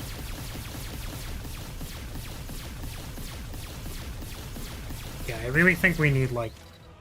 This is literally why we need the 4th opening found. Because we just missed, like, 2 damage windows on the head. I guess, like, damage window here, and then, like, another set to the hands, which probably KOs it. Or we get, like, all of the points off of the hands.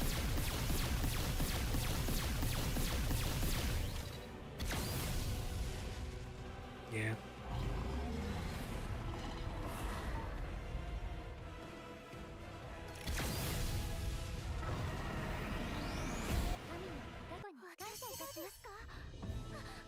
Oh, it was better than my last one.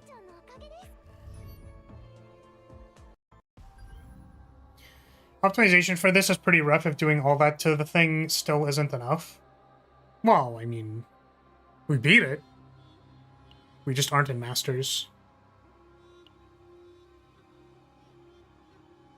Yeah. I think, is this this was the deck we were looking at? Oh, that's interesting. Why are we using sadism? Vulnerable to all enemies. Decrease the cost of one random attack by 1. Oh, is it because of this? Ah! That is something that I did not consider. Maybe that's worth doing. Buying a sadism and getting Mask of Flames is maybe, like, an idea. Crack the code, just do more damage. Well, the thing is, like, Spore Barrel is, like, a thing that exists. Like, we knew that was a thing that exists. I was trying to do something more interesting, but now I'm just interested in, like, getting top rewards. So I kind of just want to do that.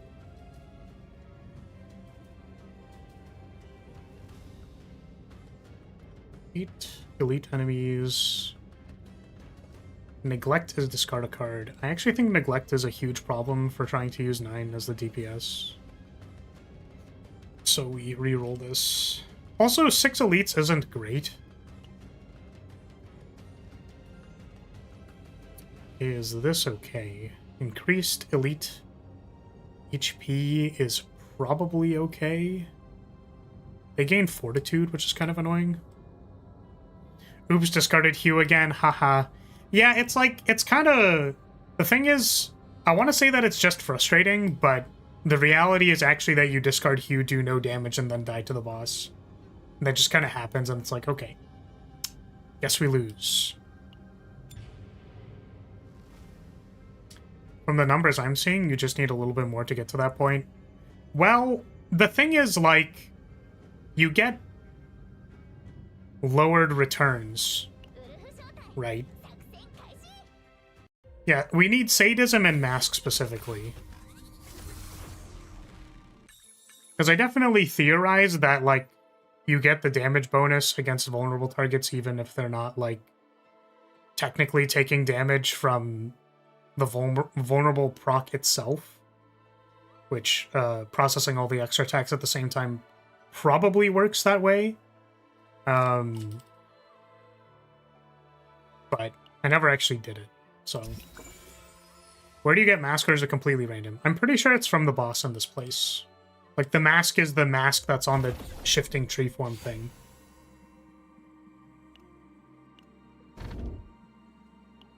Alright, well... Probably shouldn't actually be on that much longer, because... Maybe I just don't go live tomorrow, and then we wait for Spire 2, because I'm gonna be playing it so much, and I have, like, work I need to do. Outstanding work. But for context, like, the video that should be or is trying to be recorded with this is a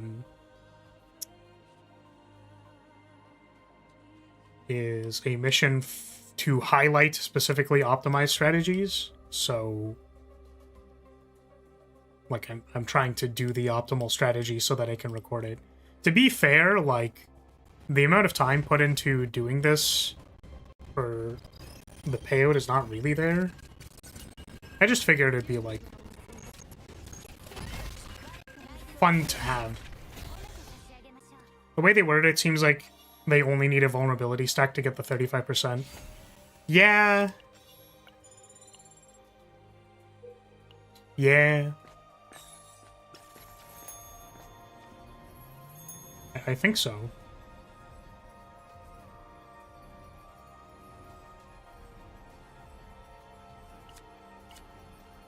It's also possible that the way that they're doing it is, like, charge-shotting the vulnerable thing, and then... like, the spores kill the hands in one cycle.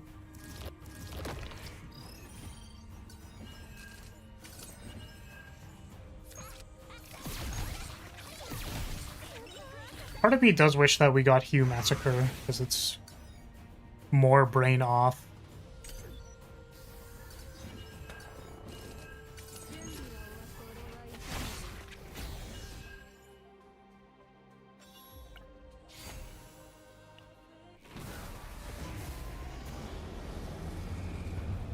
Oh, but it has morale on it.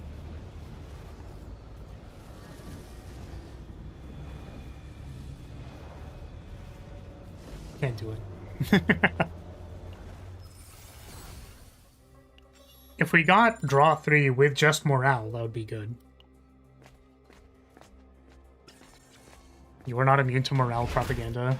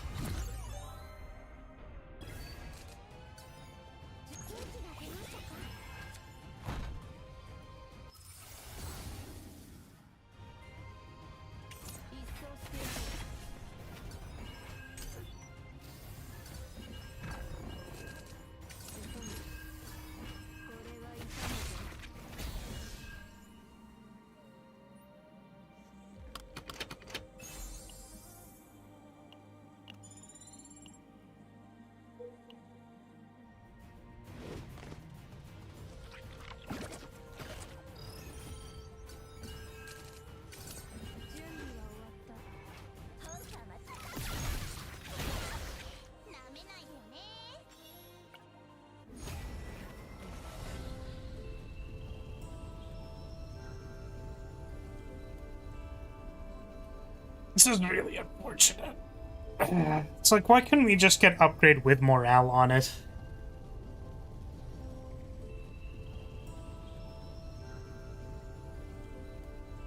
I guess we're just gonna be, like, removing it anyways. We're just removing this card anyways, it doesn't matter. I'm gonna not bait myself live on stream. No live stream baiting. We're looking at 1, 2, 3 events. Okay. Shop afterwards. It'd be great if I got the Epiphany event. That's what we're looking for.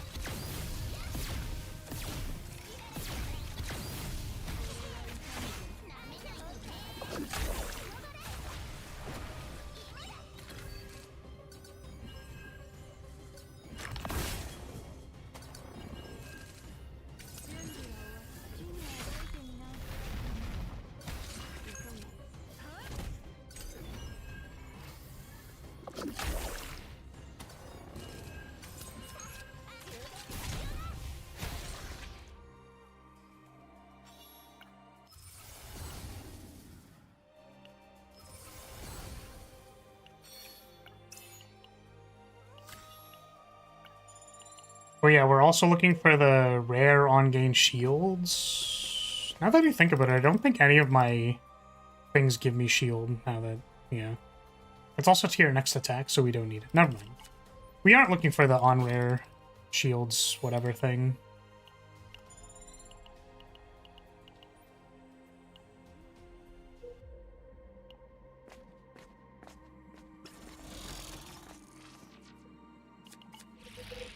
Show me the Epiphany event.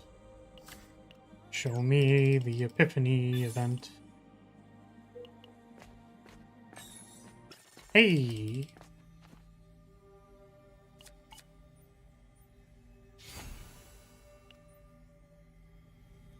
We did it. Ah, no. Okay, duping this 4 times would be 2, 4, 6, 8 plus 40 would be 120. 120 plus 2 basic card removes is 160 already. Plus we want the thing. So 2, 4, 6, 8, who do we appreciate? Barrel. I guess we could, like, have it on half of the copies. Or some of the copies. I'm just wondering if we leave Launcher in the deck, and then we need Spore Harvester and Sadism is plus 40. Spore Harvester, Sadism is 100. Plus 4 dupes is 140.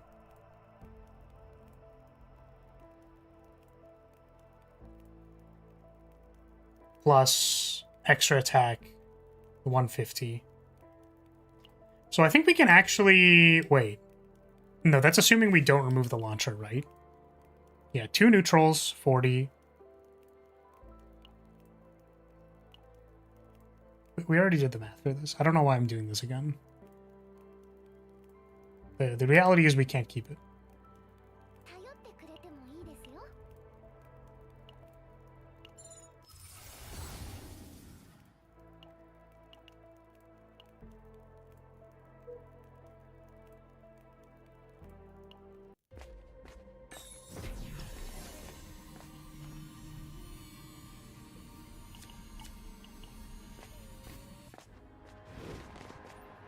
It's like, I think... I wanted to say we could dupe it once. But it's maybe not worth it.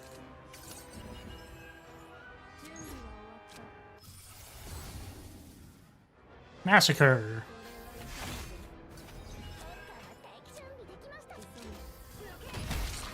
Now all the Act 2 fights that take a really long time simply because there's so many enemies in them can just be... Boop. Boop, boop, boop.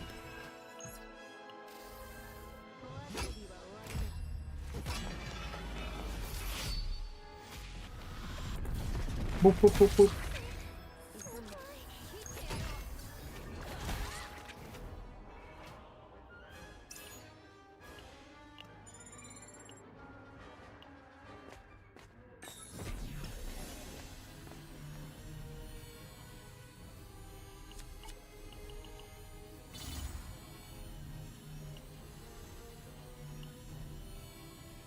Lucky. We need to Dimension Tunnel in Act 2 now. That's our girl. I call her 3 cubed. 3 cubed? What? Why do we call her 3 cubed? There's Spore Harvester. I guess we could buy it now. It's a little risky. Probably better to buy it than to not have it, though. We are also still looking for Sadism. And we are removing this. I think we're removing Heavy Weapon Specialist as well.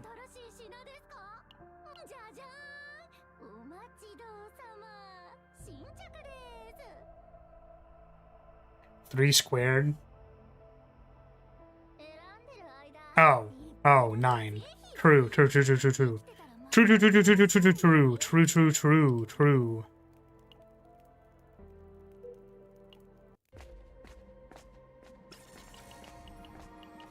Sadism is like a common, right? I think. Or uncommon. Okay, let's just make sure we aren't... I think they removed Heavy Weapon Specialist. Also, it means that we can't... It's like one less probability where we aren't duping Opening Found.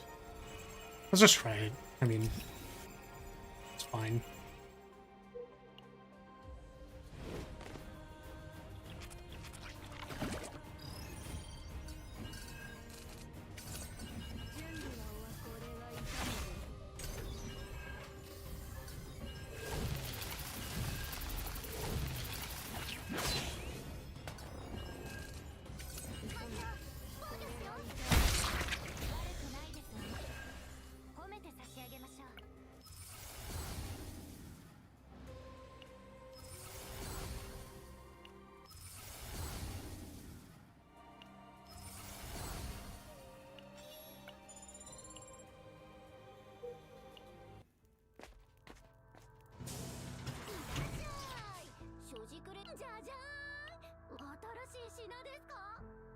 We're still looking for, like, second method, sadism,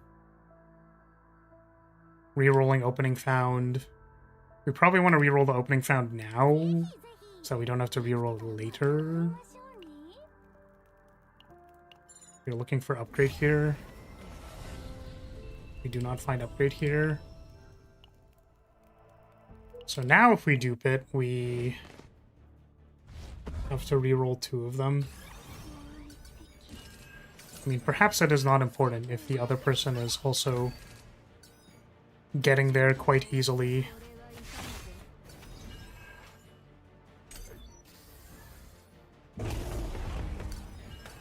I guess the chocolate bar that activates Retain would allow us to, like, potentially draw our deck again and then...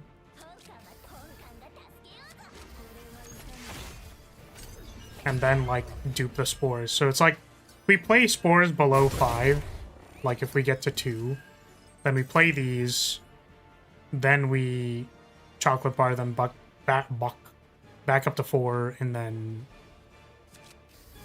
potentially that's better. Because then we can play the charge shot. And I think, like, playing the charge shot with vulnerable on the thing maybe is better? I don't know. I just don't know.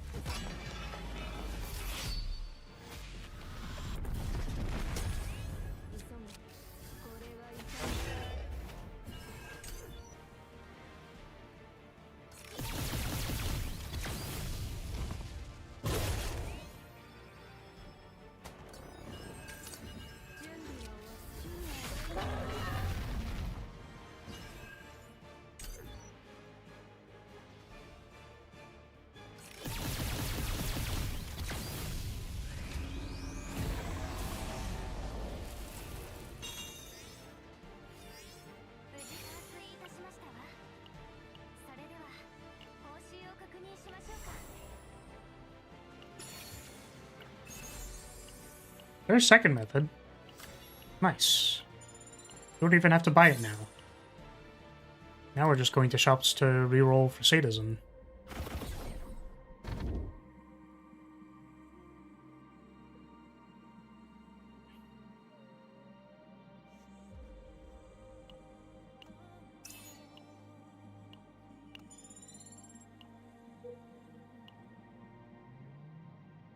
We do need to go to the tunnel, and then...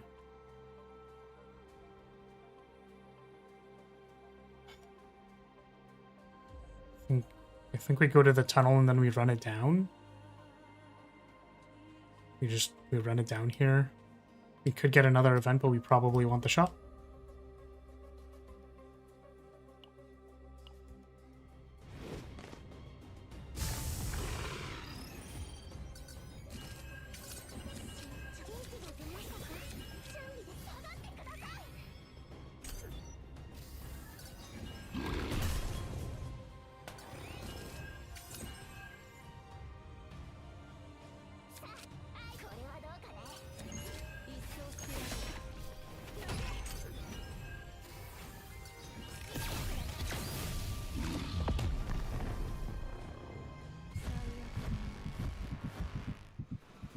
Maybe I should have taken Ironclad.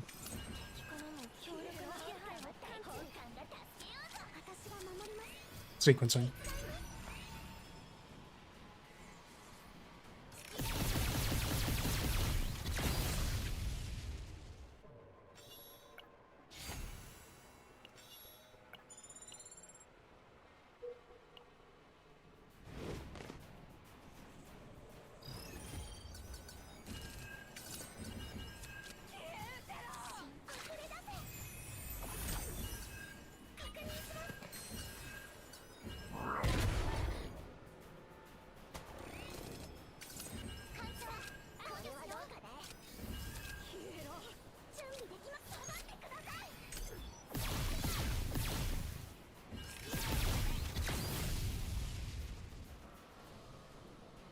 Tentacle Man. We can potentially find Gun. I'm pretty sure Gun is better than second method. Oh, whoops. I think I wasn't supposed to play all of those. Because now I'm being corroded in the deep.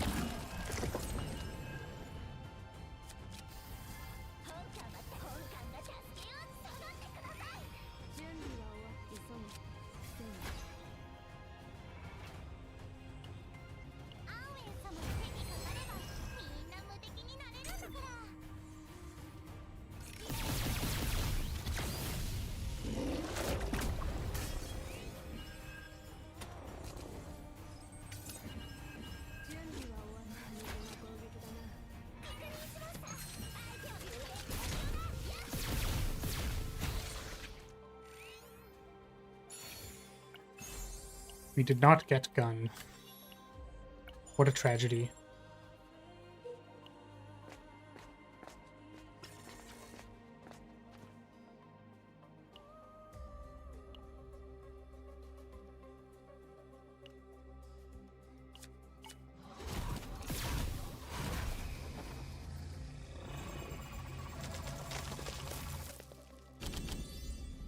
Did not find sadism in this pile of rare cards. What was the point of taking Nutrient Absorption? Increase cost of one random card in hand by 1 for 1 turn until used. Maybe it's a way to mitigate against the thing that gives you like increased cost per turn, so you can actually play the charge shot. I believe that.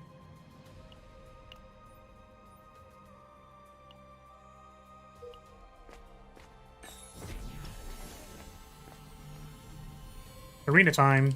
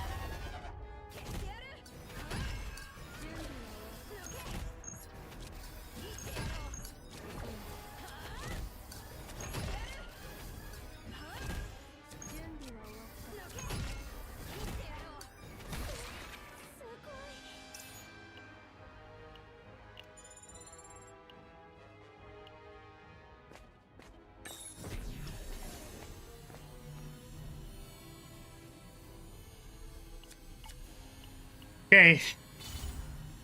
Damage amount of attack cards. Fortunately not. Just like didn't get it.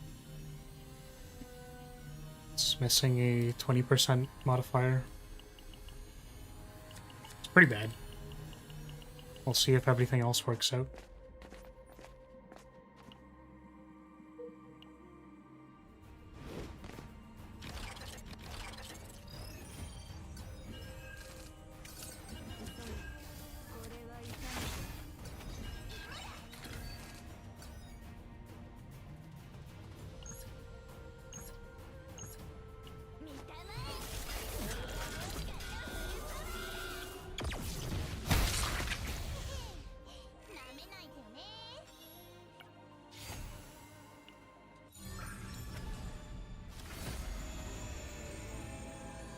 Gain 1 AP is definitely... Gain 2 AP is kind of nice, but...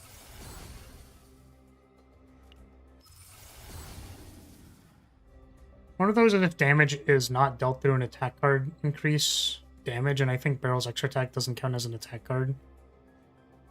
Oh... I guess that would have been pretty good. Yeah.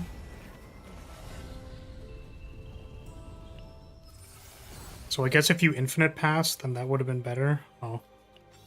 Guess we tunneled too hard. I was definitely thinking with the other deck that it's like, I wonder if it's reasonable to pass and just set stuff up, but... Yeah, I think that actually would have been quite good.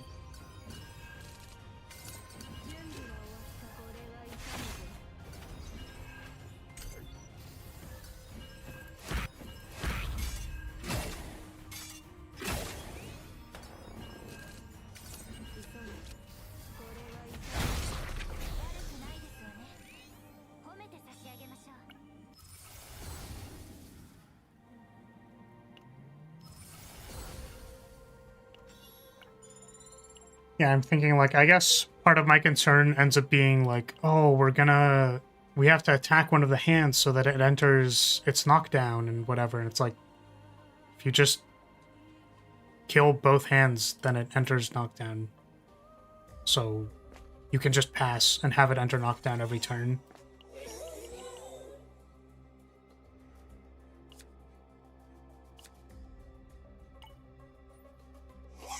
Oh, maybe I wanted rare card there for sadism? Yeah, so what we do is we keep playing the run, and then eventually we don't get sadism, and then it's like, fine, because the run was dead due to no sadism anyways.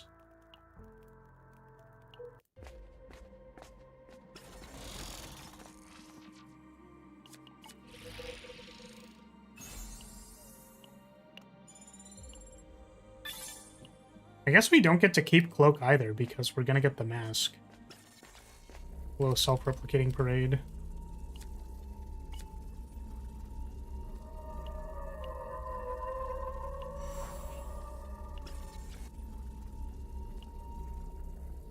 If we duped it one more time, we would be at 180.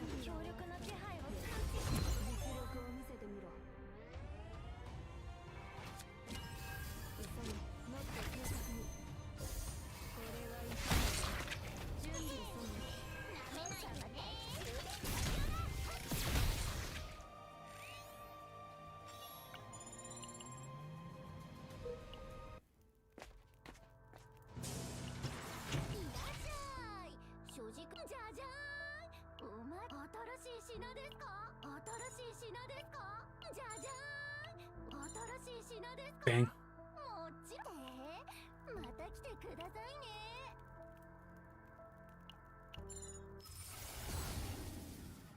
Nope. I guess we have to, like, reroll 2 of these in order to also get sadism and also... Yeah, so we need to successfully reroll 2 of the things off of whatever, and then that's minus 40. Minus 40. Plus 40 for the extra dupe, plus sadism puts us to 140. Oh, so we only have to reroll 1?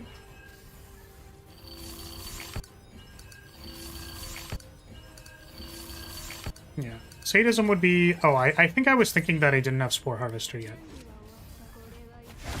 Oh, it was because we wanted space for the extra attack boost on the thing.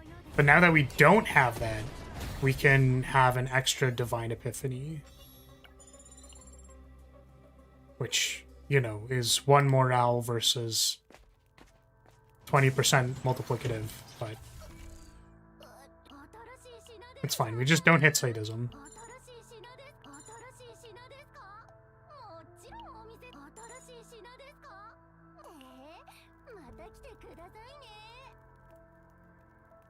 I think we sandbag the meditate.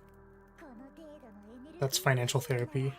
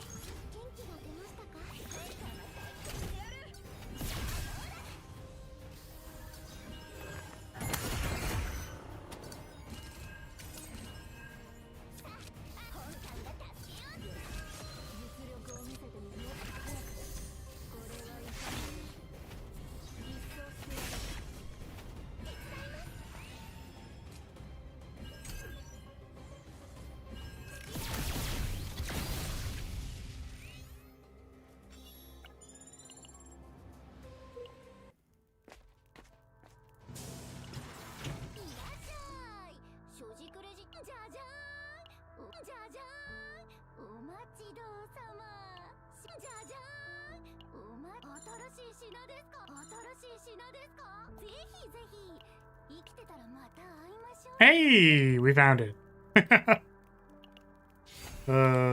So I guess... What is our plan? Not dupe anything?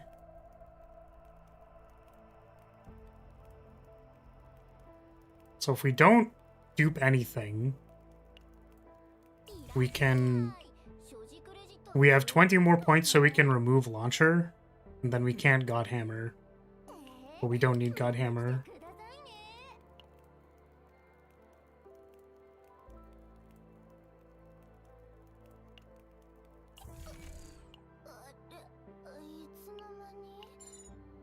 I mean, it's, like, pretty close, actually.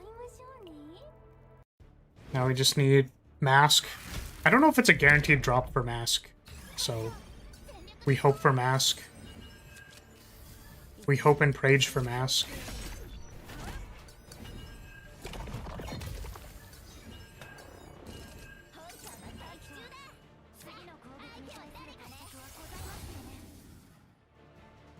Draw 1. It's kind of neat.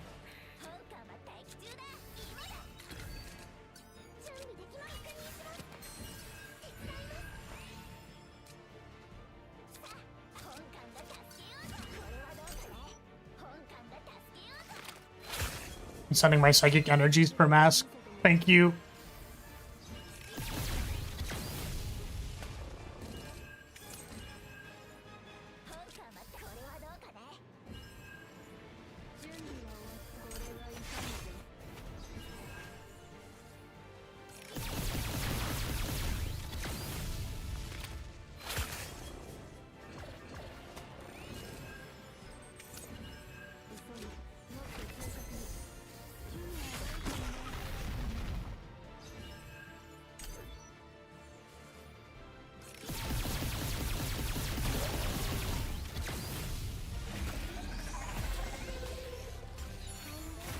Show me the mask.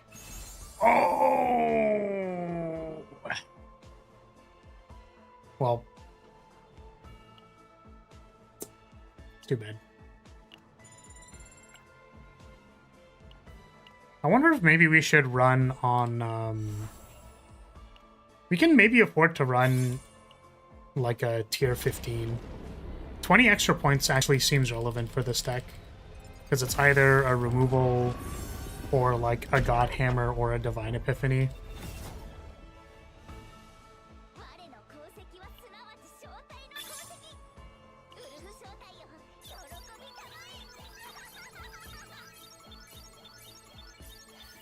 Save it anyways.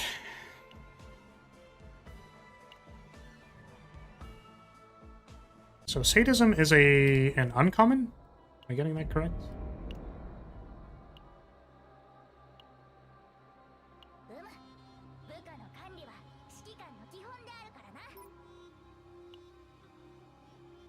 Sadism is a common. It is literally a common. So I guess that makes it really hard to find because you can't get it from the like events that you would anticipate that you could get them from. So this is 15, that puts us to 170, right? You think? If 13 was 160, then 14 would be, yeah, 170. That gives us our God Hammer plus everything else we want to do. I think that's actually correct.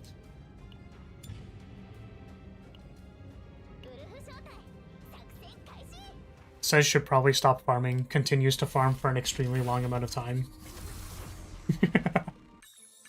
Awesome.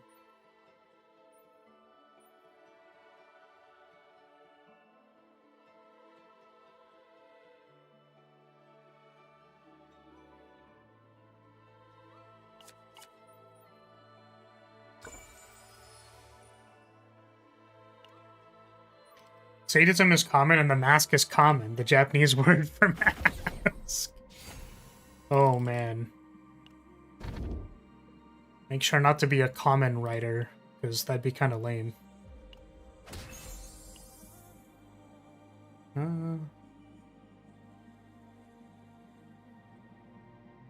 Ally uses an upgrade card. Increase damage, shield, heal amounts by 20% for one turn. That's like maybe okay. Cube is probably better, but Cube is plus 25. Oh, it's when an ally uses it. Ooh, if we kept the upgrades in the Ray deck, then we get 20% modifier. That's kind of funny.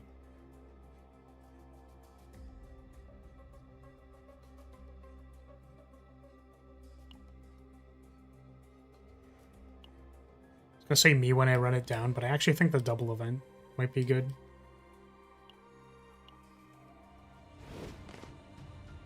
We just want to make sure we milk the event pool so that it gives us what we want. Because if you milk the entire event pool dry, then it'll be forced to give you the event. I have no other options.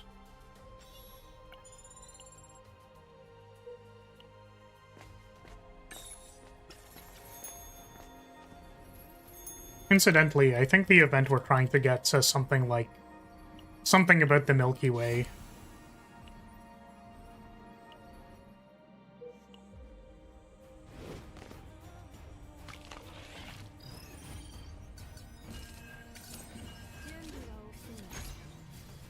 This is pretty like degen farming though, because we're trying to get like a mythic to drop at the boss while also having a perfect run. That's like, this is pretty, you know.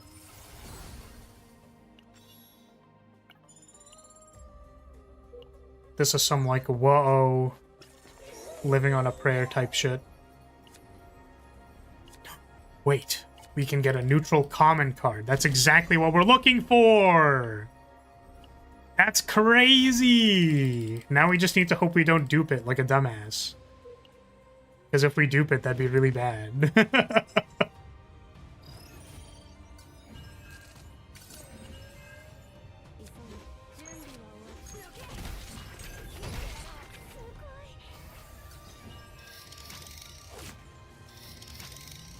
I just realized, how are we supposed to draw sadism after we've spored our hand up?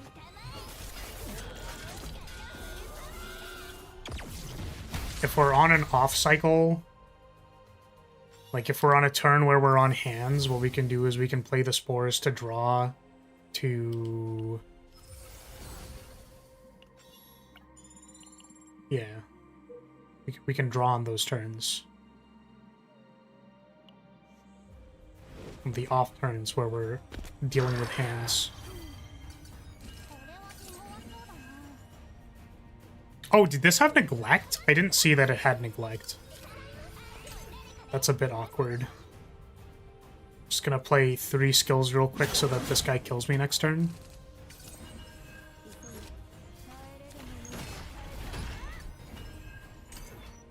Well, this is quite concerning.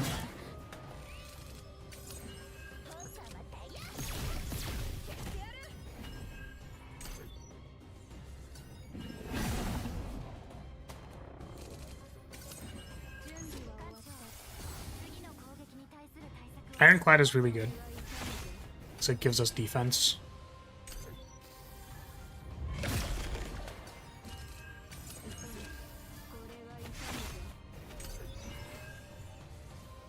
You use 1 spore in Rage. I guess if we've, like, removed the entire deck except for, like, a few cards, like Sadism and our draw ones, then we're basically guaranteed to hit it. We just need to, like, exhaust the right cards, and our Ray deck has exhausts in it, so... You take Event Shot. We will eventually need to remove these cards, but maybe not yet. We take our encounters first. We're looking for the... Yeah, so we take the encounter and event split. Because we're still looking for the Milky Way... and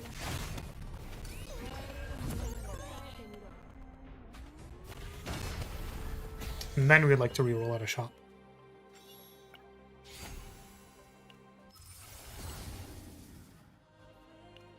We'd also preferably like to remove some of our dupable cards before we get to the boss, so that we do not dupe them, provided that we actually get the thing we're looking for. Second method.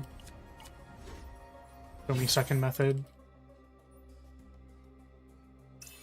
It was cube. Cube is fine too. I think trying to resolve the Ray powers and not exhausting them is pretty much a pipe dream. So we're not going to do that.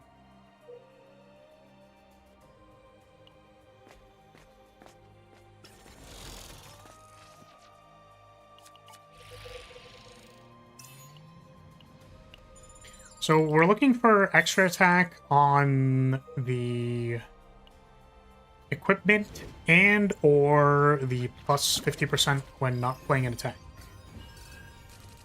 Which I was silly in not recognizing the first time. Good call out by Unicorn.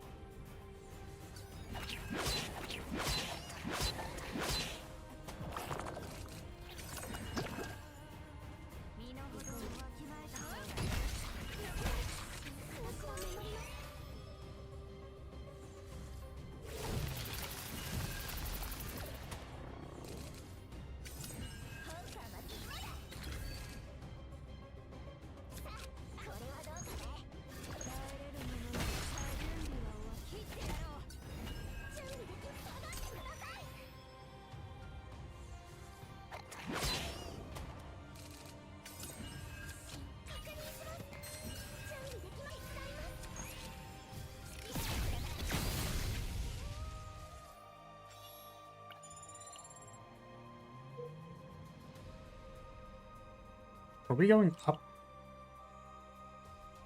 We're trying to hit a meditate node here. 1, 2, 3. 1, 2, 3.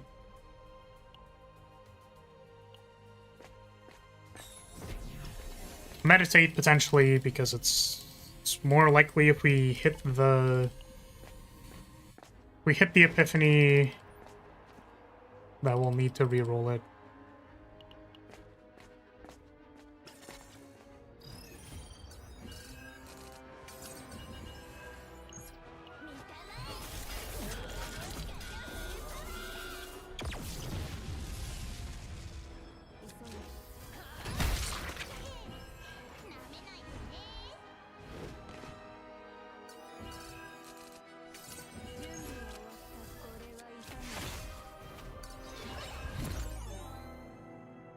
Didn't really want to see that.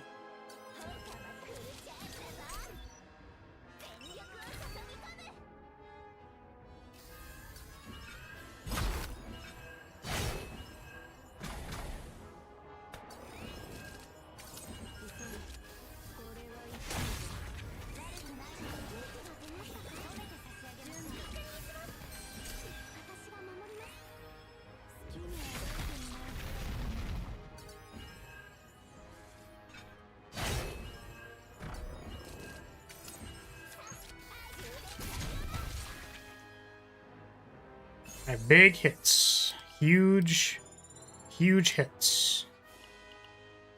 I love big, huge hits.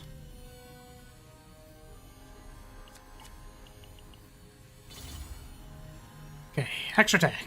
Sweet. Need to make sure to get a second piece of gear before we get to the other dimension tunnel. Actually, can we even...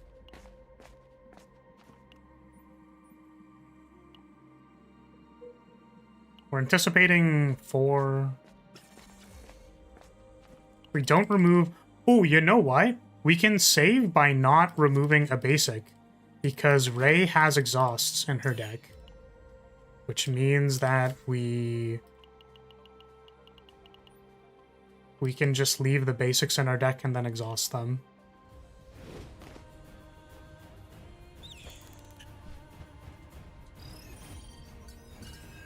Which makes it a bit brickier, but means we get to include everything.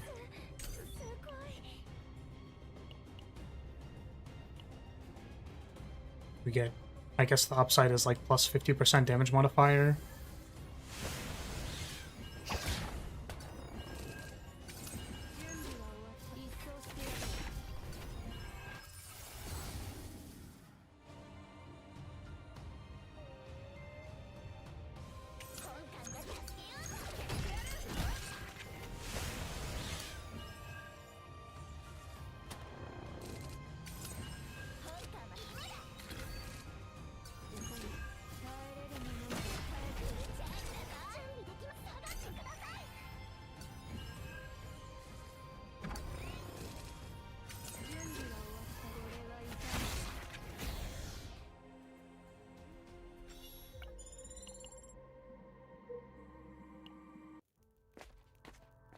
Unfortunately, this meditate doesn't do anything. Spore Harvester.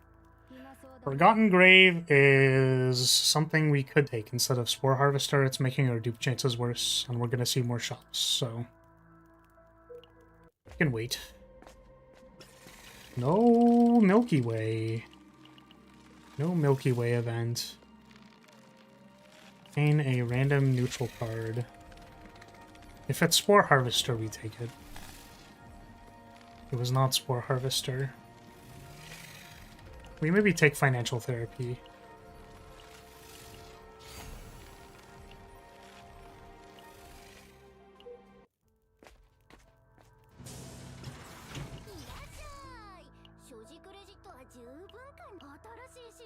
We're looking for second method. Here's second method. Now we are looking for Spore Harvester. Do not find Spore Harvester. Remove a dupable card.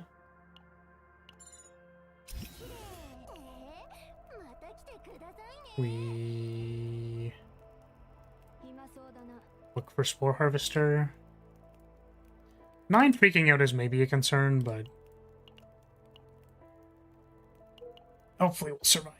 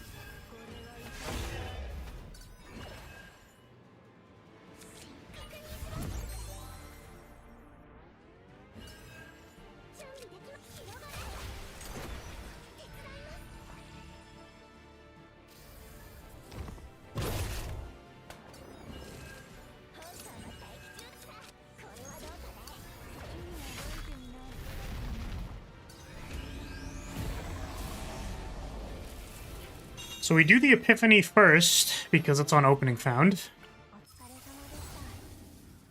We didn't get the upgrade, which is fine. As long as the dupe hits opening found, it's okay. We hit it.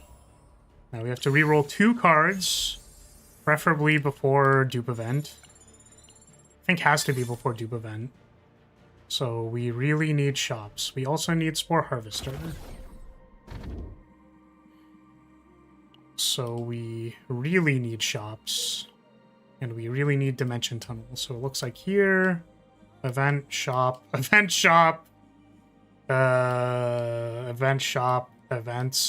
and shops. Cool. That seems to be the path. Here's hoping we get the RNG. Now it's all RNG. Double remove event is also nice if we find it. Because then we can save gold on rerolling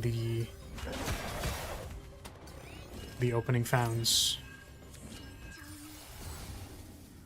Not 2.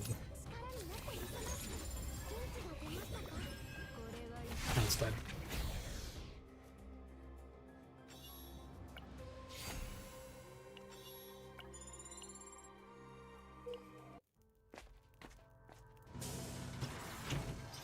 Check for Spore Harvester. Forgotten Grave again is like, it's like taunting me.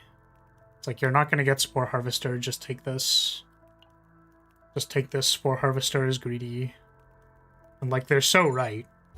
Like, they're so right about it, but like, I want them to not be right about it. Like, it's so true that I should be taking this Forgotten Grave, because in the next like 3 shops I'm not gonna get it. It's gonna be really sad. I think, how many do we need? Still like 3 removes. I think we have to take one of these. Because we have like 4 removes actually left still.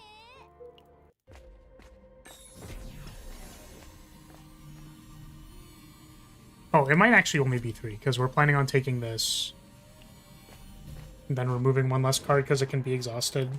Ultimately, if we still have basics and they just get exhausted by Ray, it like... Again, it adds brickiness, but like we can still do that.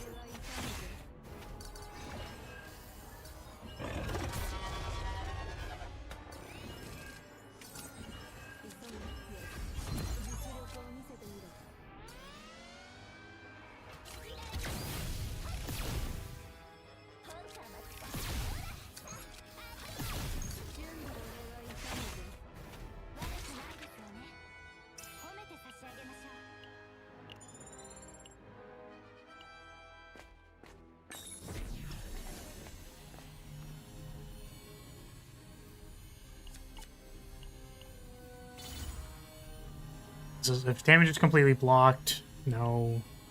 Counterattack, increase damage of attack cards, no. 1 cost or lower, exhaust cards, okay. So we didn't hit it anyways. That's fine, the extra attack modifier was the more important one.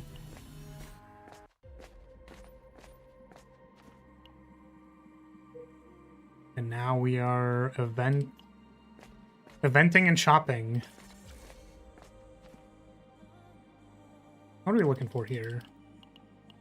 Card? One of these is card, right? No. We have double remove. I think it's double remove.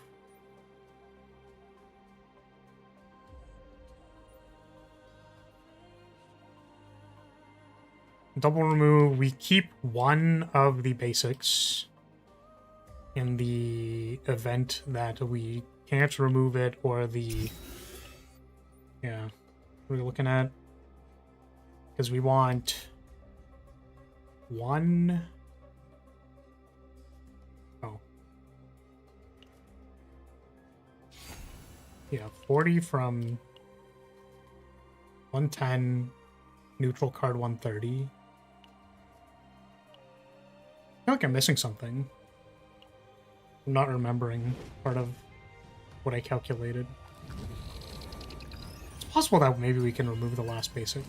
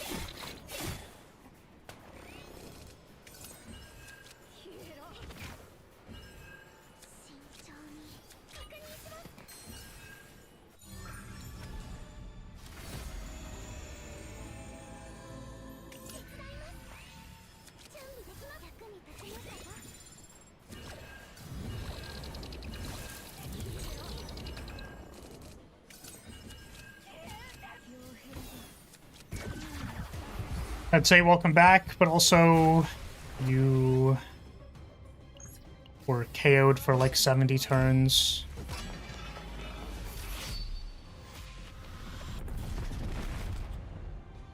We are potentially dying because of it.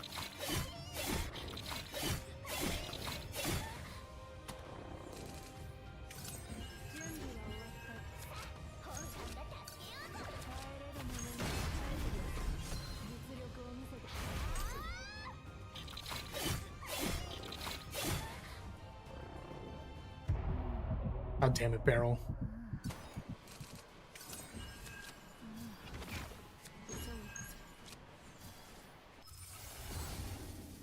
This team is actively trying to make me shit myself.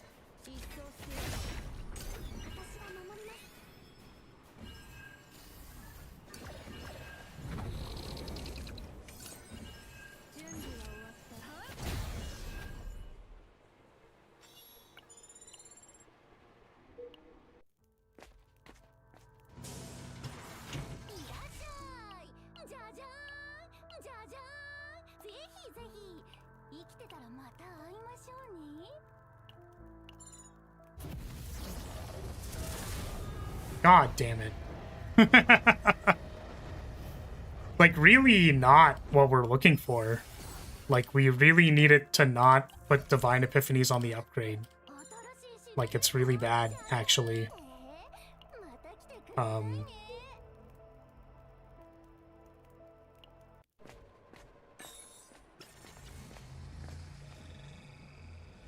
we have double remove. Double remove help us here.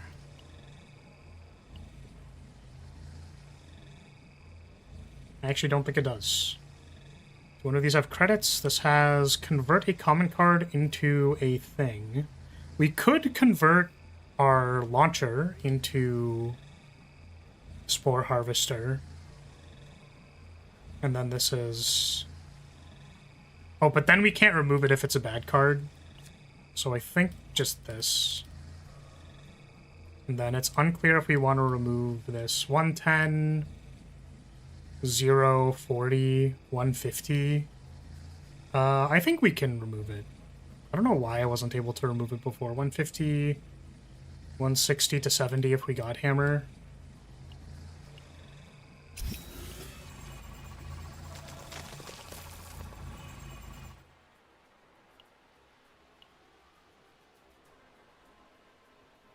Oh, it was because we need one more neutral card, that's why.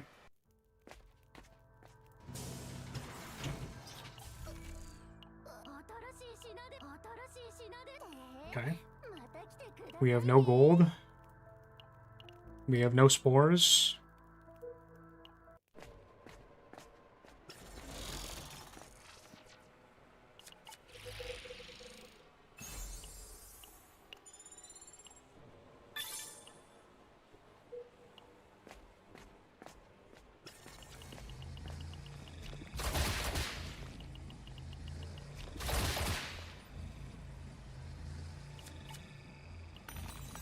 think this can give credits, right?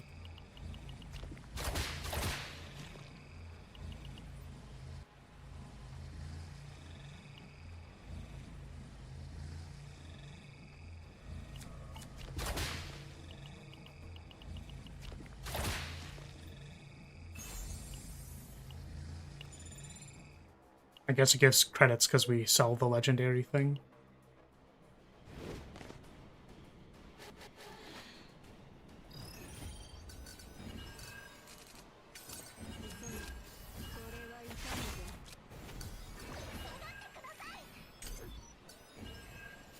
Oh, sequencing, I guess.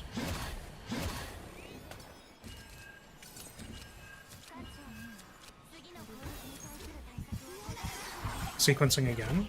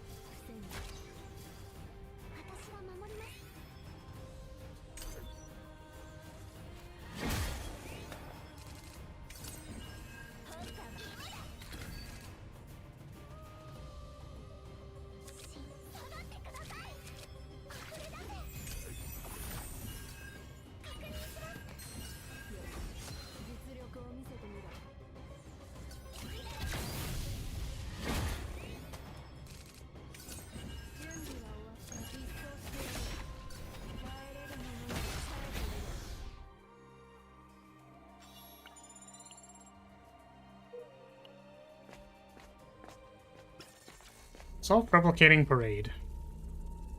This is really awkward because we have this on Divine Epiphany, which is again not what we want.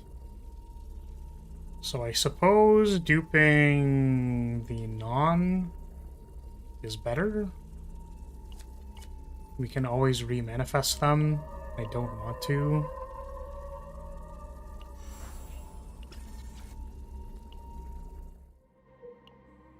Well, we don't need events anymore.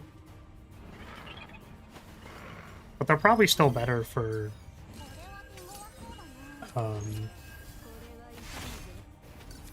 getting credits, because we have minus like 70 credits. That was one of our modifiers.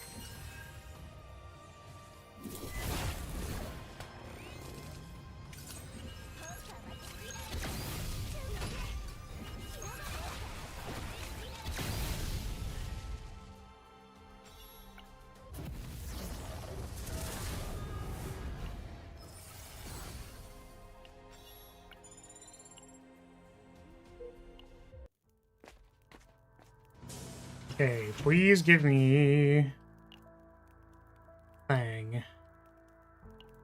Upgrade Epiphany. We did not get the upgrade Epiphany.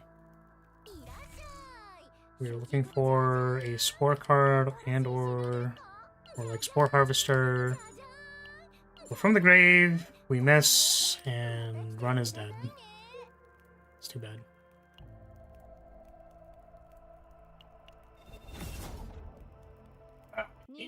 We still could have, like, double manifested if we wanted to save the deck. If we re-rolled into one thing, yeah.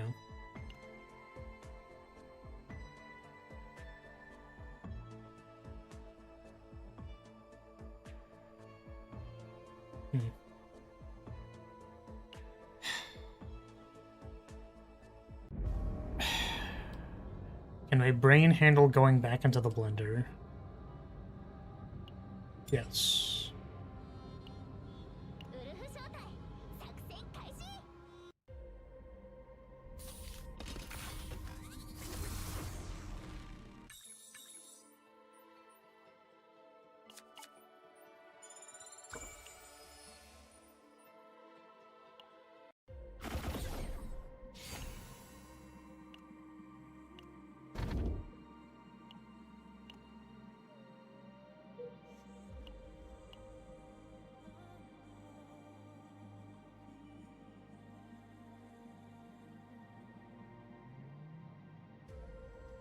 There are more events along the bottom. So I'd like to go there, and the only way to go there is at the start, so let's do that. No, my brain can't handle going back into the hold. Why not?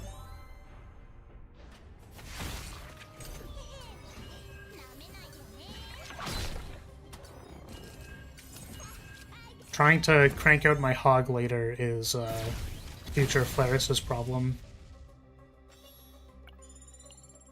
And future Flaris will not blame past Flaris for wanting to have something.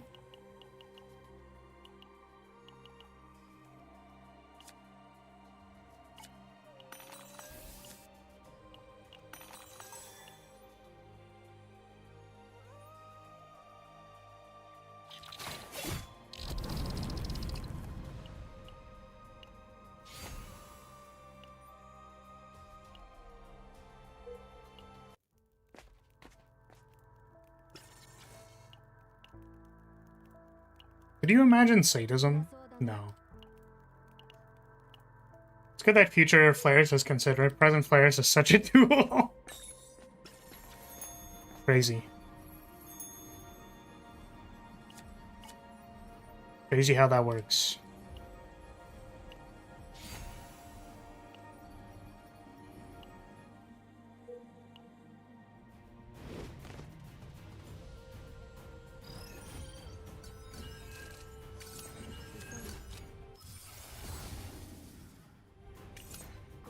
We ironcladding.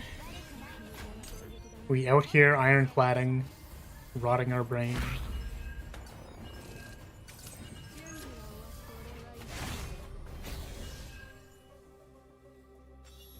But surely with this many...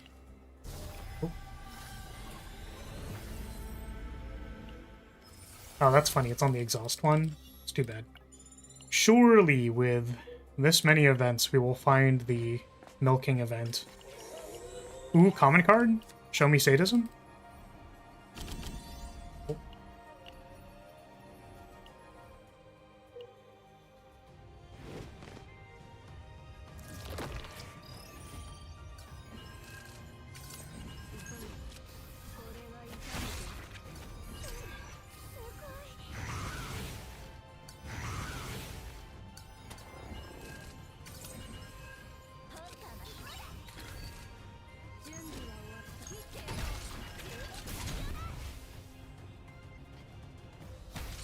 Physical monster already. I do really hate when this guy shows up early. It's like actually genuinely very annoying. Just because the fight is so long. It takes so long to kill this thing with no items.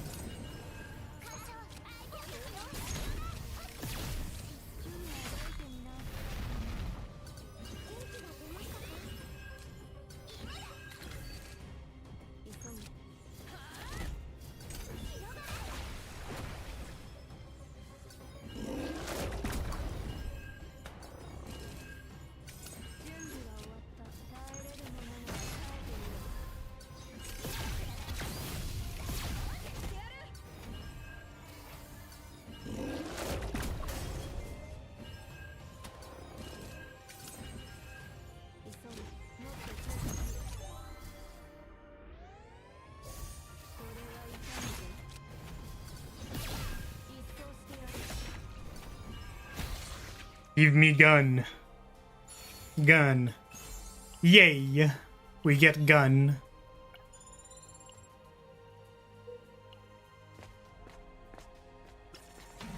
Yay, gun. Okay, remove a card. Equipment, credits. We take credits.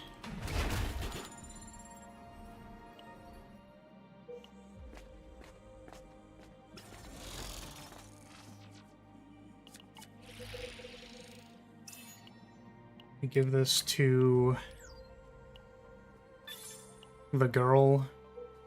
3 squared.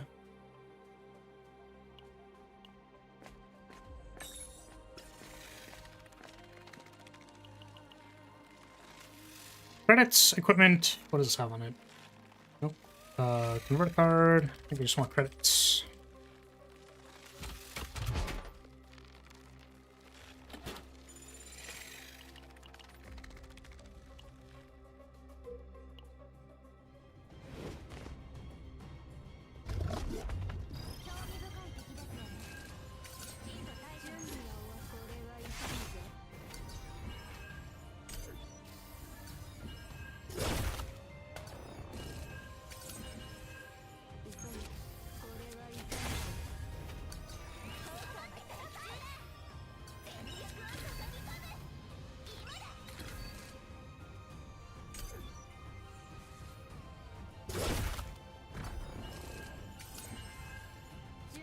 Jeez, man.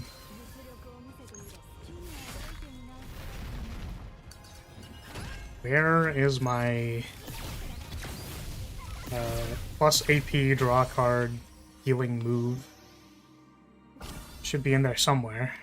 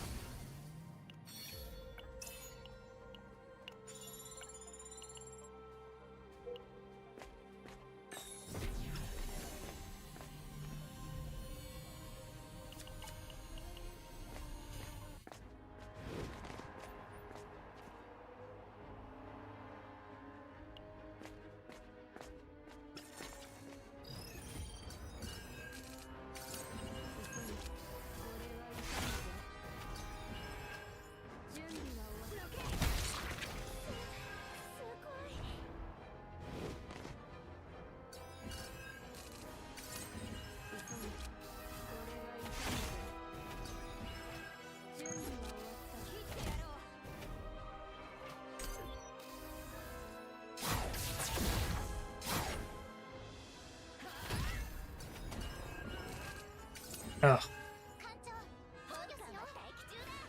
Oh. God. Discard Hue, very cool. Super awesome. Cool mechanic.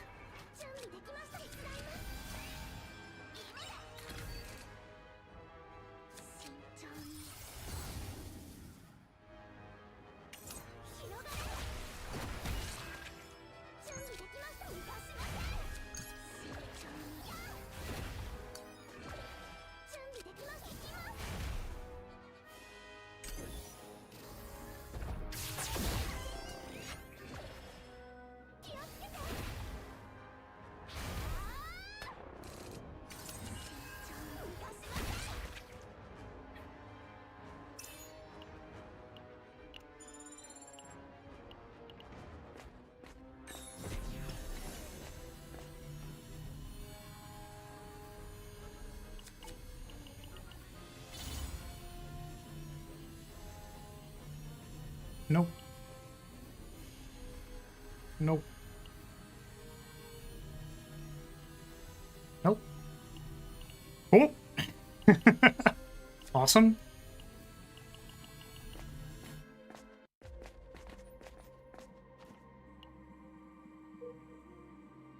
Still looking for the Epiphany event.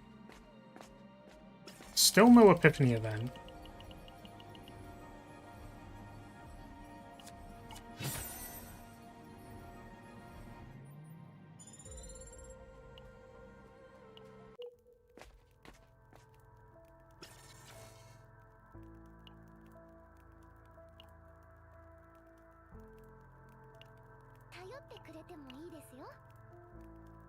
No sadism. We'll take this gear bag, though.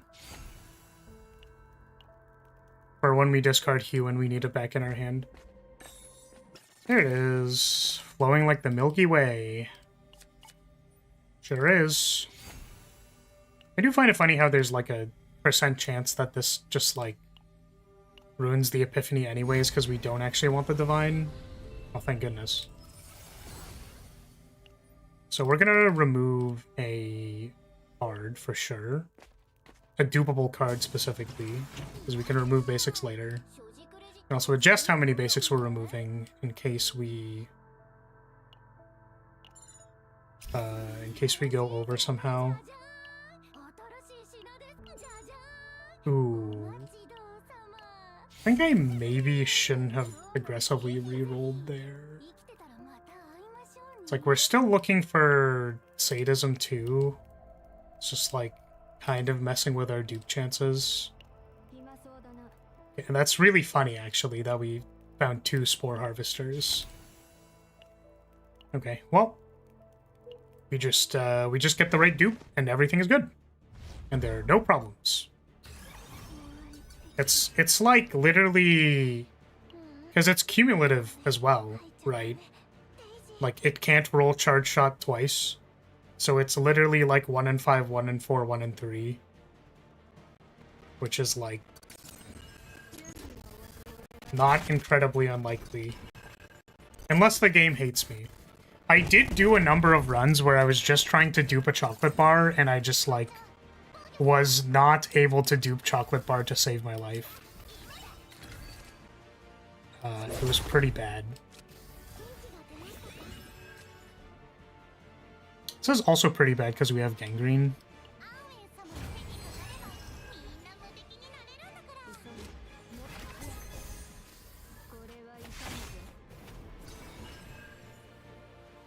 Maybe Elite Ironclad was better. We'll keep it in our hand for next turn.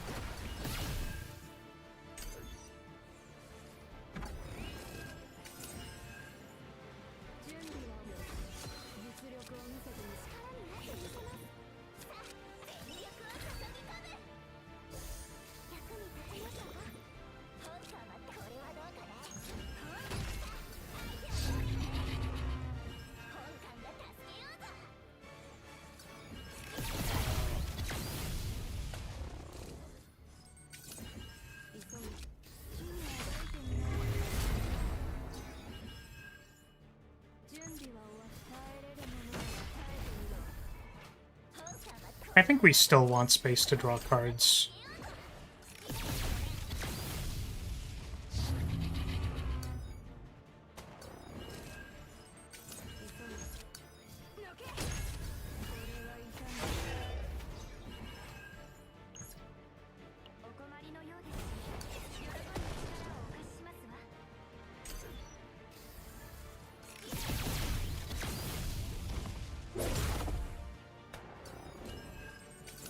Discard Hue on this turn is like actually crazy.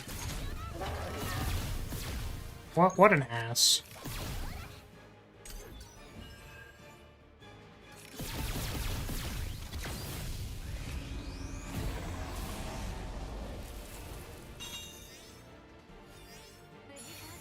Right, here we go. Hell yeah. Second method not needed here. Feels good, man.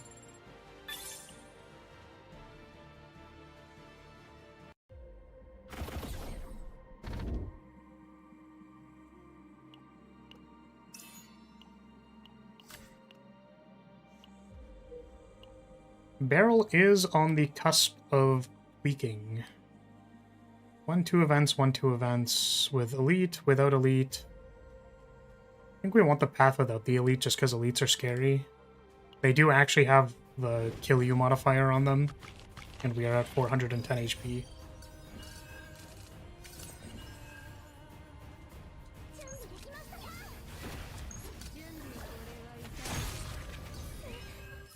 Would prefer to heal in this fight if I can. We do have the dog, I guess. As long as we don't hit the dog, we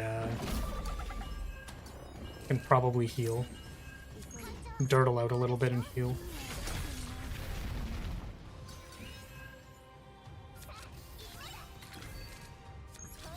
Just gonna exhaust these.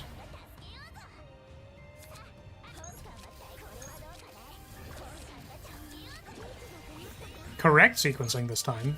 Feels good, man.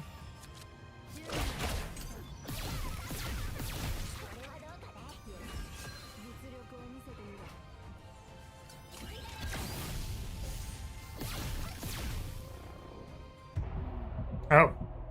Right, forgot that was happening. Please wake up.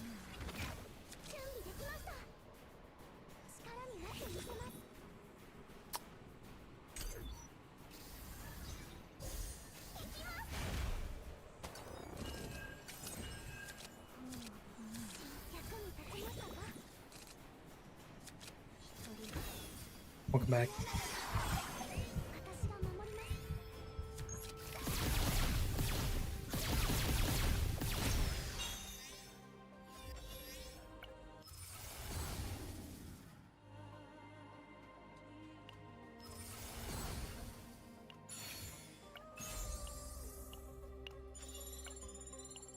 Ooh, you know what? I need a second piece of gear before we get to the next arena.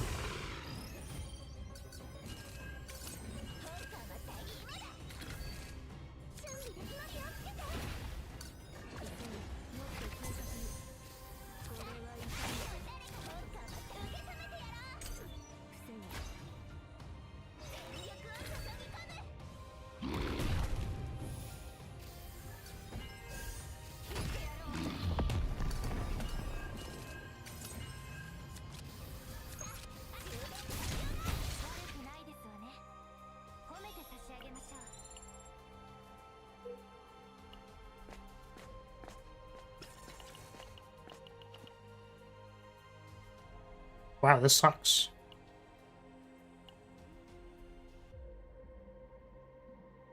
Suppose we can epiphany the chuggy bar, which is kind of good.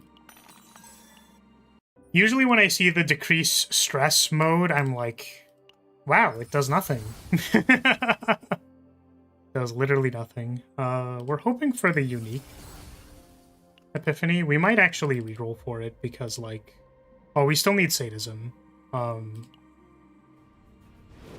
Because having the unique is, you know... I bet you wish this game sucks. That's like one of my favorite bits, and I'm sad. I'm happy? I'm conflicted. There we go.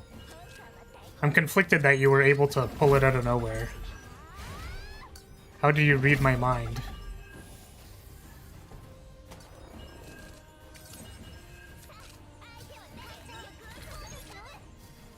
How are you doing, Bullet?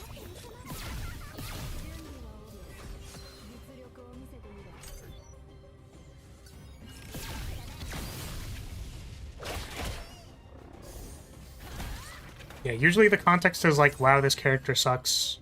Wow, this deck sucks. And then being like...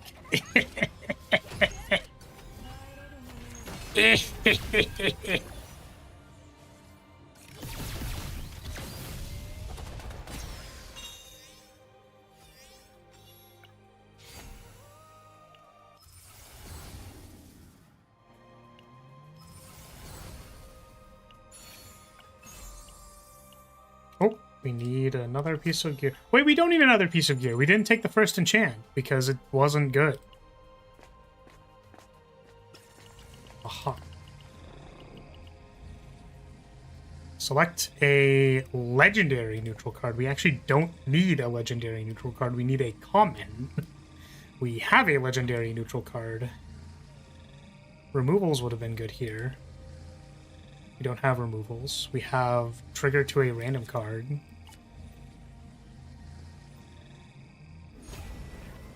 Could have hit Chalky Bar. 0 cost for morale is nice. For when we discard Hue.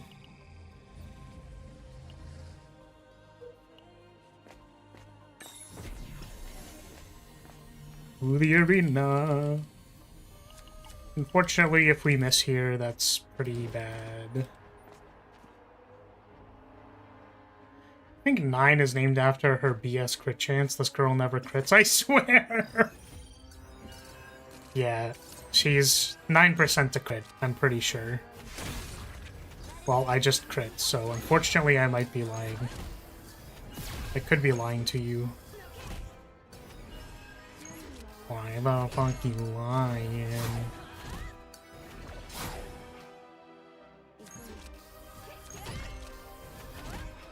Hello? Hello? Where is my shield bash? Hello? Where's my shield bash? Just a handful of 7 billion rocket punches? Okay.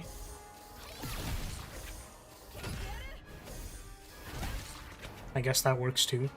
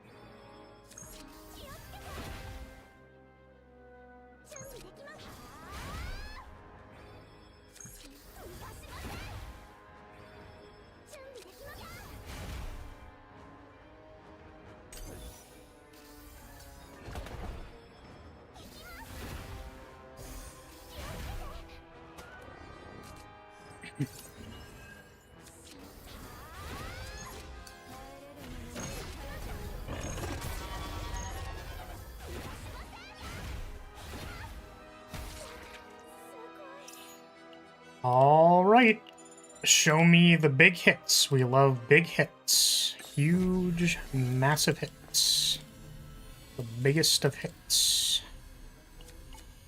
Show me big hits.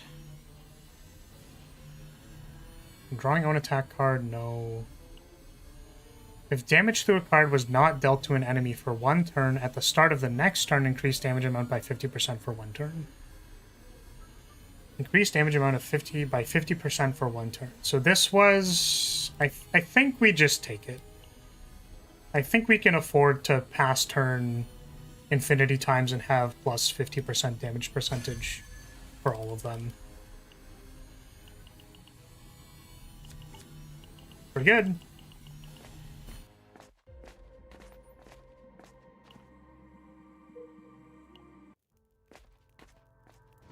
Now we are looking for sadism again. We probably remove. There's Cube. Cube is good.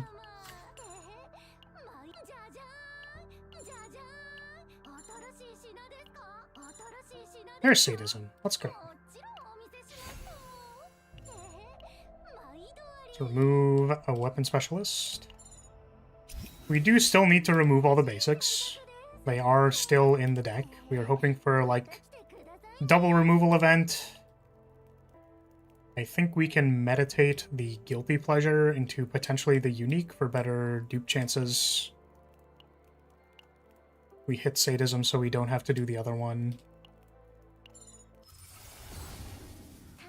Unique. There it is. It's pretty sweet.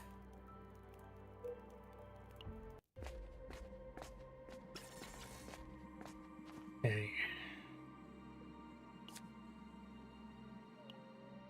We have Spore Harvester, right?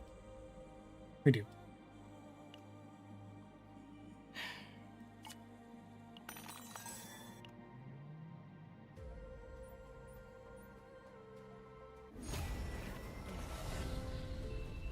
Oh, it's a shame that that's draw one on that one.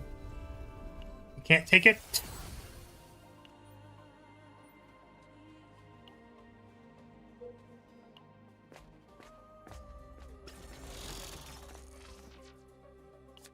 Second method offered again.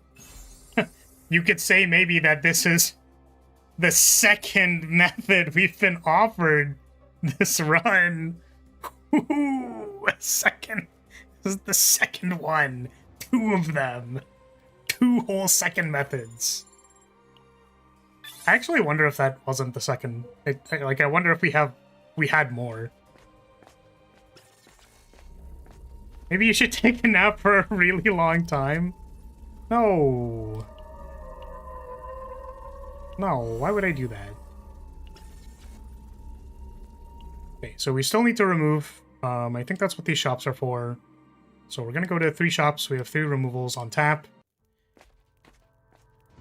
And then we have standard dupe RNG and mask RNG. I don't know why I'm rerolling here.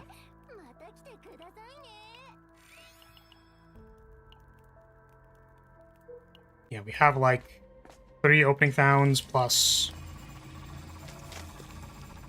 the unique is out of the way, so like that's good. I actually wonder, no, like because I don't know if I'm just gonna randomly not have enough for a card to remove. I don't know. Paranoia.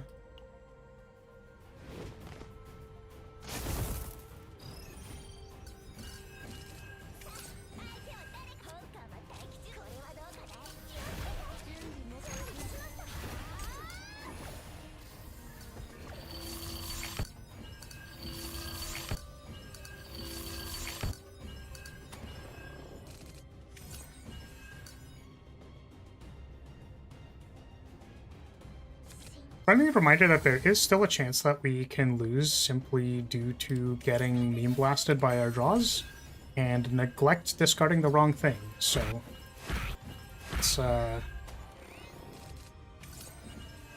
focus up.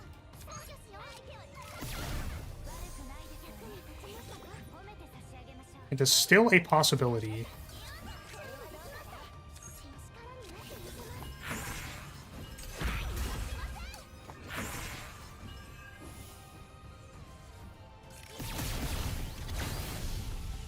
I mean, that's a lot of damage, so it's pretty funny.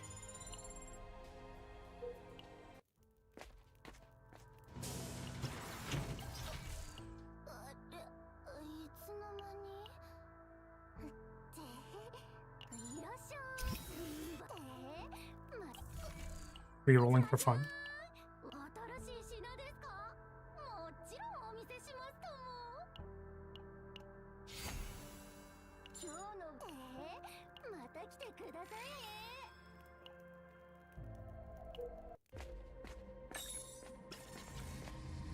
Trigger Epiphany to a card, max health plus 50% to decrease stress. Is there anything that still needs an Epiphany? Spore Harvester. Spore Harvester is not Epiphanied yet.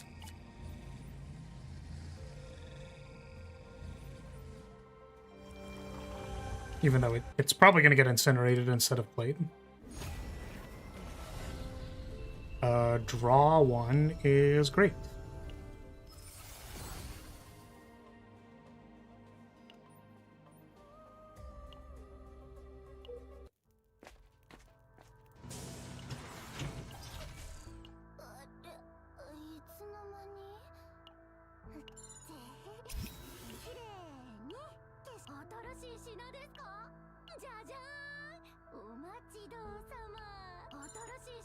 I don't even know what we're looking for.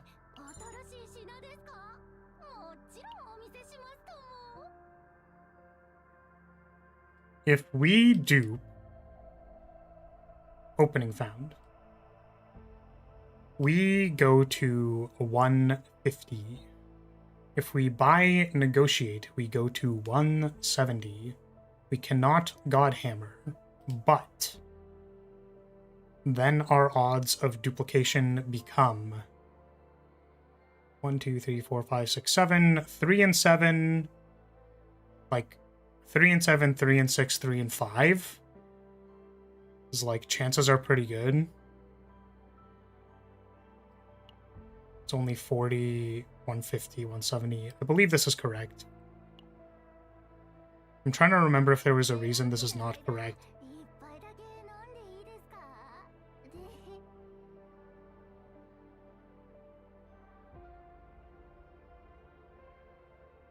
No. I think we're good.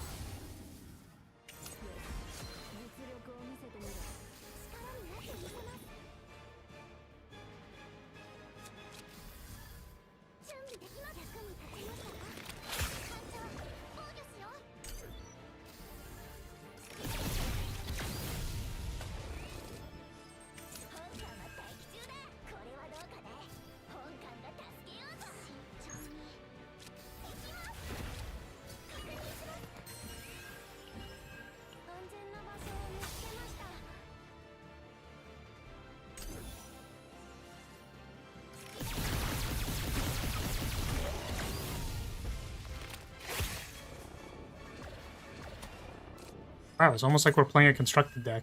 That's crazy.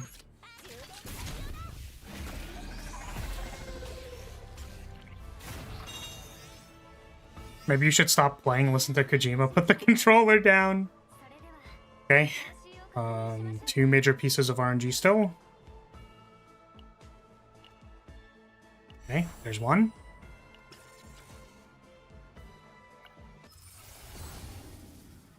Sandbag the equipment real quick. Please. No, we didn't get it. No. I mean, the deck's still really good, but that's quite unfortunate. It's pretty unfortunate. All right, we already have gun. Oh my god, I'm so stupid. We wouldn't have been able to get it anyways because we had gun. That's so funny. Oh man. Well, at least I didn't like extra giga disappoint myself at the end. That's so funny. That's actually so funny. I almost extra tilted myself off the face of the planet. So the sadism in my deck literally doesn't do anything. I could have just taken Godhammer here. That's so funny. Okay. Skip.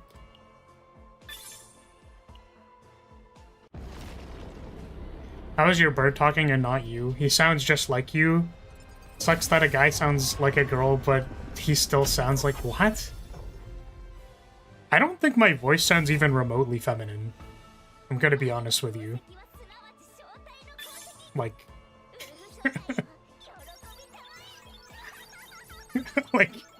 like not even remotely enough into territory for you to make that meme. Yo!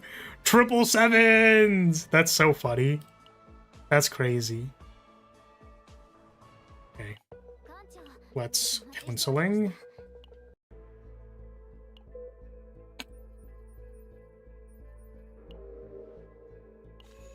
Eat some food. Eat food with barrel.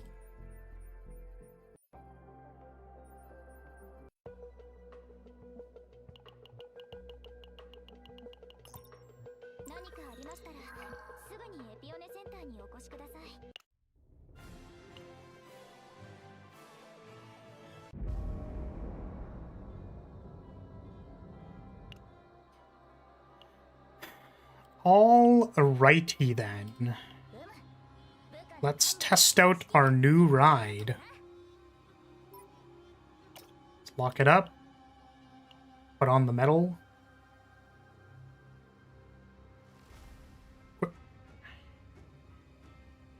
Yeah. The only thing, I guess, is that our negotiate doesn't, like, draw cards or gain morale or do anything like that. Oh, I just realized we can also exhaust the sadism, so it's not even, like, the worst card in the deck. Alright. Here we go. Give it the good old try.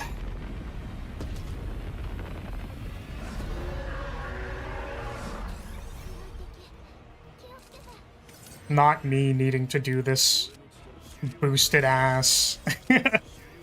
Boosted ass phase 1 again. Yeah. Basically, we need to have left hand prepared for turn 8. So that we can do burst, and then we'll turn over, and then do turn whatever after that again. This draw is probably not it.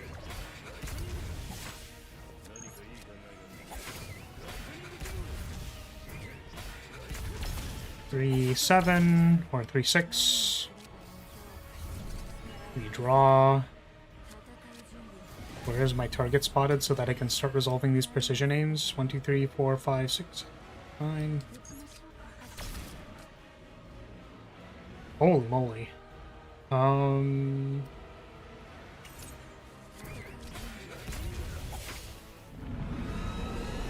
Discard Fixer's Approach is unfortunate. Let's draw 3. Gear Bag. Hello, target spotted. Hello, looking for target spotted.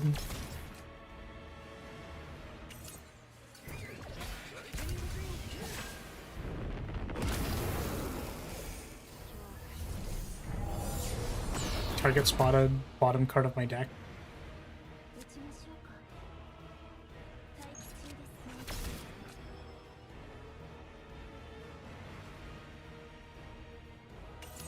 Target spotted, actually unironically bottom card of my deck.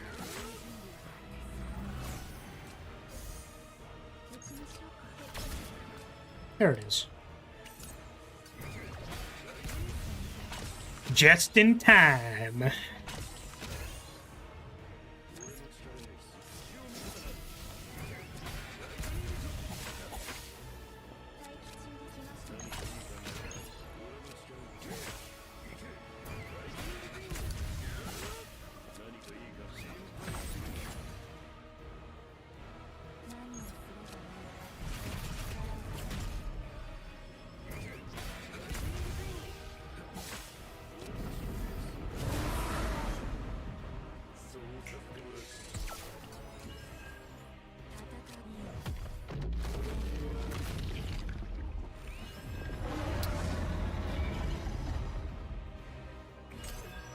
Alright, well, we still have 2 powers we need to resolve.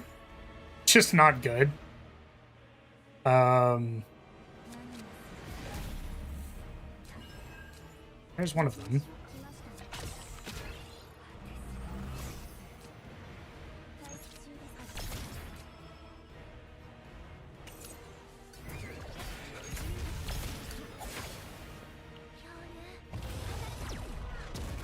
Show me...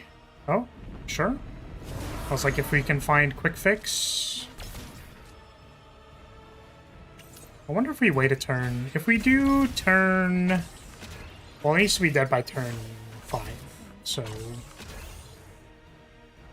think this run is cooked.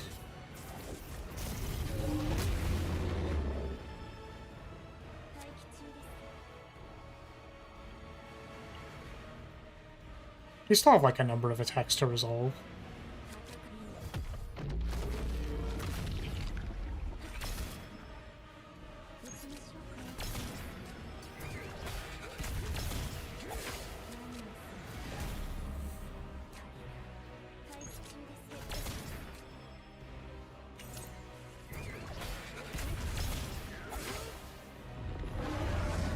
We just roll really high on our crits. And we kill it.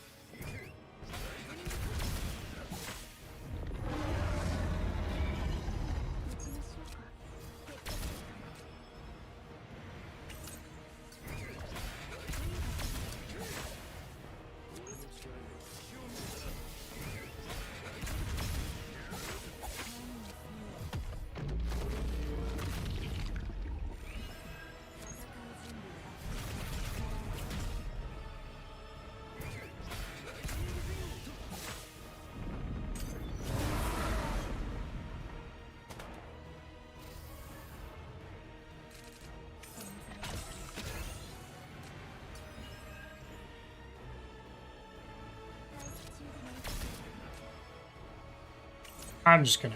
Does not. It does not seem like it. Probably doesn't... Probably not that one. That one's probably not it.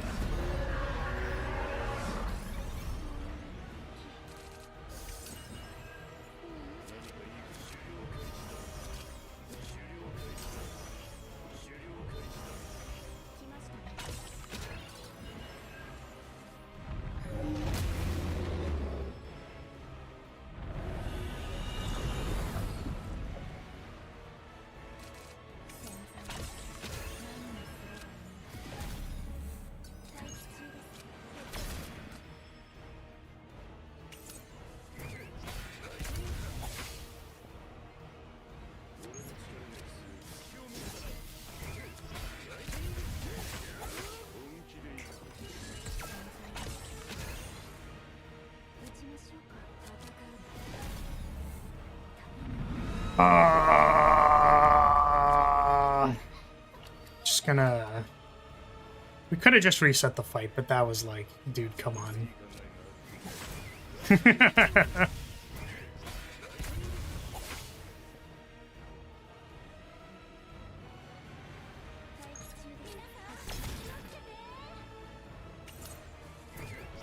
See you later, high-powered scope.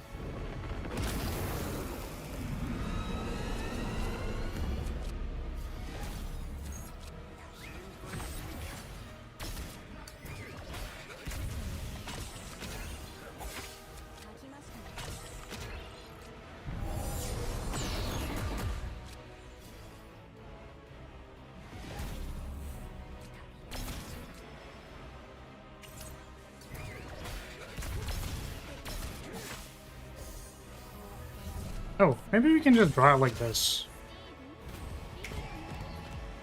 Draw Fixer's approval.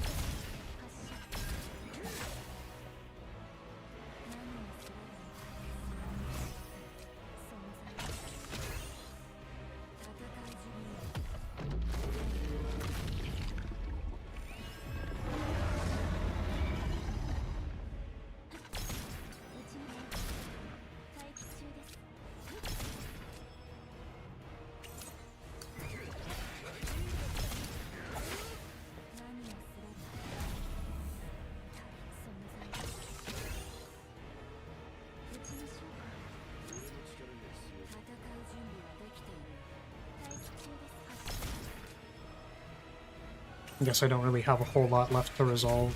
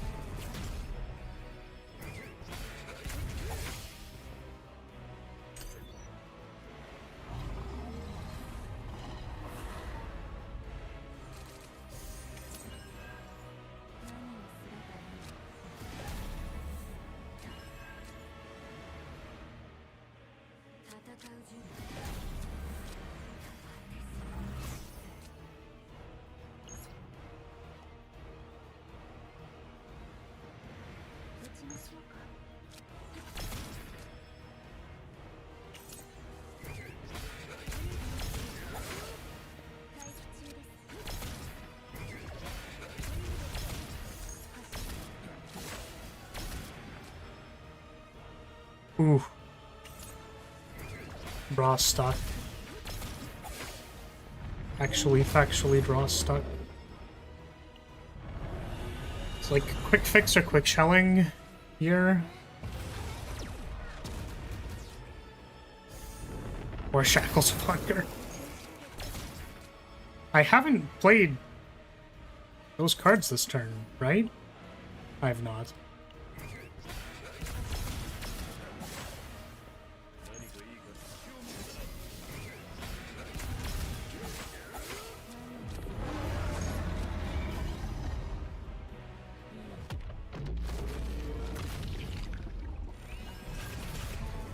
Just turn 4.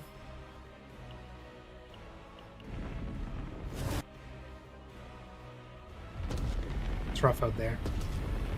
Rough and tough.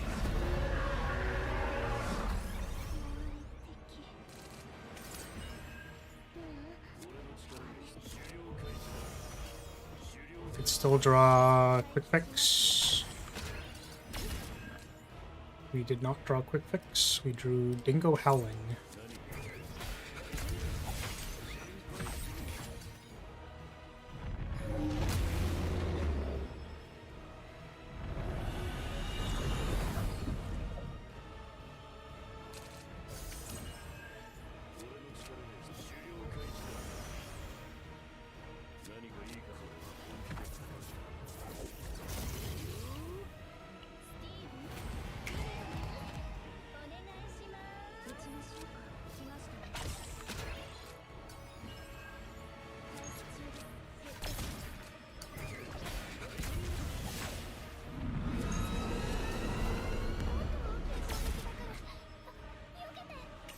Definitely not it. Ugh.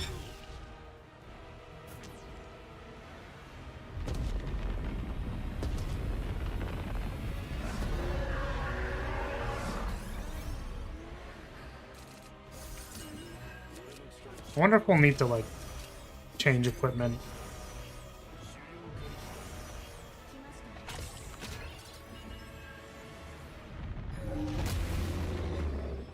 Maybe Hugo just needs more damage, like bricking aside. It's kind of the issue I ran into the first time when I was trying to clear with this team.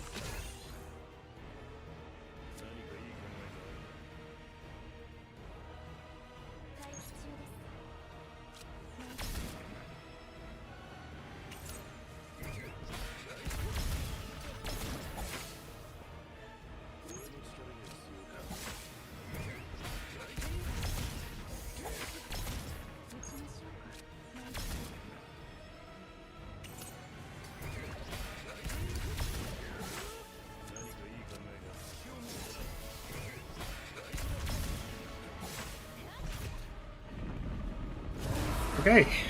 That is one hell of a turn 2.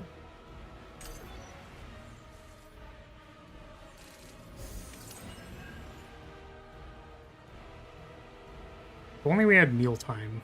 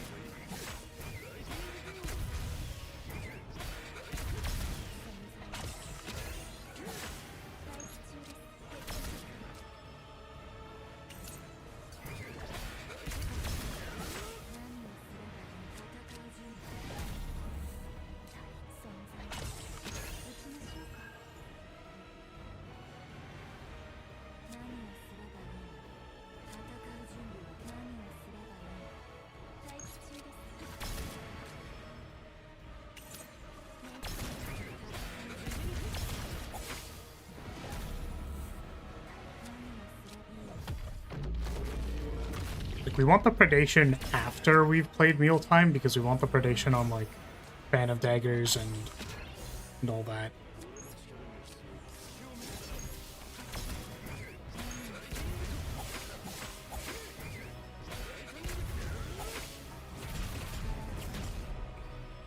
Alright.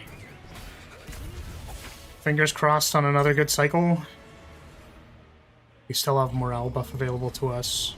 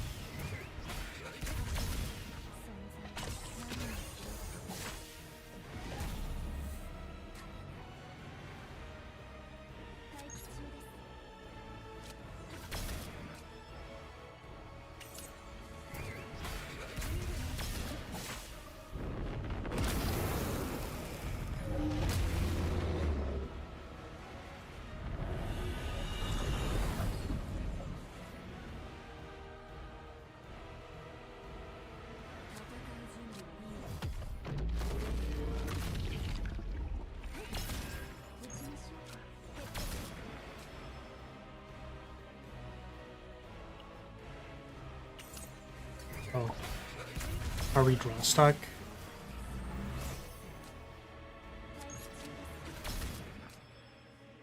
That looks like draw stuck.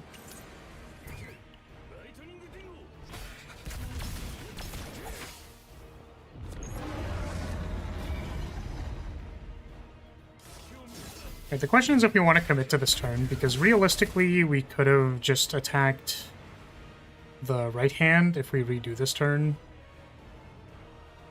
And then not taken any contaminations. I think. Or do we risk... That's a lot of contaminations. I'm going to redo this turn. Probably a mistake. We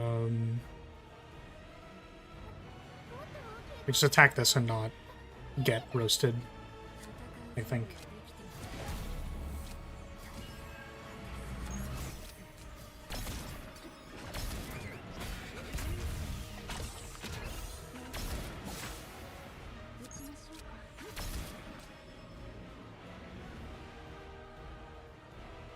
I don't know if we can kill it in time, I guess.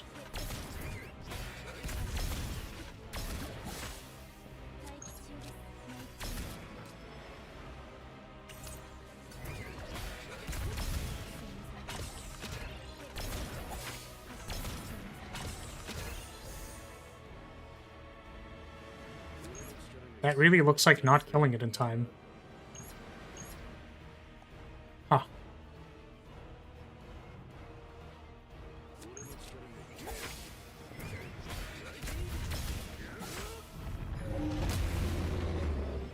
At least we didn't give it, like, more fury.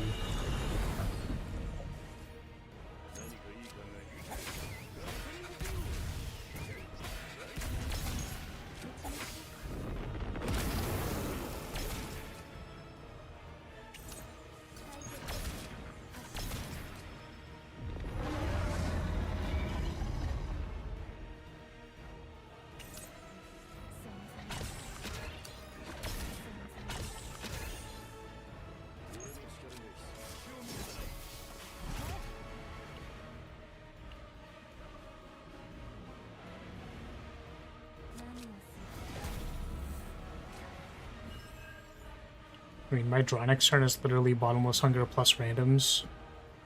That's, like, kind of sus. I don't know if there's anything we can do about that, unfortunately.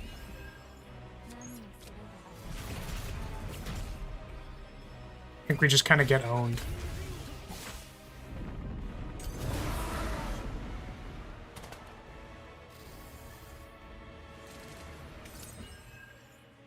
Quick shelling is a good start.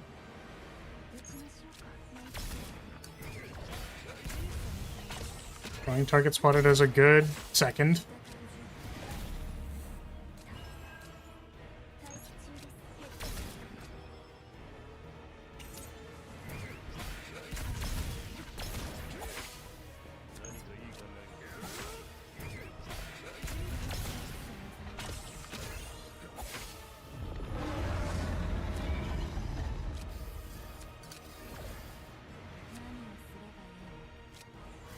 Oh, we didn't morale boost before we did any of this. Whoops. Maybe it's enough anyways?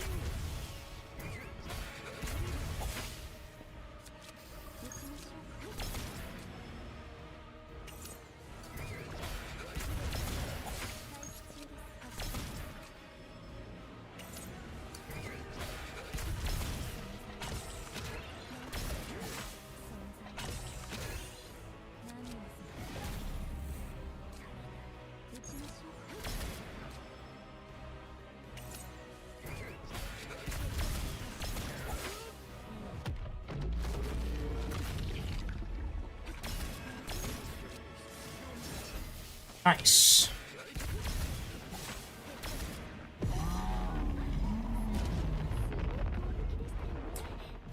Okay, let's not brick on our barrel deck, please. Let's draw real good.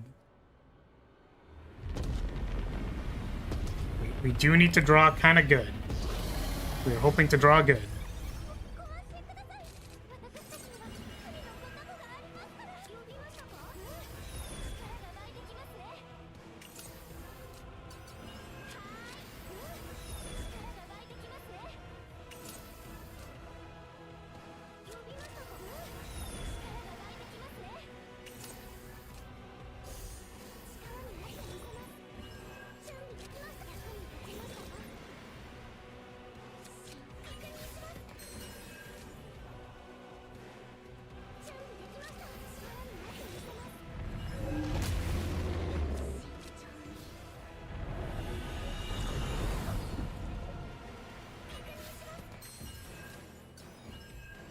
Darn.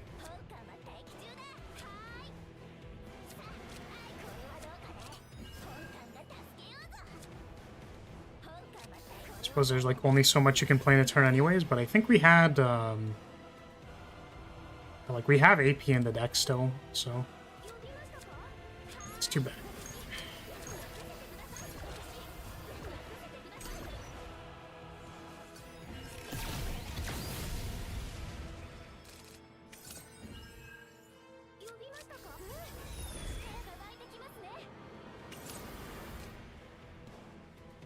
Oh my god, does this not draw again?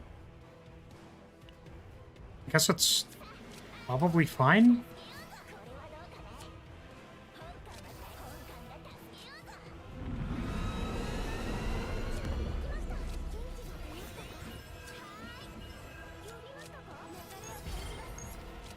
That arena card has vulnerable, might not need sadism.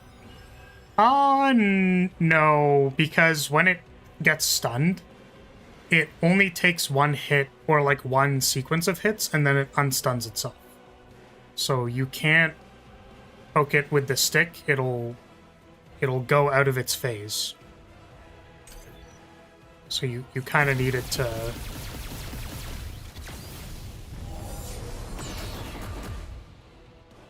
just sit there and take it.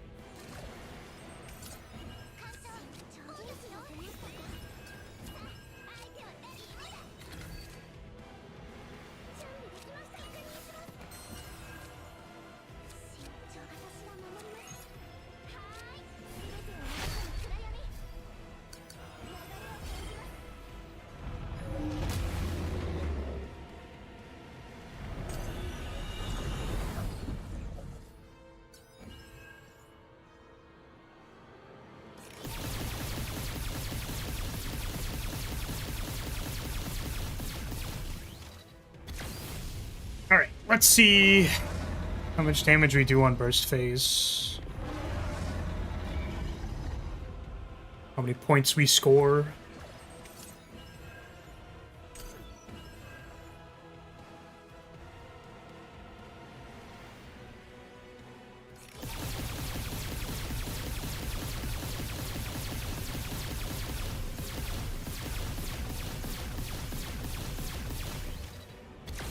Huge.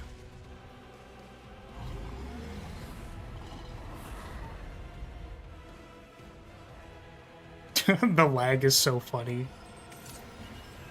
Yeah, keeping in mind here that, like, we do get fall off points, like, the points will fall off after we hit, like, a certain point, so. We are hoping that this kills the hands. That's what we were aiming for with the 4 opening founds.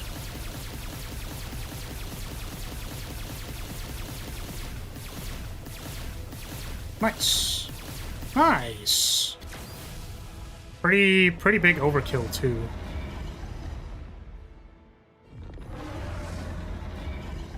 Does the head not have vulnerable already? It has moribund. That's not vulnerable. That's definitely... I think that looks like the vulnerable thing, though.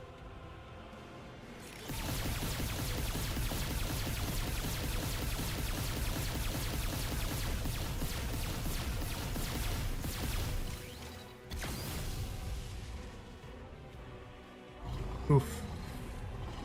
We're getting Caparino'd here.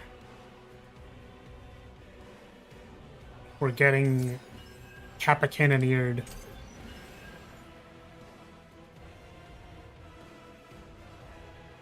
It's the same icon, I never read it. Yeah, fair. I think Mark also has this stupid, like, crosshair thing. And it's like, bro. Come on now.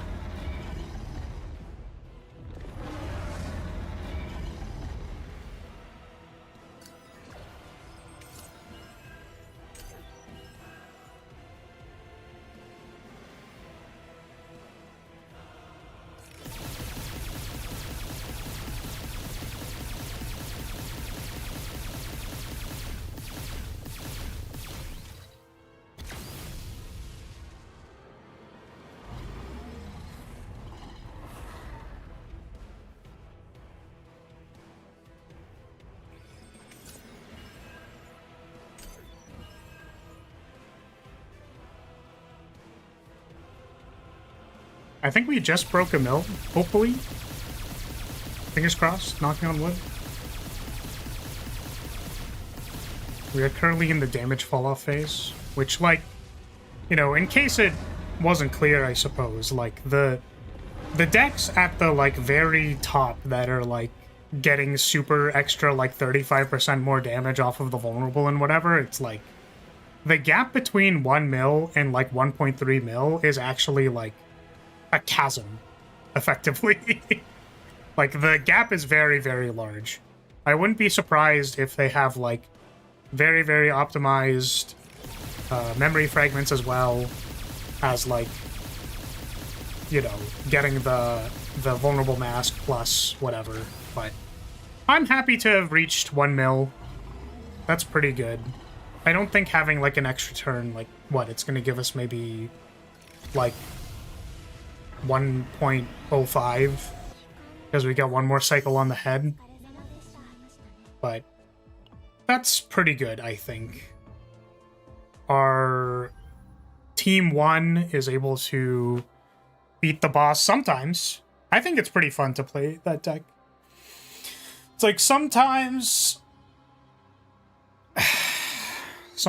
we can clear it in 5, and then this deck is, you know, it's aight. It's aight. You know? Like, it's aight. Thank you for the congratulations. Yeah, I mean, it's a difference between, like, what? Is it?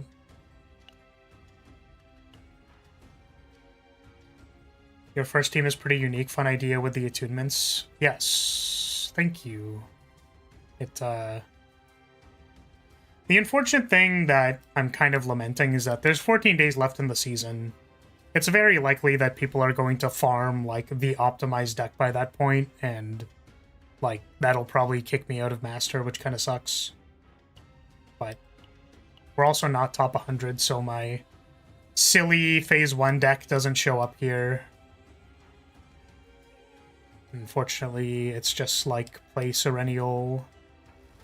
And I don't know, I kind of wish people, like, cared more about doing something a little bit creative in Phase 1, because, like, the bar is so much lower. But I think because the bar is so much lower, people are like, okay, well, here's Serennial, kill it. And then it all becomes about optimizing Phase 2. Which is really unfortunate, because, as you can see, the optimized Phase 2 is pretty solved. I suppose if I wanted to be at the top of the ranks, then I could just, like, farm this deck. It's not even difficult, right? It's literally, like, Massacre Plus. It's literally just, like, Massacre Plus. Card's exhaust increased damage amount of the next card used by 25%. I suppose that's important for making Hugh do a lot more damage. Attack card is activated, targeting the thing. Damage amount of exhaust, yeah. Anyways, yeah, the gap between, you know, this and I think the absolute top rank is very likely optimized memory fragments and whatever other stuff this is doing that I don't know that it's doing. Stockpile 1 is weird. I don't know what the point of that is. I guess if you stockpile 1 and then you make, like, a bajillion energy on Tefera, then you have stuff next turn at the start of the turn. Yeah, okay. And this is just, like... Ooh, it applies the vulnerable by ending the turn. That's kind of neat.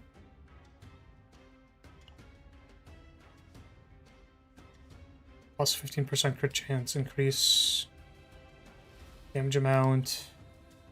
Increase damage amount of exhaust cards, yeah. So they have double, like, 25% multiplier. They have mask vulnerable. Like, I guess three multipliers, then Tefera multiplier is, like, it's quite a lot. Did your brain melted from farming yet? No. We did it. We got 4 opening founds and then shoved Barrel's big gun in their face, and that's probably about as optimal as I can do. I don't know if it's possible to optimize more than that. For me, personally, like I don't... It's either farm a 9 deck, which I suppose I could do, but it would also probably involve farming an Orlia deck. So, yeah. Can I call you Master now? You were always allowed to do that. You were always allowed to do that. But I don't know. Can't believe Blar missed the shove big into barrel. What? What? No, barrel shoved the big gun into the hand phase. It's different. But yeah. I mean, hopefully that turns into a video. Because I don't really want to record that again. Phase 1 trolling me The phase 1 fight being like 7 billion minutes long is really tough. So, I mean, what I might do is I'll edit out phase 1 because it's not important, and then I'll show the entire barrel spore fight just to be like, by the way, this is like, if we try to optimize more, this is what it looks like. Maybe, I don't know. I swear all these enemies look vaguely moist. I'm sure if you, like, stuck a finger in there, it's probably, like, a little goopy. Would it be weird if you, like, stuck your finger in it, and then you took your finger out and there was, like, a goopy strand that came out when you pulled your finger out? Maybe you even did that, and then it, like, as you were pulling it out, the strand is, like, so viscous that it, like, when it separates, it kind of, like, swings down and hits your face.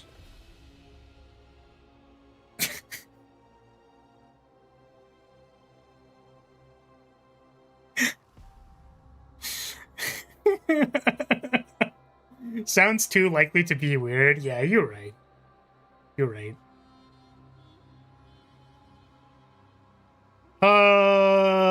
Is there anything else we're doing? I think I'm gonna take tomorrow off. Like, I'm not really taking tomorrow off because I'll be working the entire day, but it's... I should probably get all my stuff settled so that Thursday, Friday, Saturday, I can just play Spire 2. So, I will probably make an announcement about that as well. And I will just be playing Spire Thursday through Saturday for probably the entire day. Won't schedule it up because that's probably unnecessary.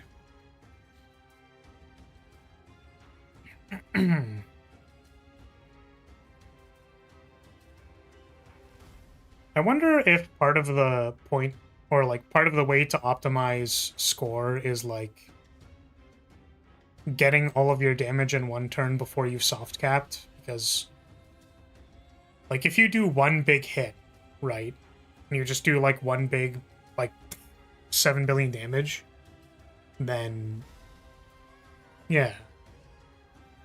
I wonder if it like spikes the points past a threshold, right? So you get some points, it's flipped over, it's vulnerable, you hit with 9 one time and it goes to like you slingshot to like 1.1 or whatever because you did like all of the buffs in the world. And then after that it's like diminishing returns, but you can loopable it. I don't know. Anyways, I'm a little spacey. Still no rolls in my mailbox for me to rescue. You can see I just like don't have pulls. It's a bad idea. Like, I know it's a bad idea. I know it's bad for me, but I pressed the standard banner because I'm like, ooh, we're missing Veronica. This rabbit just never wants to come home. She knows. She knows that I'm gonna shove her into every deck and I'm gonna tell her to draw cards until she passes out. So she knows I'm a bad card game player that wants to use her to draw cards. She knows, which is why she's not coming home. Very unfortunate. Very unfortunate. Spend your gems and pull? Well, I mean, like, this isn't enough for a 10 pull, so... And I used my refund currency as well, so, like, we can't even pity or refund currency into a 10 pull, so... Is what it is. Is what it is. I also probably can't spend a whole lot from the amount that's going to come in, because we're going to be pulling for this character. No idea what she does, but she's a sexy cat girl, so we probably want her. Also, I don't know if I pointed this out the first time, but if you zoom in really closely, like, not gonna lie, chat is blocking the number of gems. I hate her hair. Really? You don't like her hair? I don't mind the pink inside. I'm also like, Hime cut bangs are cute. I like them. Yeah, that's fair. That's fair. If you just like don't like him, that's fine. What I should do is I should give Laris a Hime cut so that you stop watching me and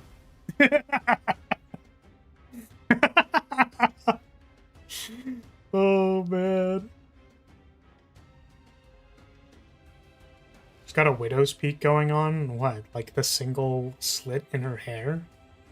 Guys, okay, like you are getting distracted from the important point here. If you zoom in really closely to the armpit, you'll notice one thing. This is very important.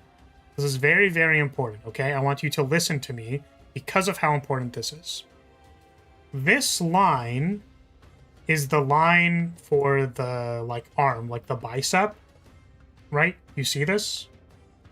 This is the bicep line. There is a very, very slight crease branching from the bicep line to denote that there is pit there. There's a very, very slight skin crease. There's also another skin crease. This is connecting to the booba. So this is like sort of where that plane for where the side booba starts.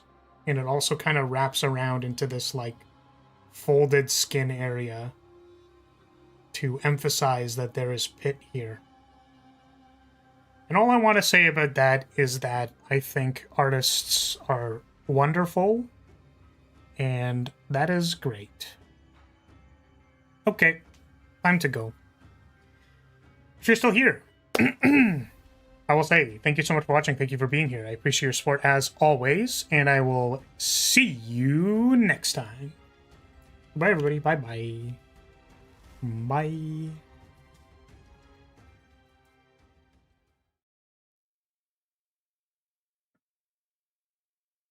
You know, she's like a